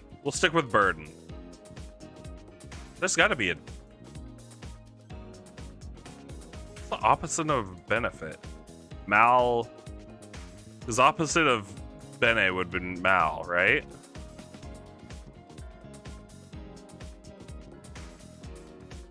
So the fuck is the goal here? You're going off the correct combo? Really, I'm just building out the temple that my players are getting to tomorrow, Gaz. They're not going to be exploring the temple at all tomorrow, but they're going to be reaching it. So I'm trying to stay a couple steps ahead of the curve. And it's not inhabited by monks anymore. It's devils. Devils are pretty much taking over the place. A scroll next to the hot springs that describes a ritual to cleanse the body of the burden, like yoga poses or something.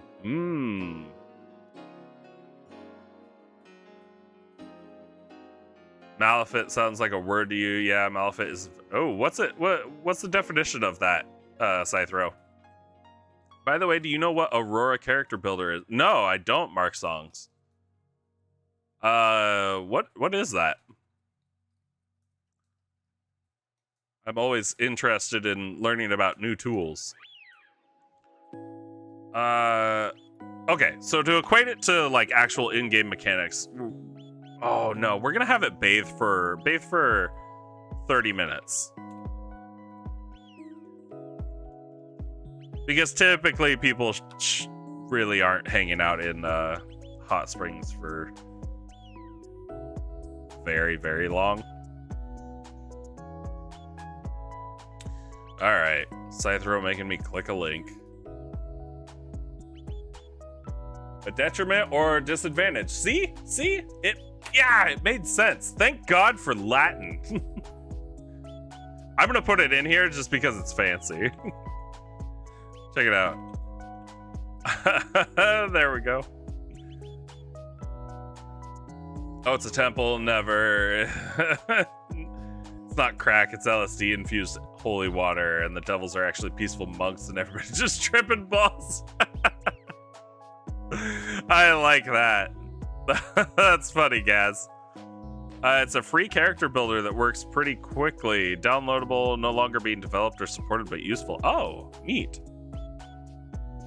Very neat. I'll have to check that out, Mark. I don't have a notepad on me. I mean, I do. Hold on. I've got a note card here. Do I have a pencil? Oh, I do have a pencil. Look at that. It's almost like I know what I'm doing. Aurora character builder. I'll check it out.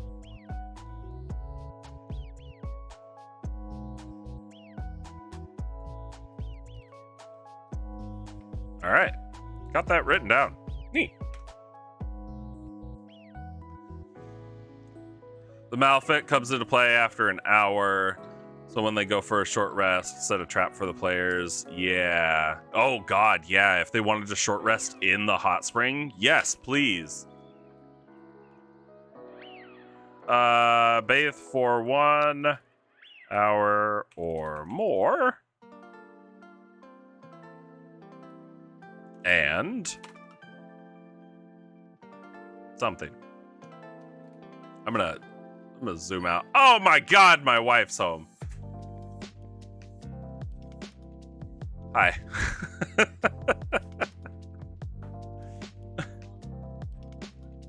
Huh? I mean, you can if you want to. We can still work on the map. It's fine. She's just not gonna look at my computer screens, right?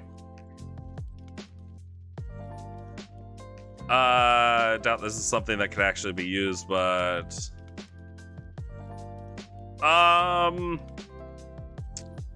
Vampiric Hyrulean.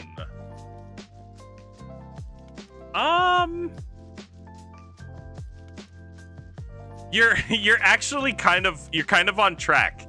You're kind of on track with what I have planned, but it's not because of the spring. It's not because of the spring. It's because of the inhabitants.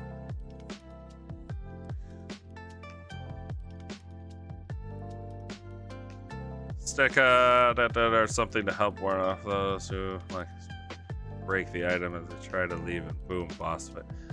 A ritual chalice or something to help warn. Why am I having trouble reading that, guys? Like this for break the item as they try to leave. Oh no, I see what you mean. Like use it like a trigger. Use it like a trigger or a trap. Or yeah, it's a trigger for a trap. Not a bad idea. Not a bad idea at all. I like this idea. I really like this idea. Thank you, Vampiric Hyrulean. Absolutely fantastic. Okay, so I think we're gonna kind of shift gears a little bit. Because again, my wife's home. Not to sound like upset about it, but because I love my wife.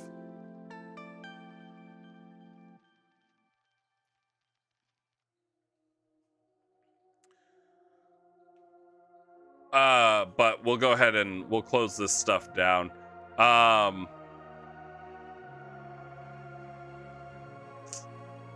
Yeah, let's see here. Okay. Oh, and I'll do the shout out. I'll do the shout out real quick because I should. Music. If you guys like music, it's GameChops on YouTube. It's their video game study lounge live channel. It's fantastic. Good remixes and covers of video game music and other popular music. Like this one, I believe. Yeah, it's Last Airbender. So it's good. Help the buffer's killing me. I'm so sorry, guys. I think and anybody feel free to correct me if I'm wrong. I think my internet connection's been pretty good today. I haven't noticed any issues so far. Yesterday was absolutely horrible. I love you, honey, but you're not allowed to know my secrets. Yeah, that's the trouble. That's the trouble, Hyrulean, is she's one of my players, so I have to stop what I'm doing. But you know what we can do? No, because I talk loud. Hey, and thanks for the follow. Thanks for the follow, Vampiric Hyrulean. I really appreciate it. It's huge for me. But let's go I did say that as soon as my wife got home, we'd kind of shut down the D&D planning stuff. I'm still gonna work on stuff, okay? I'm still gonna work on stuff, but it's gonna be more physical stuff. I think I'm gonna try to work on some terrain stuff before I have to, or before we do like egg painting, because Sunday is Easter. If you guys don't know, I never know. The fact that I kept track of a holiday this year is amazing. But what I'm gonna do is, because I have another camera for my desk. Actually, let me see if it's even set up correctly. You guys want to see this? Do I have a? Oh, I don't have a scene for it, do I? Oh no, I do. All right, here. Let me try this real quick.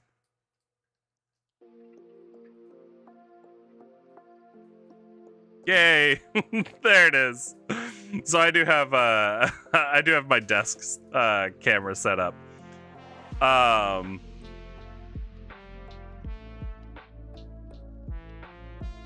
But something that I could do is, while I'm working on that stuff, we could run some world box stuff and just kind of fuck around in it a bit. Speaking of Atla, you had the waterbending scroll from season 1 in mind for the cleansing ritual for the... Ooh. Yeah, I like that. The fuck. Oh, Irulin, you're mean. You're really mean. Okay, so I'm gonna do this.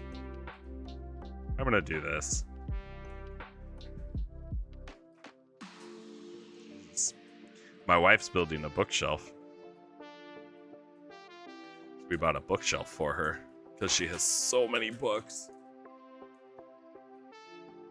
And now she's putting it together while doing her makeup.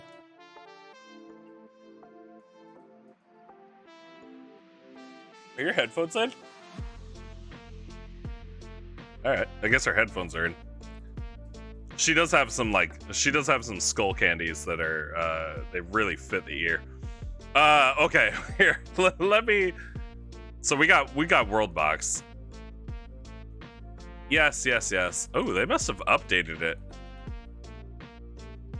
Great. Yeah, whatever.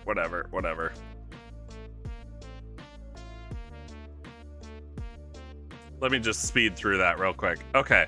Let's change some game settings here. I'll also have to update the stream so nobody could get mad at me. I think we went with 70, honestly. Full screen. No, we're not going to do experimental mode. Yeah, that looks a little bit better. Building and makeup, multitasking at its finest. No kidding. Oh, what's this? Nope, you can throw it away.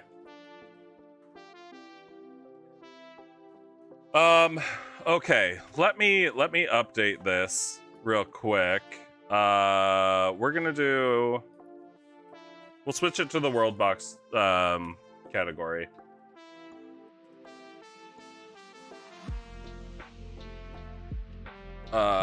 We can kind of get rid of those. Let's see.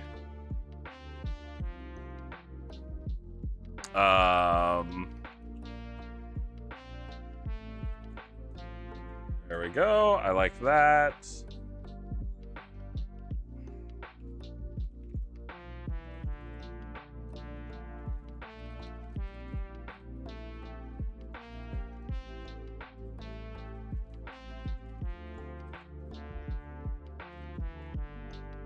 Sure.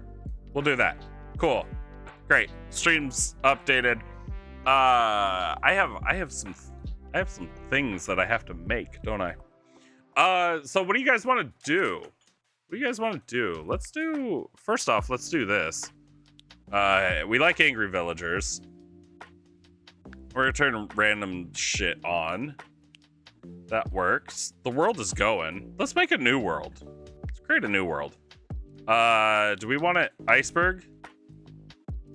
Do you want big ass iceberg world? Or just Titanic? We can go gigantic. Maybe we'll go gigantic. Let's see what that gets us. What was that? 500? Yay! Got an achievement. Sure, iceberg. Okay. We can do iceberg. Did this one still give us... Ooh, it gave us a snowy mountain.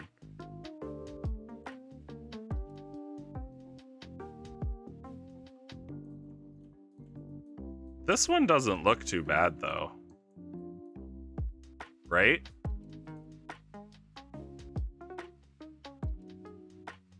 What is this collect one ring alert? Hey, like, go ahead and click on it, Mark. It's only 10 points.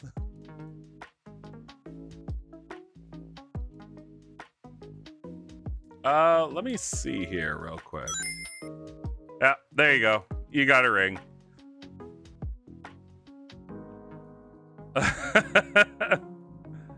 Oh, I wonder if this is gonna work. Oh no, I think I made sure it worked.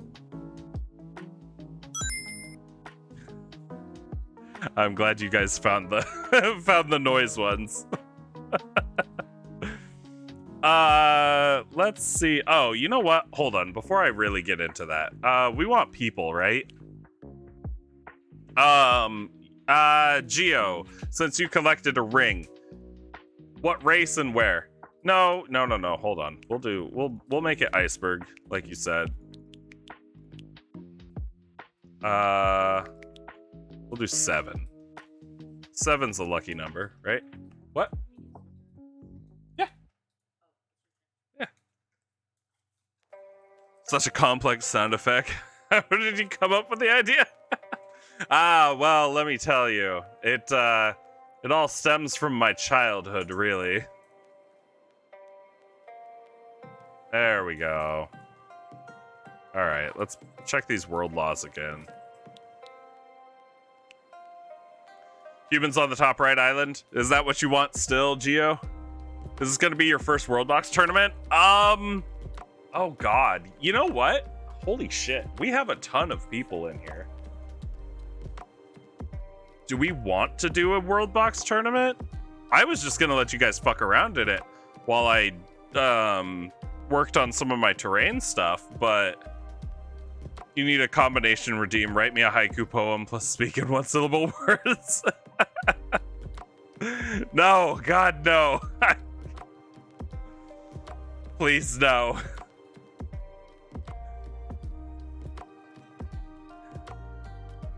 I don't know. Do you guys want to do a World Box tournament? We haven't done one in like a month. Ever since Shiz ruined it. Shiz went off the rails and just destroyed the World Box tournament. We could do that if you guys want to, or I can just kind of do whatever you guys want in World Box, and we can torture whatever civilizations we create.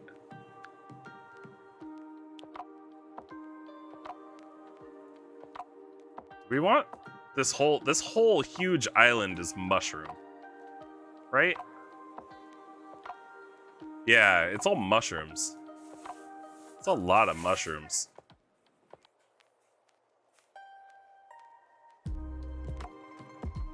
That's a lot of mushrooms. We got a little bit of savanna. We've got like Fire Island over here. World Box, what is that? World Box is a god simulator.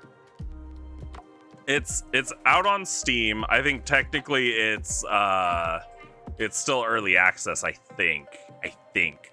But it's also a mobile game. Just a mobile god sim. That's really about it. You can create your own land or just randomly generate it. You've got all sorts of tools here, like right now under the create and shape your world tab. You've got ocean creation, land creation, mountain and hill creation. You know, you can use all these different tools to raise, lower, change the terrain however you want. You can even go in and do it as fine as like single pixels with the brushes. So you can really fine tune it. I've seen people that made maps of like Europe and the USA and all sorts of shit. People that have made their like fantasy maps in Worldbox and then put in their civilizations in Worldbox and then just let them run and see what happens. And oh, it is bright outside. Yeah. It's crazy, and the different civilizations will fight with each other and stuff like that, unless you force them into being peaceful. You've got kingdom control here, where you can mostly just view and rename stuff. Animals and races, so you've got 4 races: humans, elves, dwarves, and orcs, and then various animals, each one being passive or aggressive. Worldbox needs a feature that shows you how big an island needs to be for the AI to found a city on it. That frustrates you sometimes. Yeah, that's very true, Scythro. That's very true. Actually, you want to know something fun? If you go to the Worldbox subreddit, I believe the creator is actually well, I wouldn't say he's active on there, but he watches people's posts and takes in constructive criticism and takes in ideas and will implement them.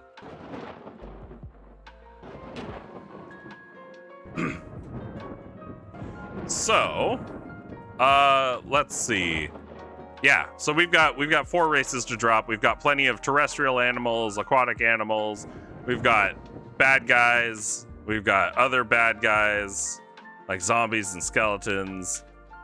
These guys that spread over the land. Yeah, lots of other stuff. And then we can also change what grows where and shit like that. Or we can cause earthquakes, or pop in a volcano, or a tornado. Or we could go to the destruction powers and drop nukes, or a robot Santa, or flip the infinity coin and destroy half the world's population, or call it a meteorite. Or we have all these other powers where we can shroom people, and we can turn a whole civilization into mushroom people that infect other people, and it's world ending. And then there's also Crabzilla, but that's me controlling Crabzilla. But yeah, there's a lot of stuff here. More often than not, though, I kind of just like to take a race and drop in a bunch of them. Geo said humans, top right. And we'll kick it up to, we'll do ×3? No, we'll do ×5. Kick it up to ×5 speed. And none of them have created a civilization, or am I not showing it? No, it should show. Oh yeah, it's there. What isn't selected right now?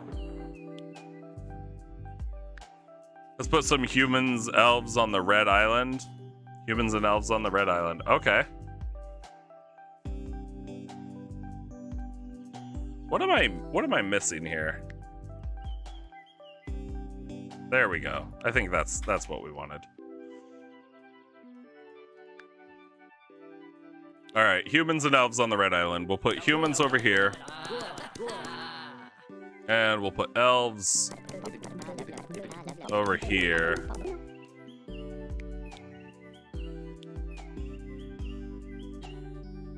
And damn, what is wrong with me? Settings. Is it settings? No, it's not settings. Which tab is it? Oh, they changed it.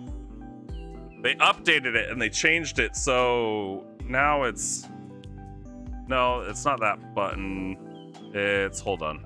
I'm gonna change this back to 1 speed while I figure out why I can't just constantly view them. Because that's what we want, right?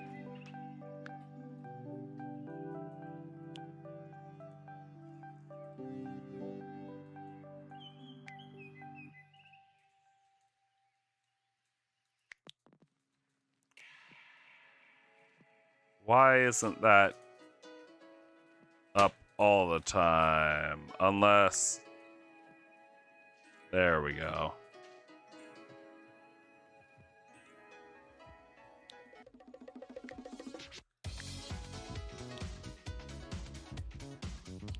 No, we want Kingdom Layer. Okay, there we go.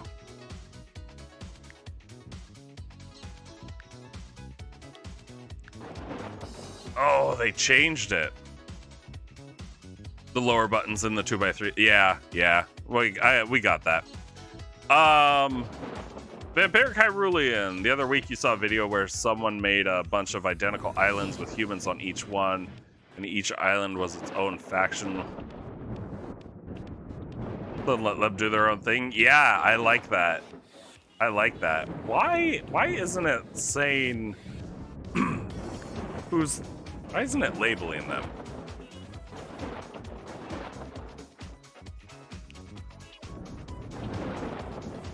Map names. There we go. There we go. That's what I want. It's a new install. It's a new install of the game. Because I built my new computer and then I haven't played Worldbox since I built it, so... Oh. I think my camera's being all wonky because there were a bunch of light changes. There we go. Okay. Well, I mean... Damn it. We just kind of leave this right there. And, I mean, I didn't see a whole lot of want for a Worldbox tournament, but, I mean, if you guys want to see something happen, just let me know. Just let me know. I also need to figure out what I'm going to do for some of this terrain stuff that I'm going to build.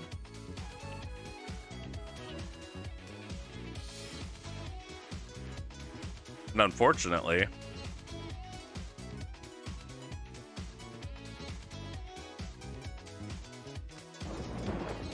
my hot wire cutter, the wire's broken. I'd have to reset that up. I might be able to do it right here, though. You have left your mark on the world by spawning humans and elves. You'll go to bed now. All right, Scythro. Thanks for stopping by. Thanks for stopping by and hanging out. It's always appreciated.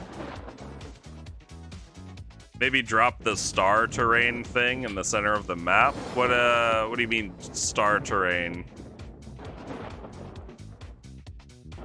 Oh, it's lightning. Oh, that's what's happening.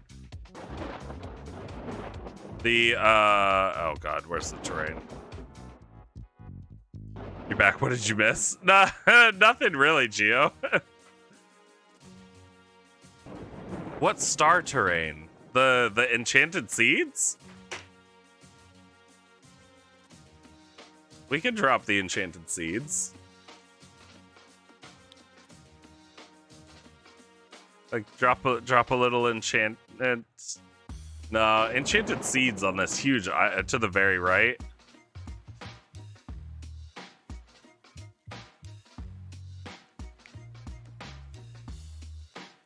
Oh, the shape builder, right? Oh, yeah, okay.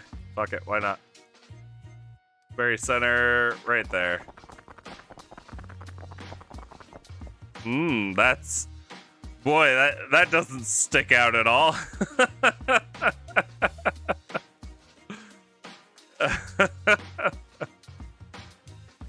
How wonderful. But yeah, Gio, you didn't miss a whole lot. My wife got home, so I put an end to some of the terrain building stuff. Although, actually, I need to do some 3D printing stuff as well. So, and you guys know what I'm talking about. Can I make this windowed instead of full screen? Yes, I can. Great. Let's... Oh, it doesn't matter, does it?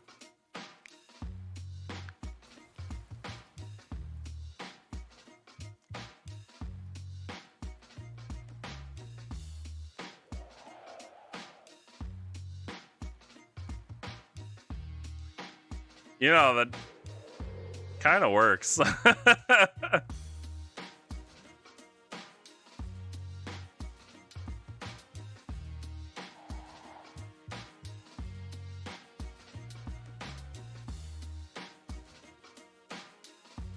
Yeah, that kind of works.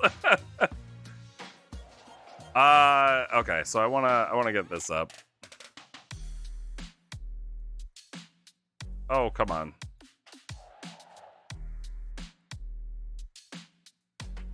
I hate it when windows won't snap to where I want them.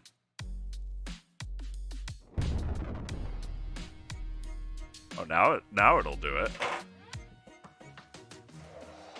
And I heard that meteor explosion. That got a little spicy. Okay. Oh no, more Avatar stuff.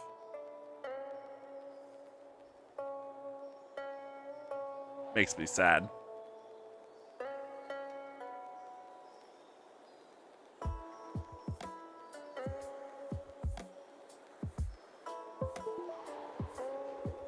Gotta put in the jump drive.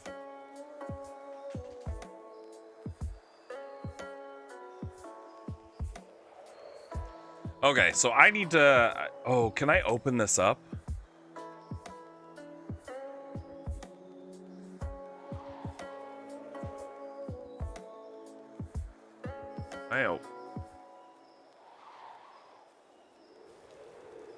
I wanna copy the settings, because again, new installation of everything, so my settings aren't the same anymore. Oh god, I'm gonna have to find... Ooh, okay.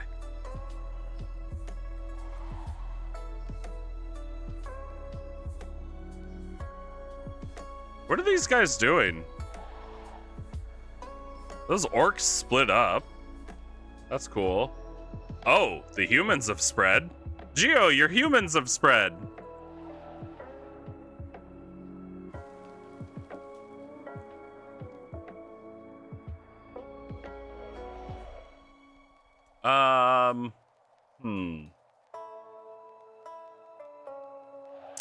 You're not to hit. No, you are Ta of Moon. Actually, here, let me let me go in here. We'll just name you Gio. Name it Gio. No. The Concerned Whales. There we go.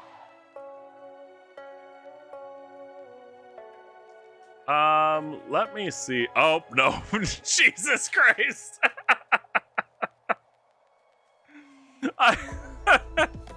I renamed them to the Concerned Whales, and immediately two broke off. I'm sorry, Gio.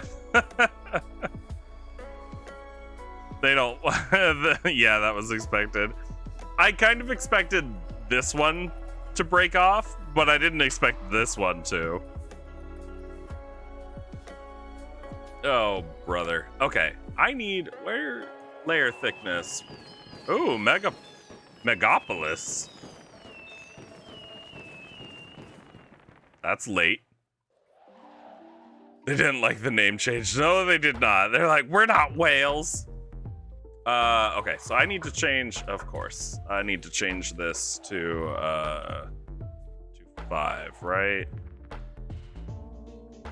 Okay, normal exposure time is gonna be 11. Oh, I'm gonna move this over here. Sorry, I know you guys probably want to see that. I know how exciting 3D printing stuff is. Off time 3. Bottom exposure time is gonna be 85. Bottom layers 8. Okay.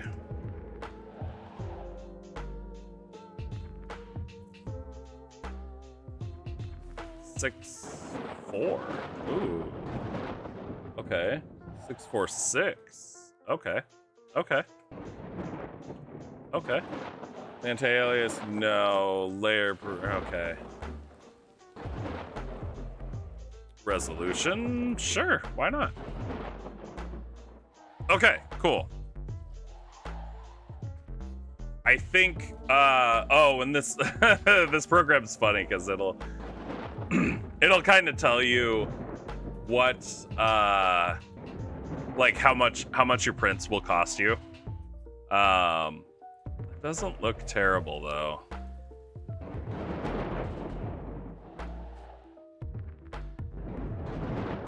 Doesn't look terrible. Ooh, I forgot about that part. And if you guys haven't ever seen this, here, I'll start this one.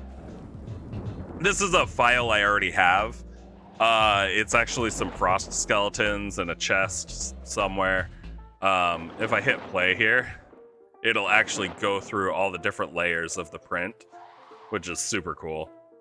So it shows you exactly what it's going to be printing at every single step along the way. And yeah. I don't know. See, now I'm just kind of like, chilling.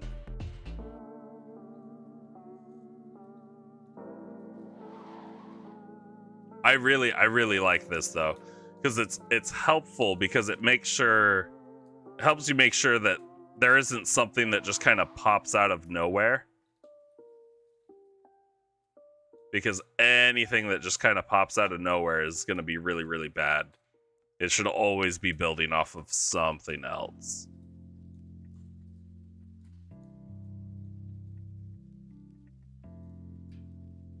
Perfect.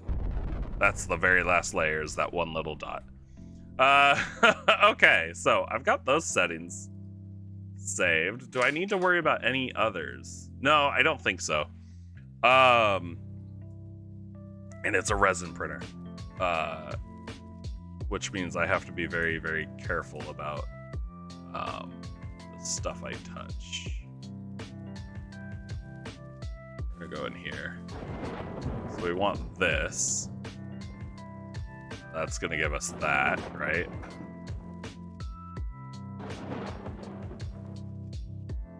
I should probably print other things to go along with it, so I'm not putting in a whole ton of work for one little thing. Oh, and we also want the base. And there's the base. Oh, good, you've returned at full strength. Oh, did you eat, Geo? Did you get something to eat? Oh no. There we go. That's what I want.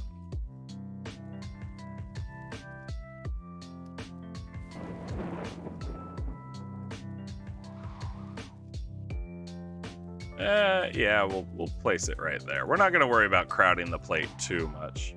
We'll end game, but also yes. Okay. Wait, what game are you playing, Gio?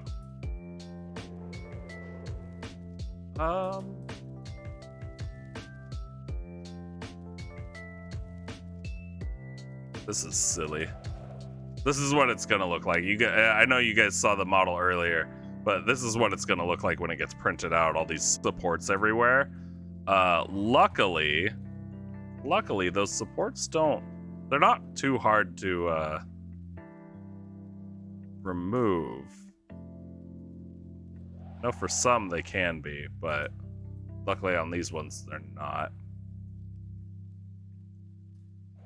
Oh god, in World Box, Jesus. Made a salmon sandwich with fresh spinach on whole grain bread with melted provolone. God, that sounds delicious. In World Box, but about to play Baldur's Gate with a friend on stream. Oh, nice. Very nice. Hold on. How many windows of photon do I need? Slice thickness.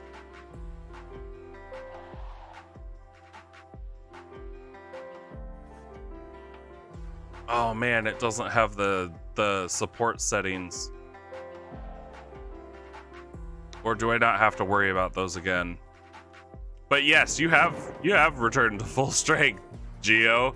The concerned whales are taking over a lot. It also looks like you might be at war with somebody. Or a lot of somebodies. Oh god, you're really at war with somebody. Whatever, you've got a full army amassed over here, taking out the great Ashui. Ooh. And you had a split, yeah. You had multiple splits. Because technically, this is a split, this is a split, this is a split. Oh no! Oh no! They severed you in half! That's not good. That's not good, Geo. Meanwhile, it looks like the humans kicked the elves off the fire island.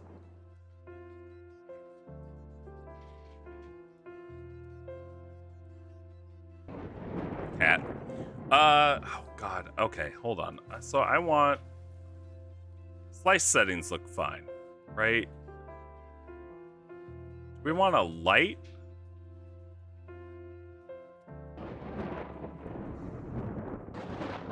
I think I want light. No, I think medium. Fuck.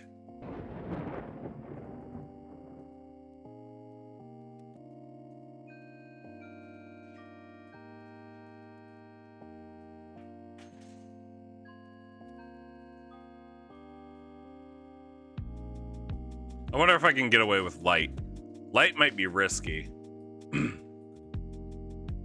Content depth on... Oh, okay, okay. Alright. Contact diameter. Shape is cone versus pyramid. No, we're gonna say cone. Okay. We'll keep it like that. Let me see what else we have. Whoops, here we go.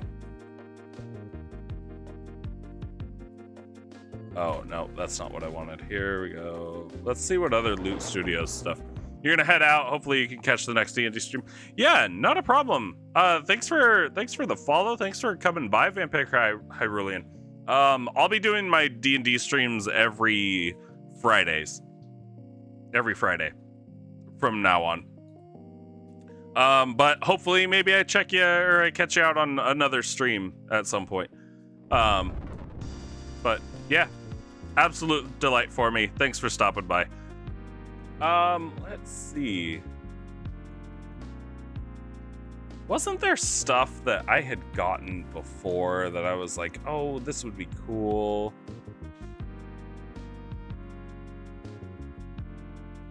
I feel like there was. I'm also...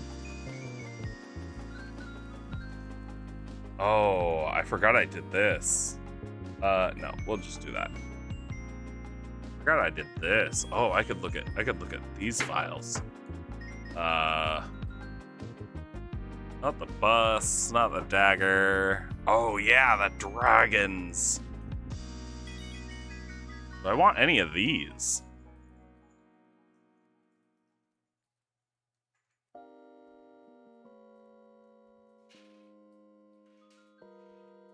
Actually, I think I kind of want this one. I could do that one.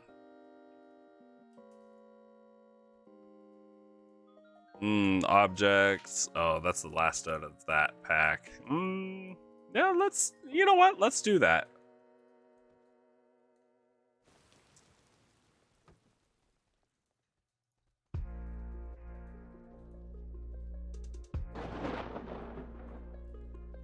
Let's do that.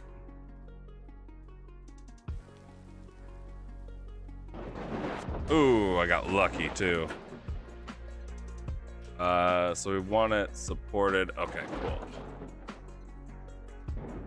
So now, Panshaw Under Siege. It was this one. All right, let's see how this looks. Oh god, he's huge. Oh, he's so huge. Okay.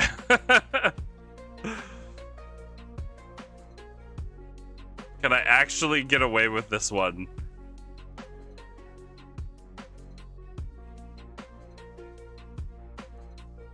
Can I get away with this one? I might be able to.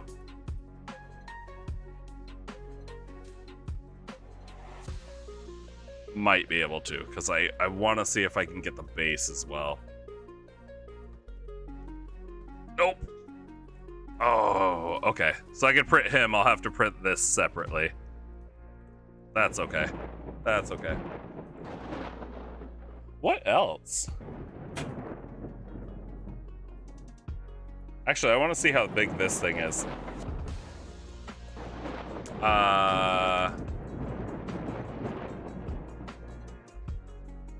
The Wyvern. That's the base. Bases are gonna be, oh my god, it's so big. Oh god, it's so big. Okay, we won't do that one. We can just do these three. This is fine.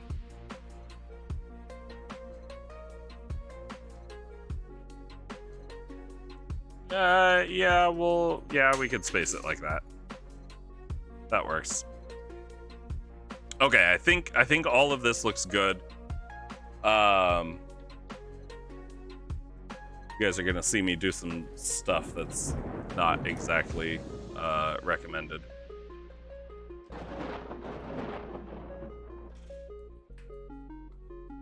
And we want to put it on this USB drive here.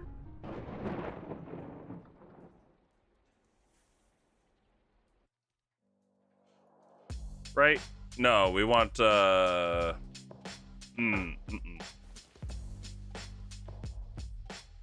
That's not what we want.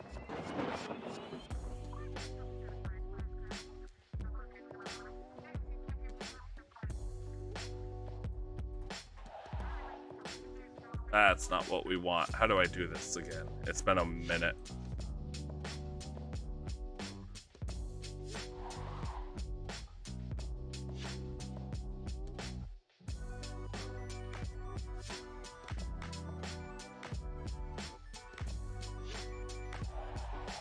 Nope.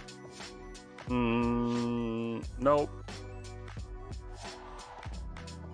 No. Configure. Oh, yeah, actually. Hold on. I don't remember the exact model. That's what I needed to do. Okay, let me figure this out. I need to figure out what the exact model is of my printer.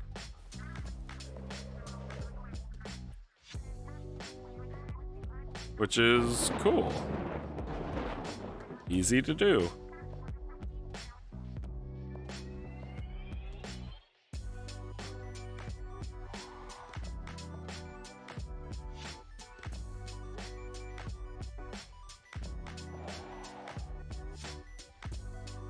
Yeah, that's it.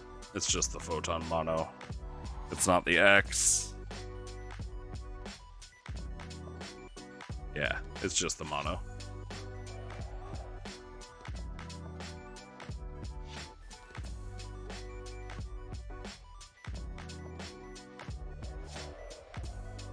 Hold on.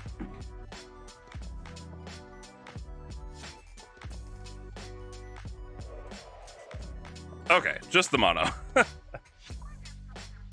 And I forgot it changes the base size too. I might be able to get the base of this big boy in.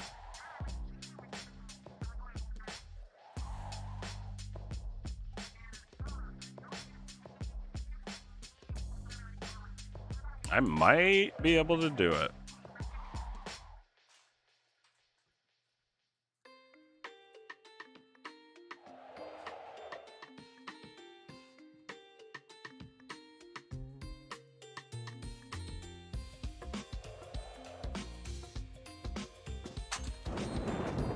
Ooh, think I can do it? I think I can do it.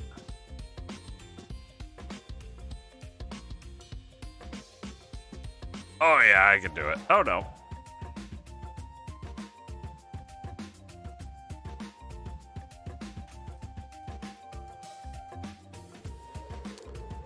Easy peasy.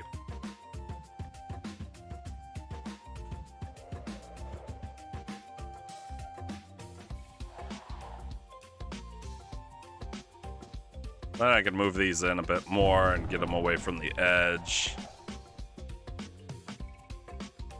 Perfect.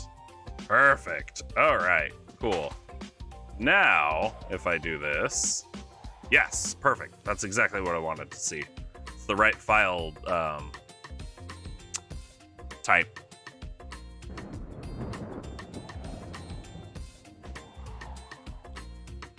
We're gonna go.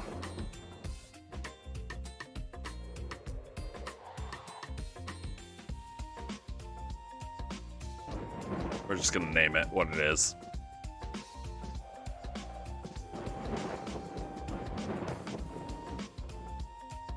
And hopefully this works.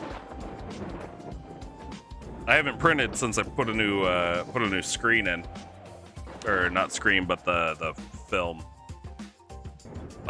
Cool. So it's estimating 3 hours. That's not bad, actually.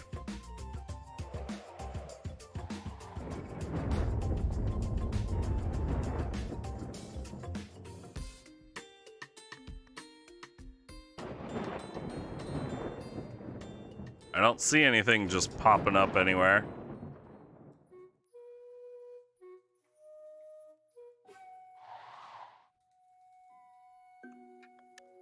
Should all just be, yep, either disappearing or coming out of other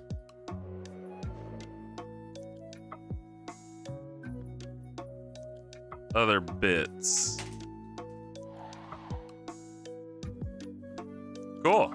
That looks perfect, actually.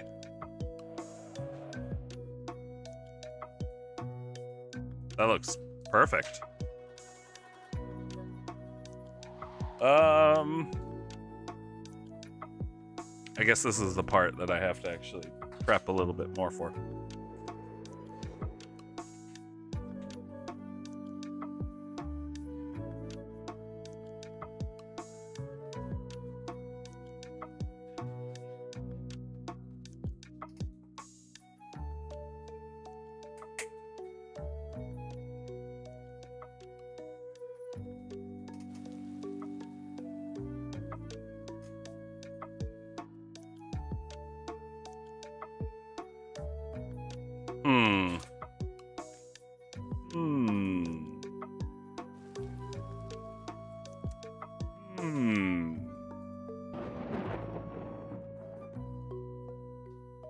This?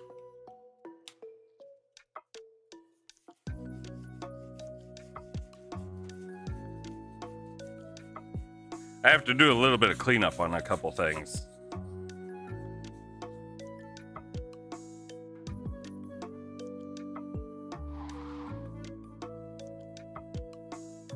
Not terrible. Not terrible. Oh God, what is going on? Oh. No, the concerned whales are still in it, surprisingly. After getting obliterated multiple times. Good Lord. They're all over the place, aren't they? frick. I don't want to scratch this up.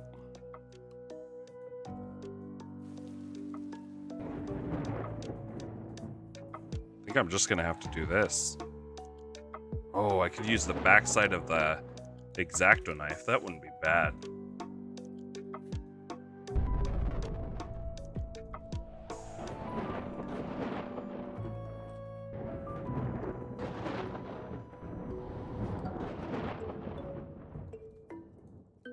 Yeah, there we go. That works.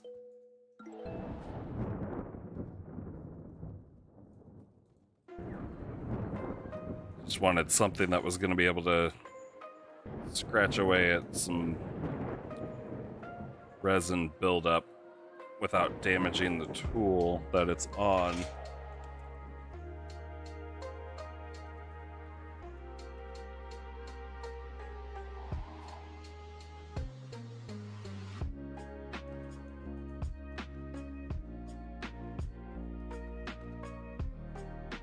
There we go. That. Let me make sure it's still good. Yeah, actually, that looks great. Worked out perfectly.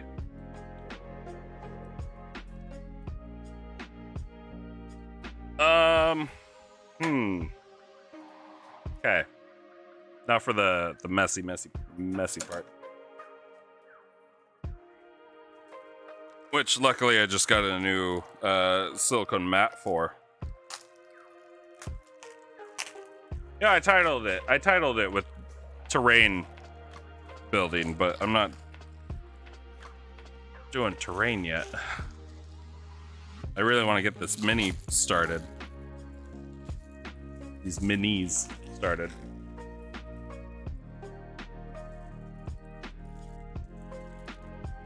Packaging.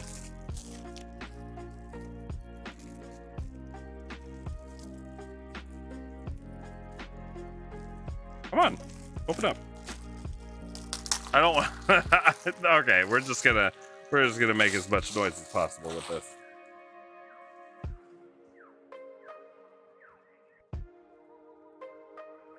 And fuck it, why not? Let's do this. We'll add the camera here. Where is it?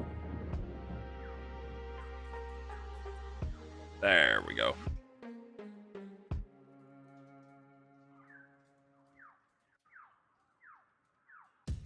Bigger than what I'd want it to be.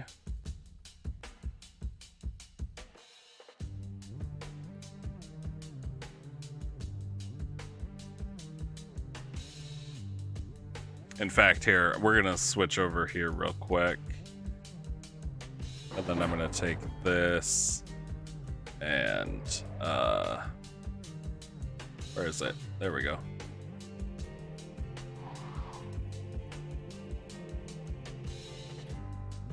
Oh no, we did that one. Okay.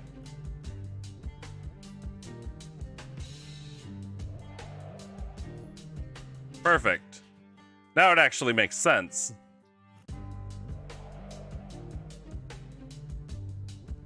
Because now I can do this. Before it's all upside down, backwards, it's a mess. Okay. We'll take the rubber bands off of this. And we'll just do that.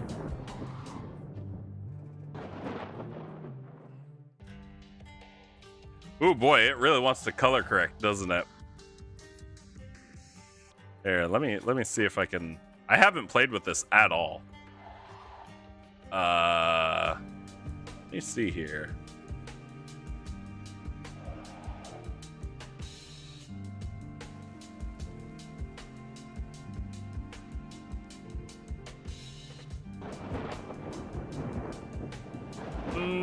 No, that's not what I want to mess with. I want to mess with that.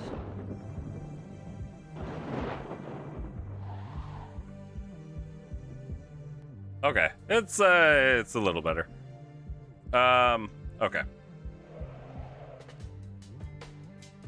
We're just completely like cluttering my stuff. Fuck it, I guess. All right, let me grab the vat real quick. I'm gonna need to put gloves on too.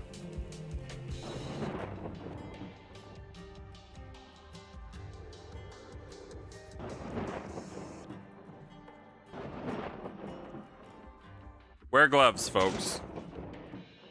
And if you do it in a well-ventilated area.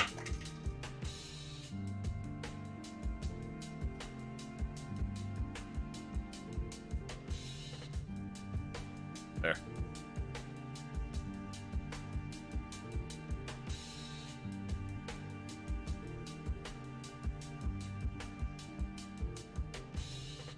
Putting on the nitrile gloves.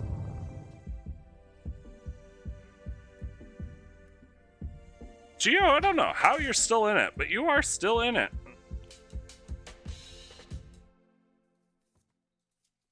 So there's that. I know you don't often live long in these games. Alright.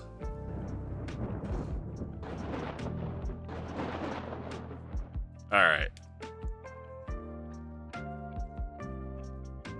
Nitrile gloves.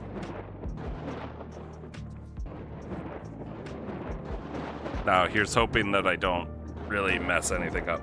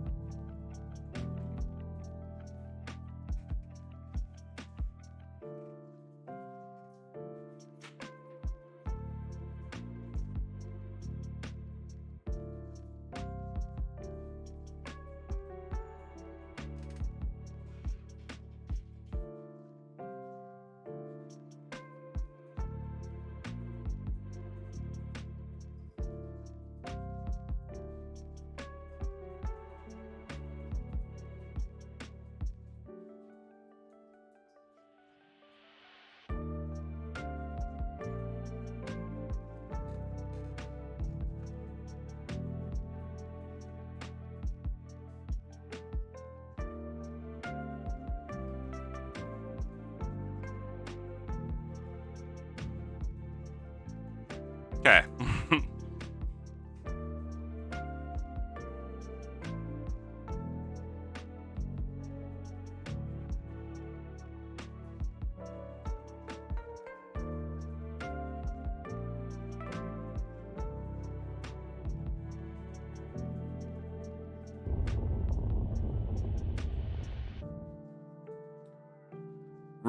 Really all I need to do here is mix up this resin a little bit. Make sure it's well mixed. Because I'm sure if anybody's actually watching this, I'm sure you can see like discoloration here.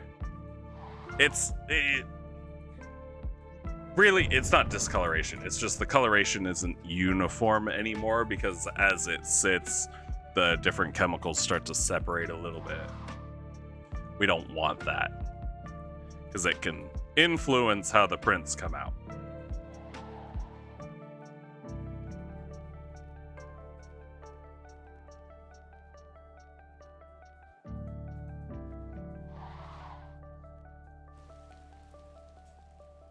And apparently there was a tiny little like dust hair in there. Not what we want.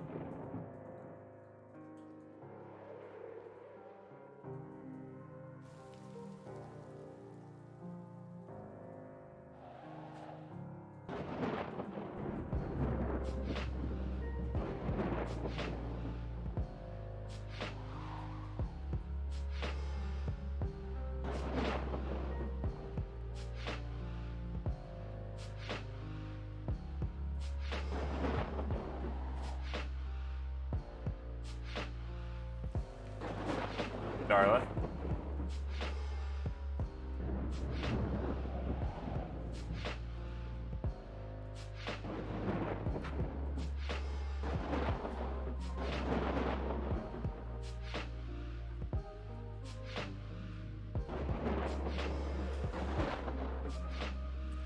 And we just go nice and slow to make sure that it doesn't spill.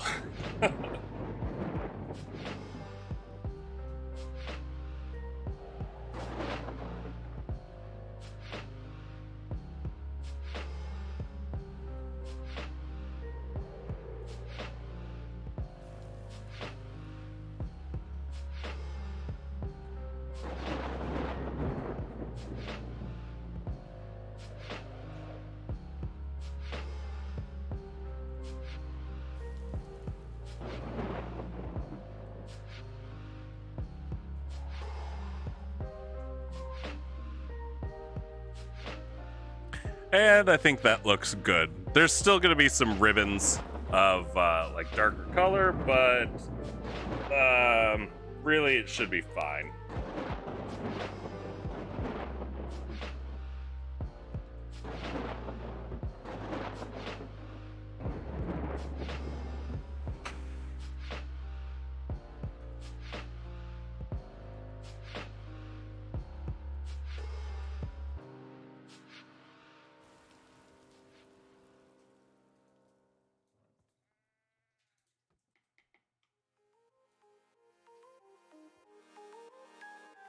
And then we're just gonna bathe our tool in some isopropyl alcohol. Make sure my hands or my gloves are clean of any resin or anything, and put it back into the machine.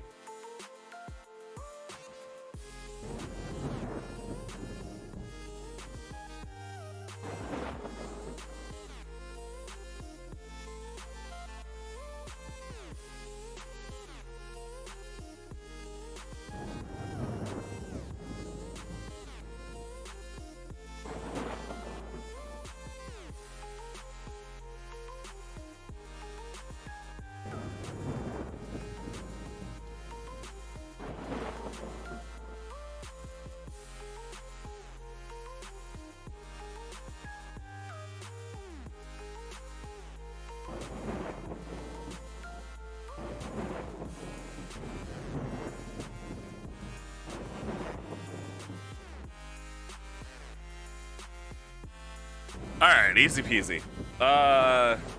So tool there, getting washed. I guess I can pop out the USB. I don't have any resin on my fingers, so that's nice.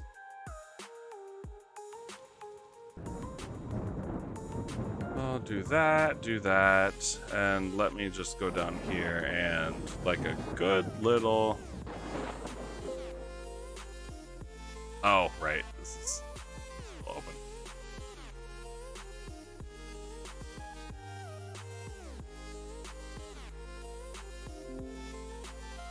Great.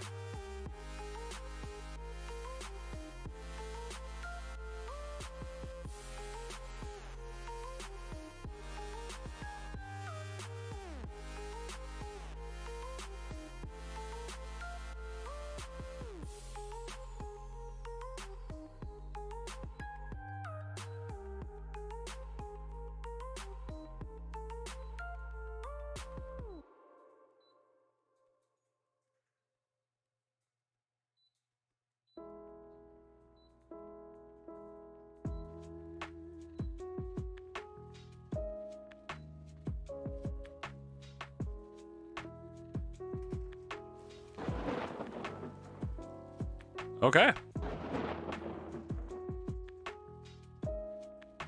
I'm just gonna watch it for a second to make sure it actually goes. Make sure there's no issues.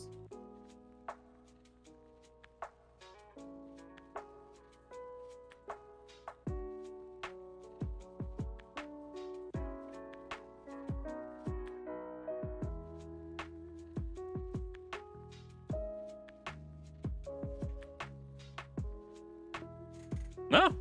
looks like everything's going well. Cool.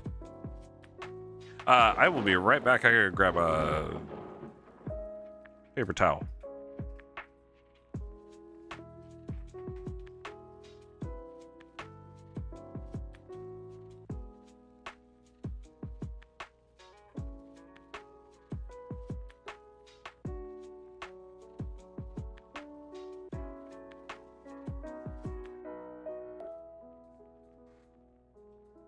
Okay, and we're just gonna let that run. And hopefully it doesn't have any issues. We'll double check it in, say, 10 or 15 minutes.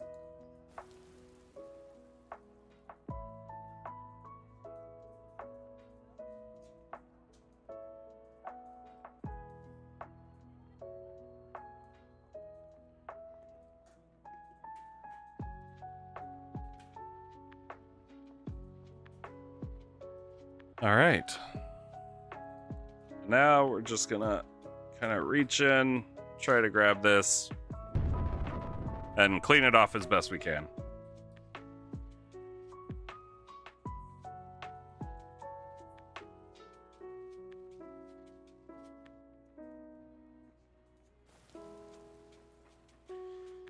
Yeah, that isopropyl alcohol really, really works wonders. Still nothing you want on your hands, especially since there's still liquid resin in there. But it does help clean it up really, really nicely. Perfect. Then our wonderful silicone mat.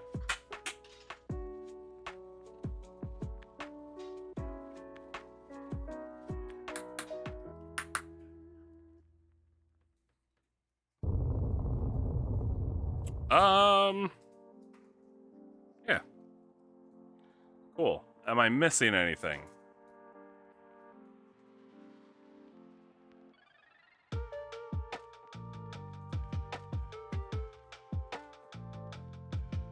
I don't think I am.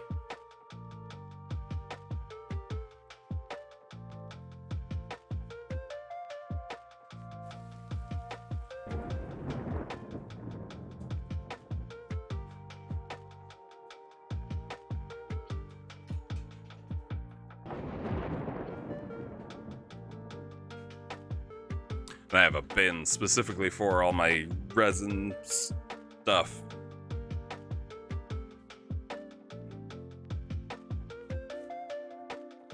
Take the gloves off.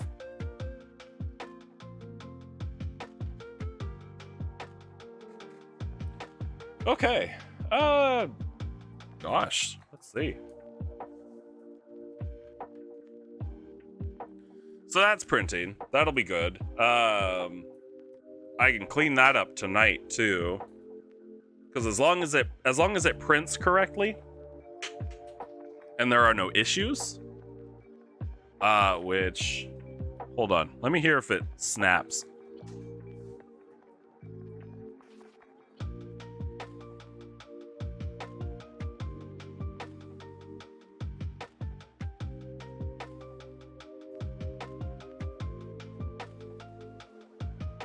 It snaps. Snapping doesn't sound like a good thing, but it's a good thing, because what it is for anybody listening, what it is that plastic that is covering the LCD screen that is shining the UV light on the resin. It adheres to the print. So as it lifts up, it stretches that film, and the snapping is the film releasing. If you hear the snap, it means 1, it's curing the resin, and 2, the film is releasing from it, which is fantastic. Exactly what you want. Ba-da-dum.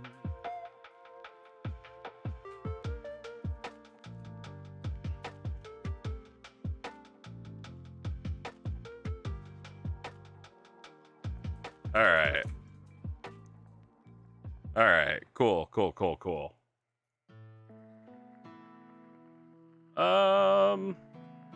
Let's see. Trying to think of what I should be doing next.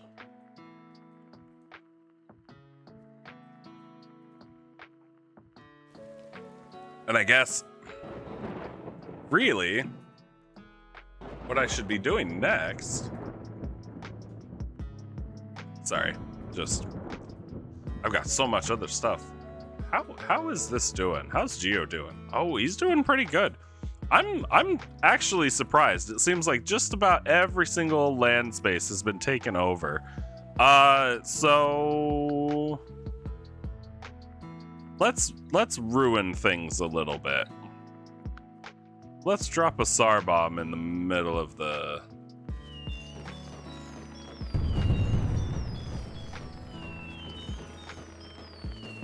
Nice. And we'll drop a meteor there and there, there. Pretty much on every location. Because we can.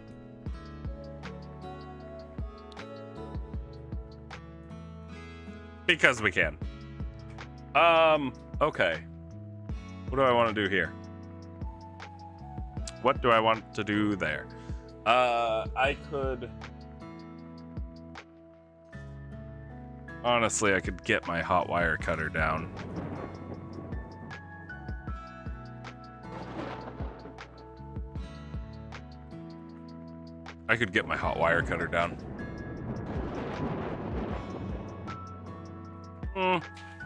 Nah, we won't do that. You know what? Actually, because I'm kind of fading. I think I'm gonna call it. So, yeah, thank you to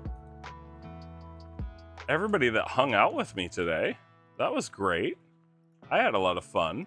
Thank you to everybody that stuck around. All my lurkers are absolutely wonderful. Let me see here real quick. You know what? Yeah, I'm gonna go drop you guys off in Geo's stream. I am. I feel myself fading. I may or may not be back tonight. We'll see. I don't know. Surprise streams and all that.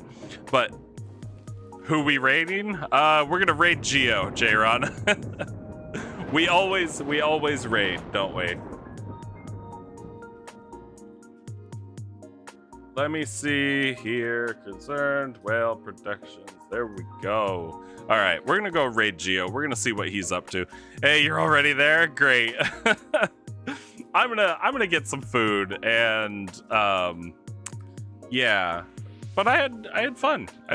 We had a ton of people in here today. We got tons of new followers today. We got raided today. It was a good time. I had a blast. And I feel like we got some good work done.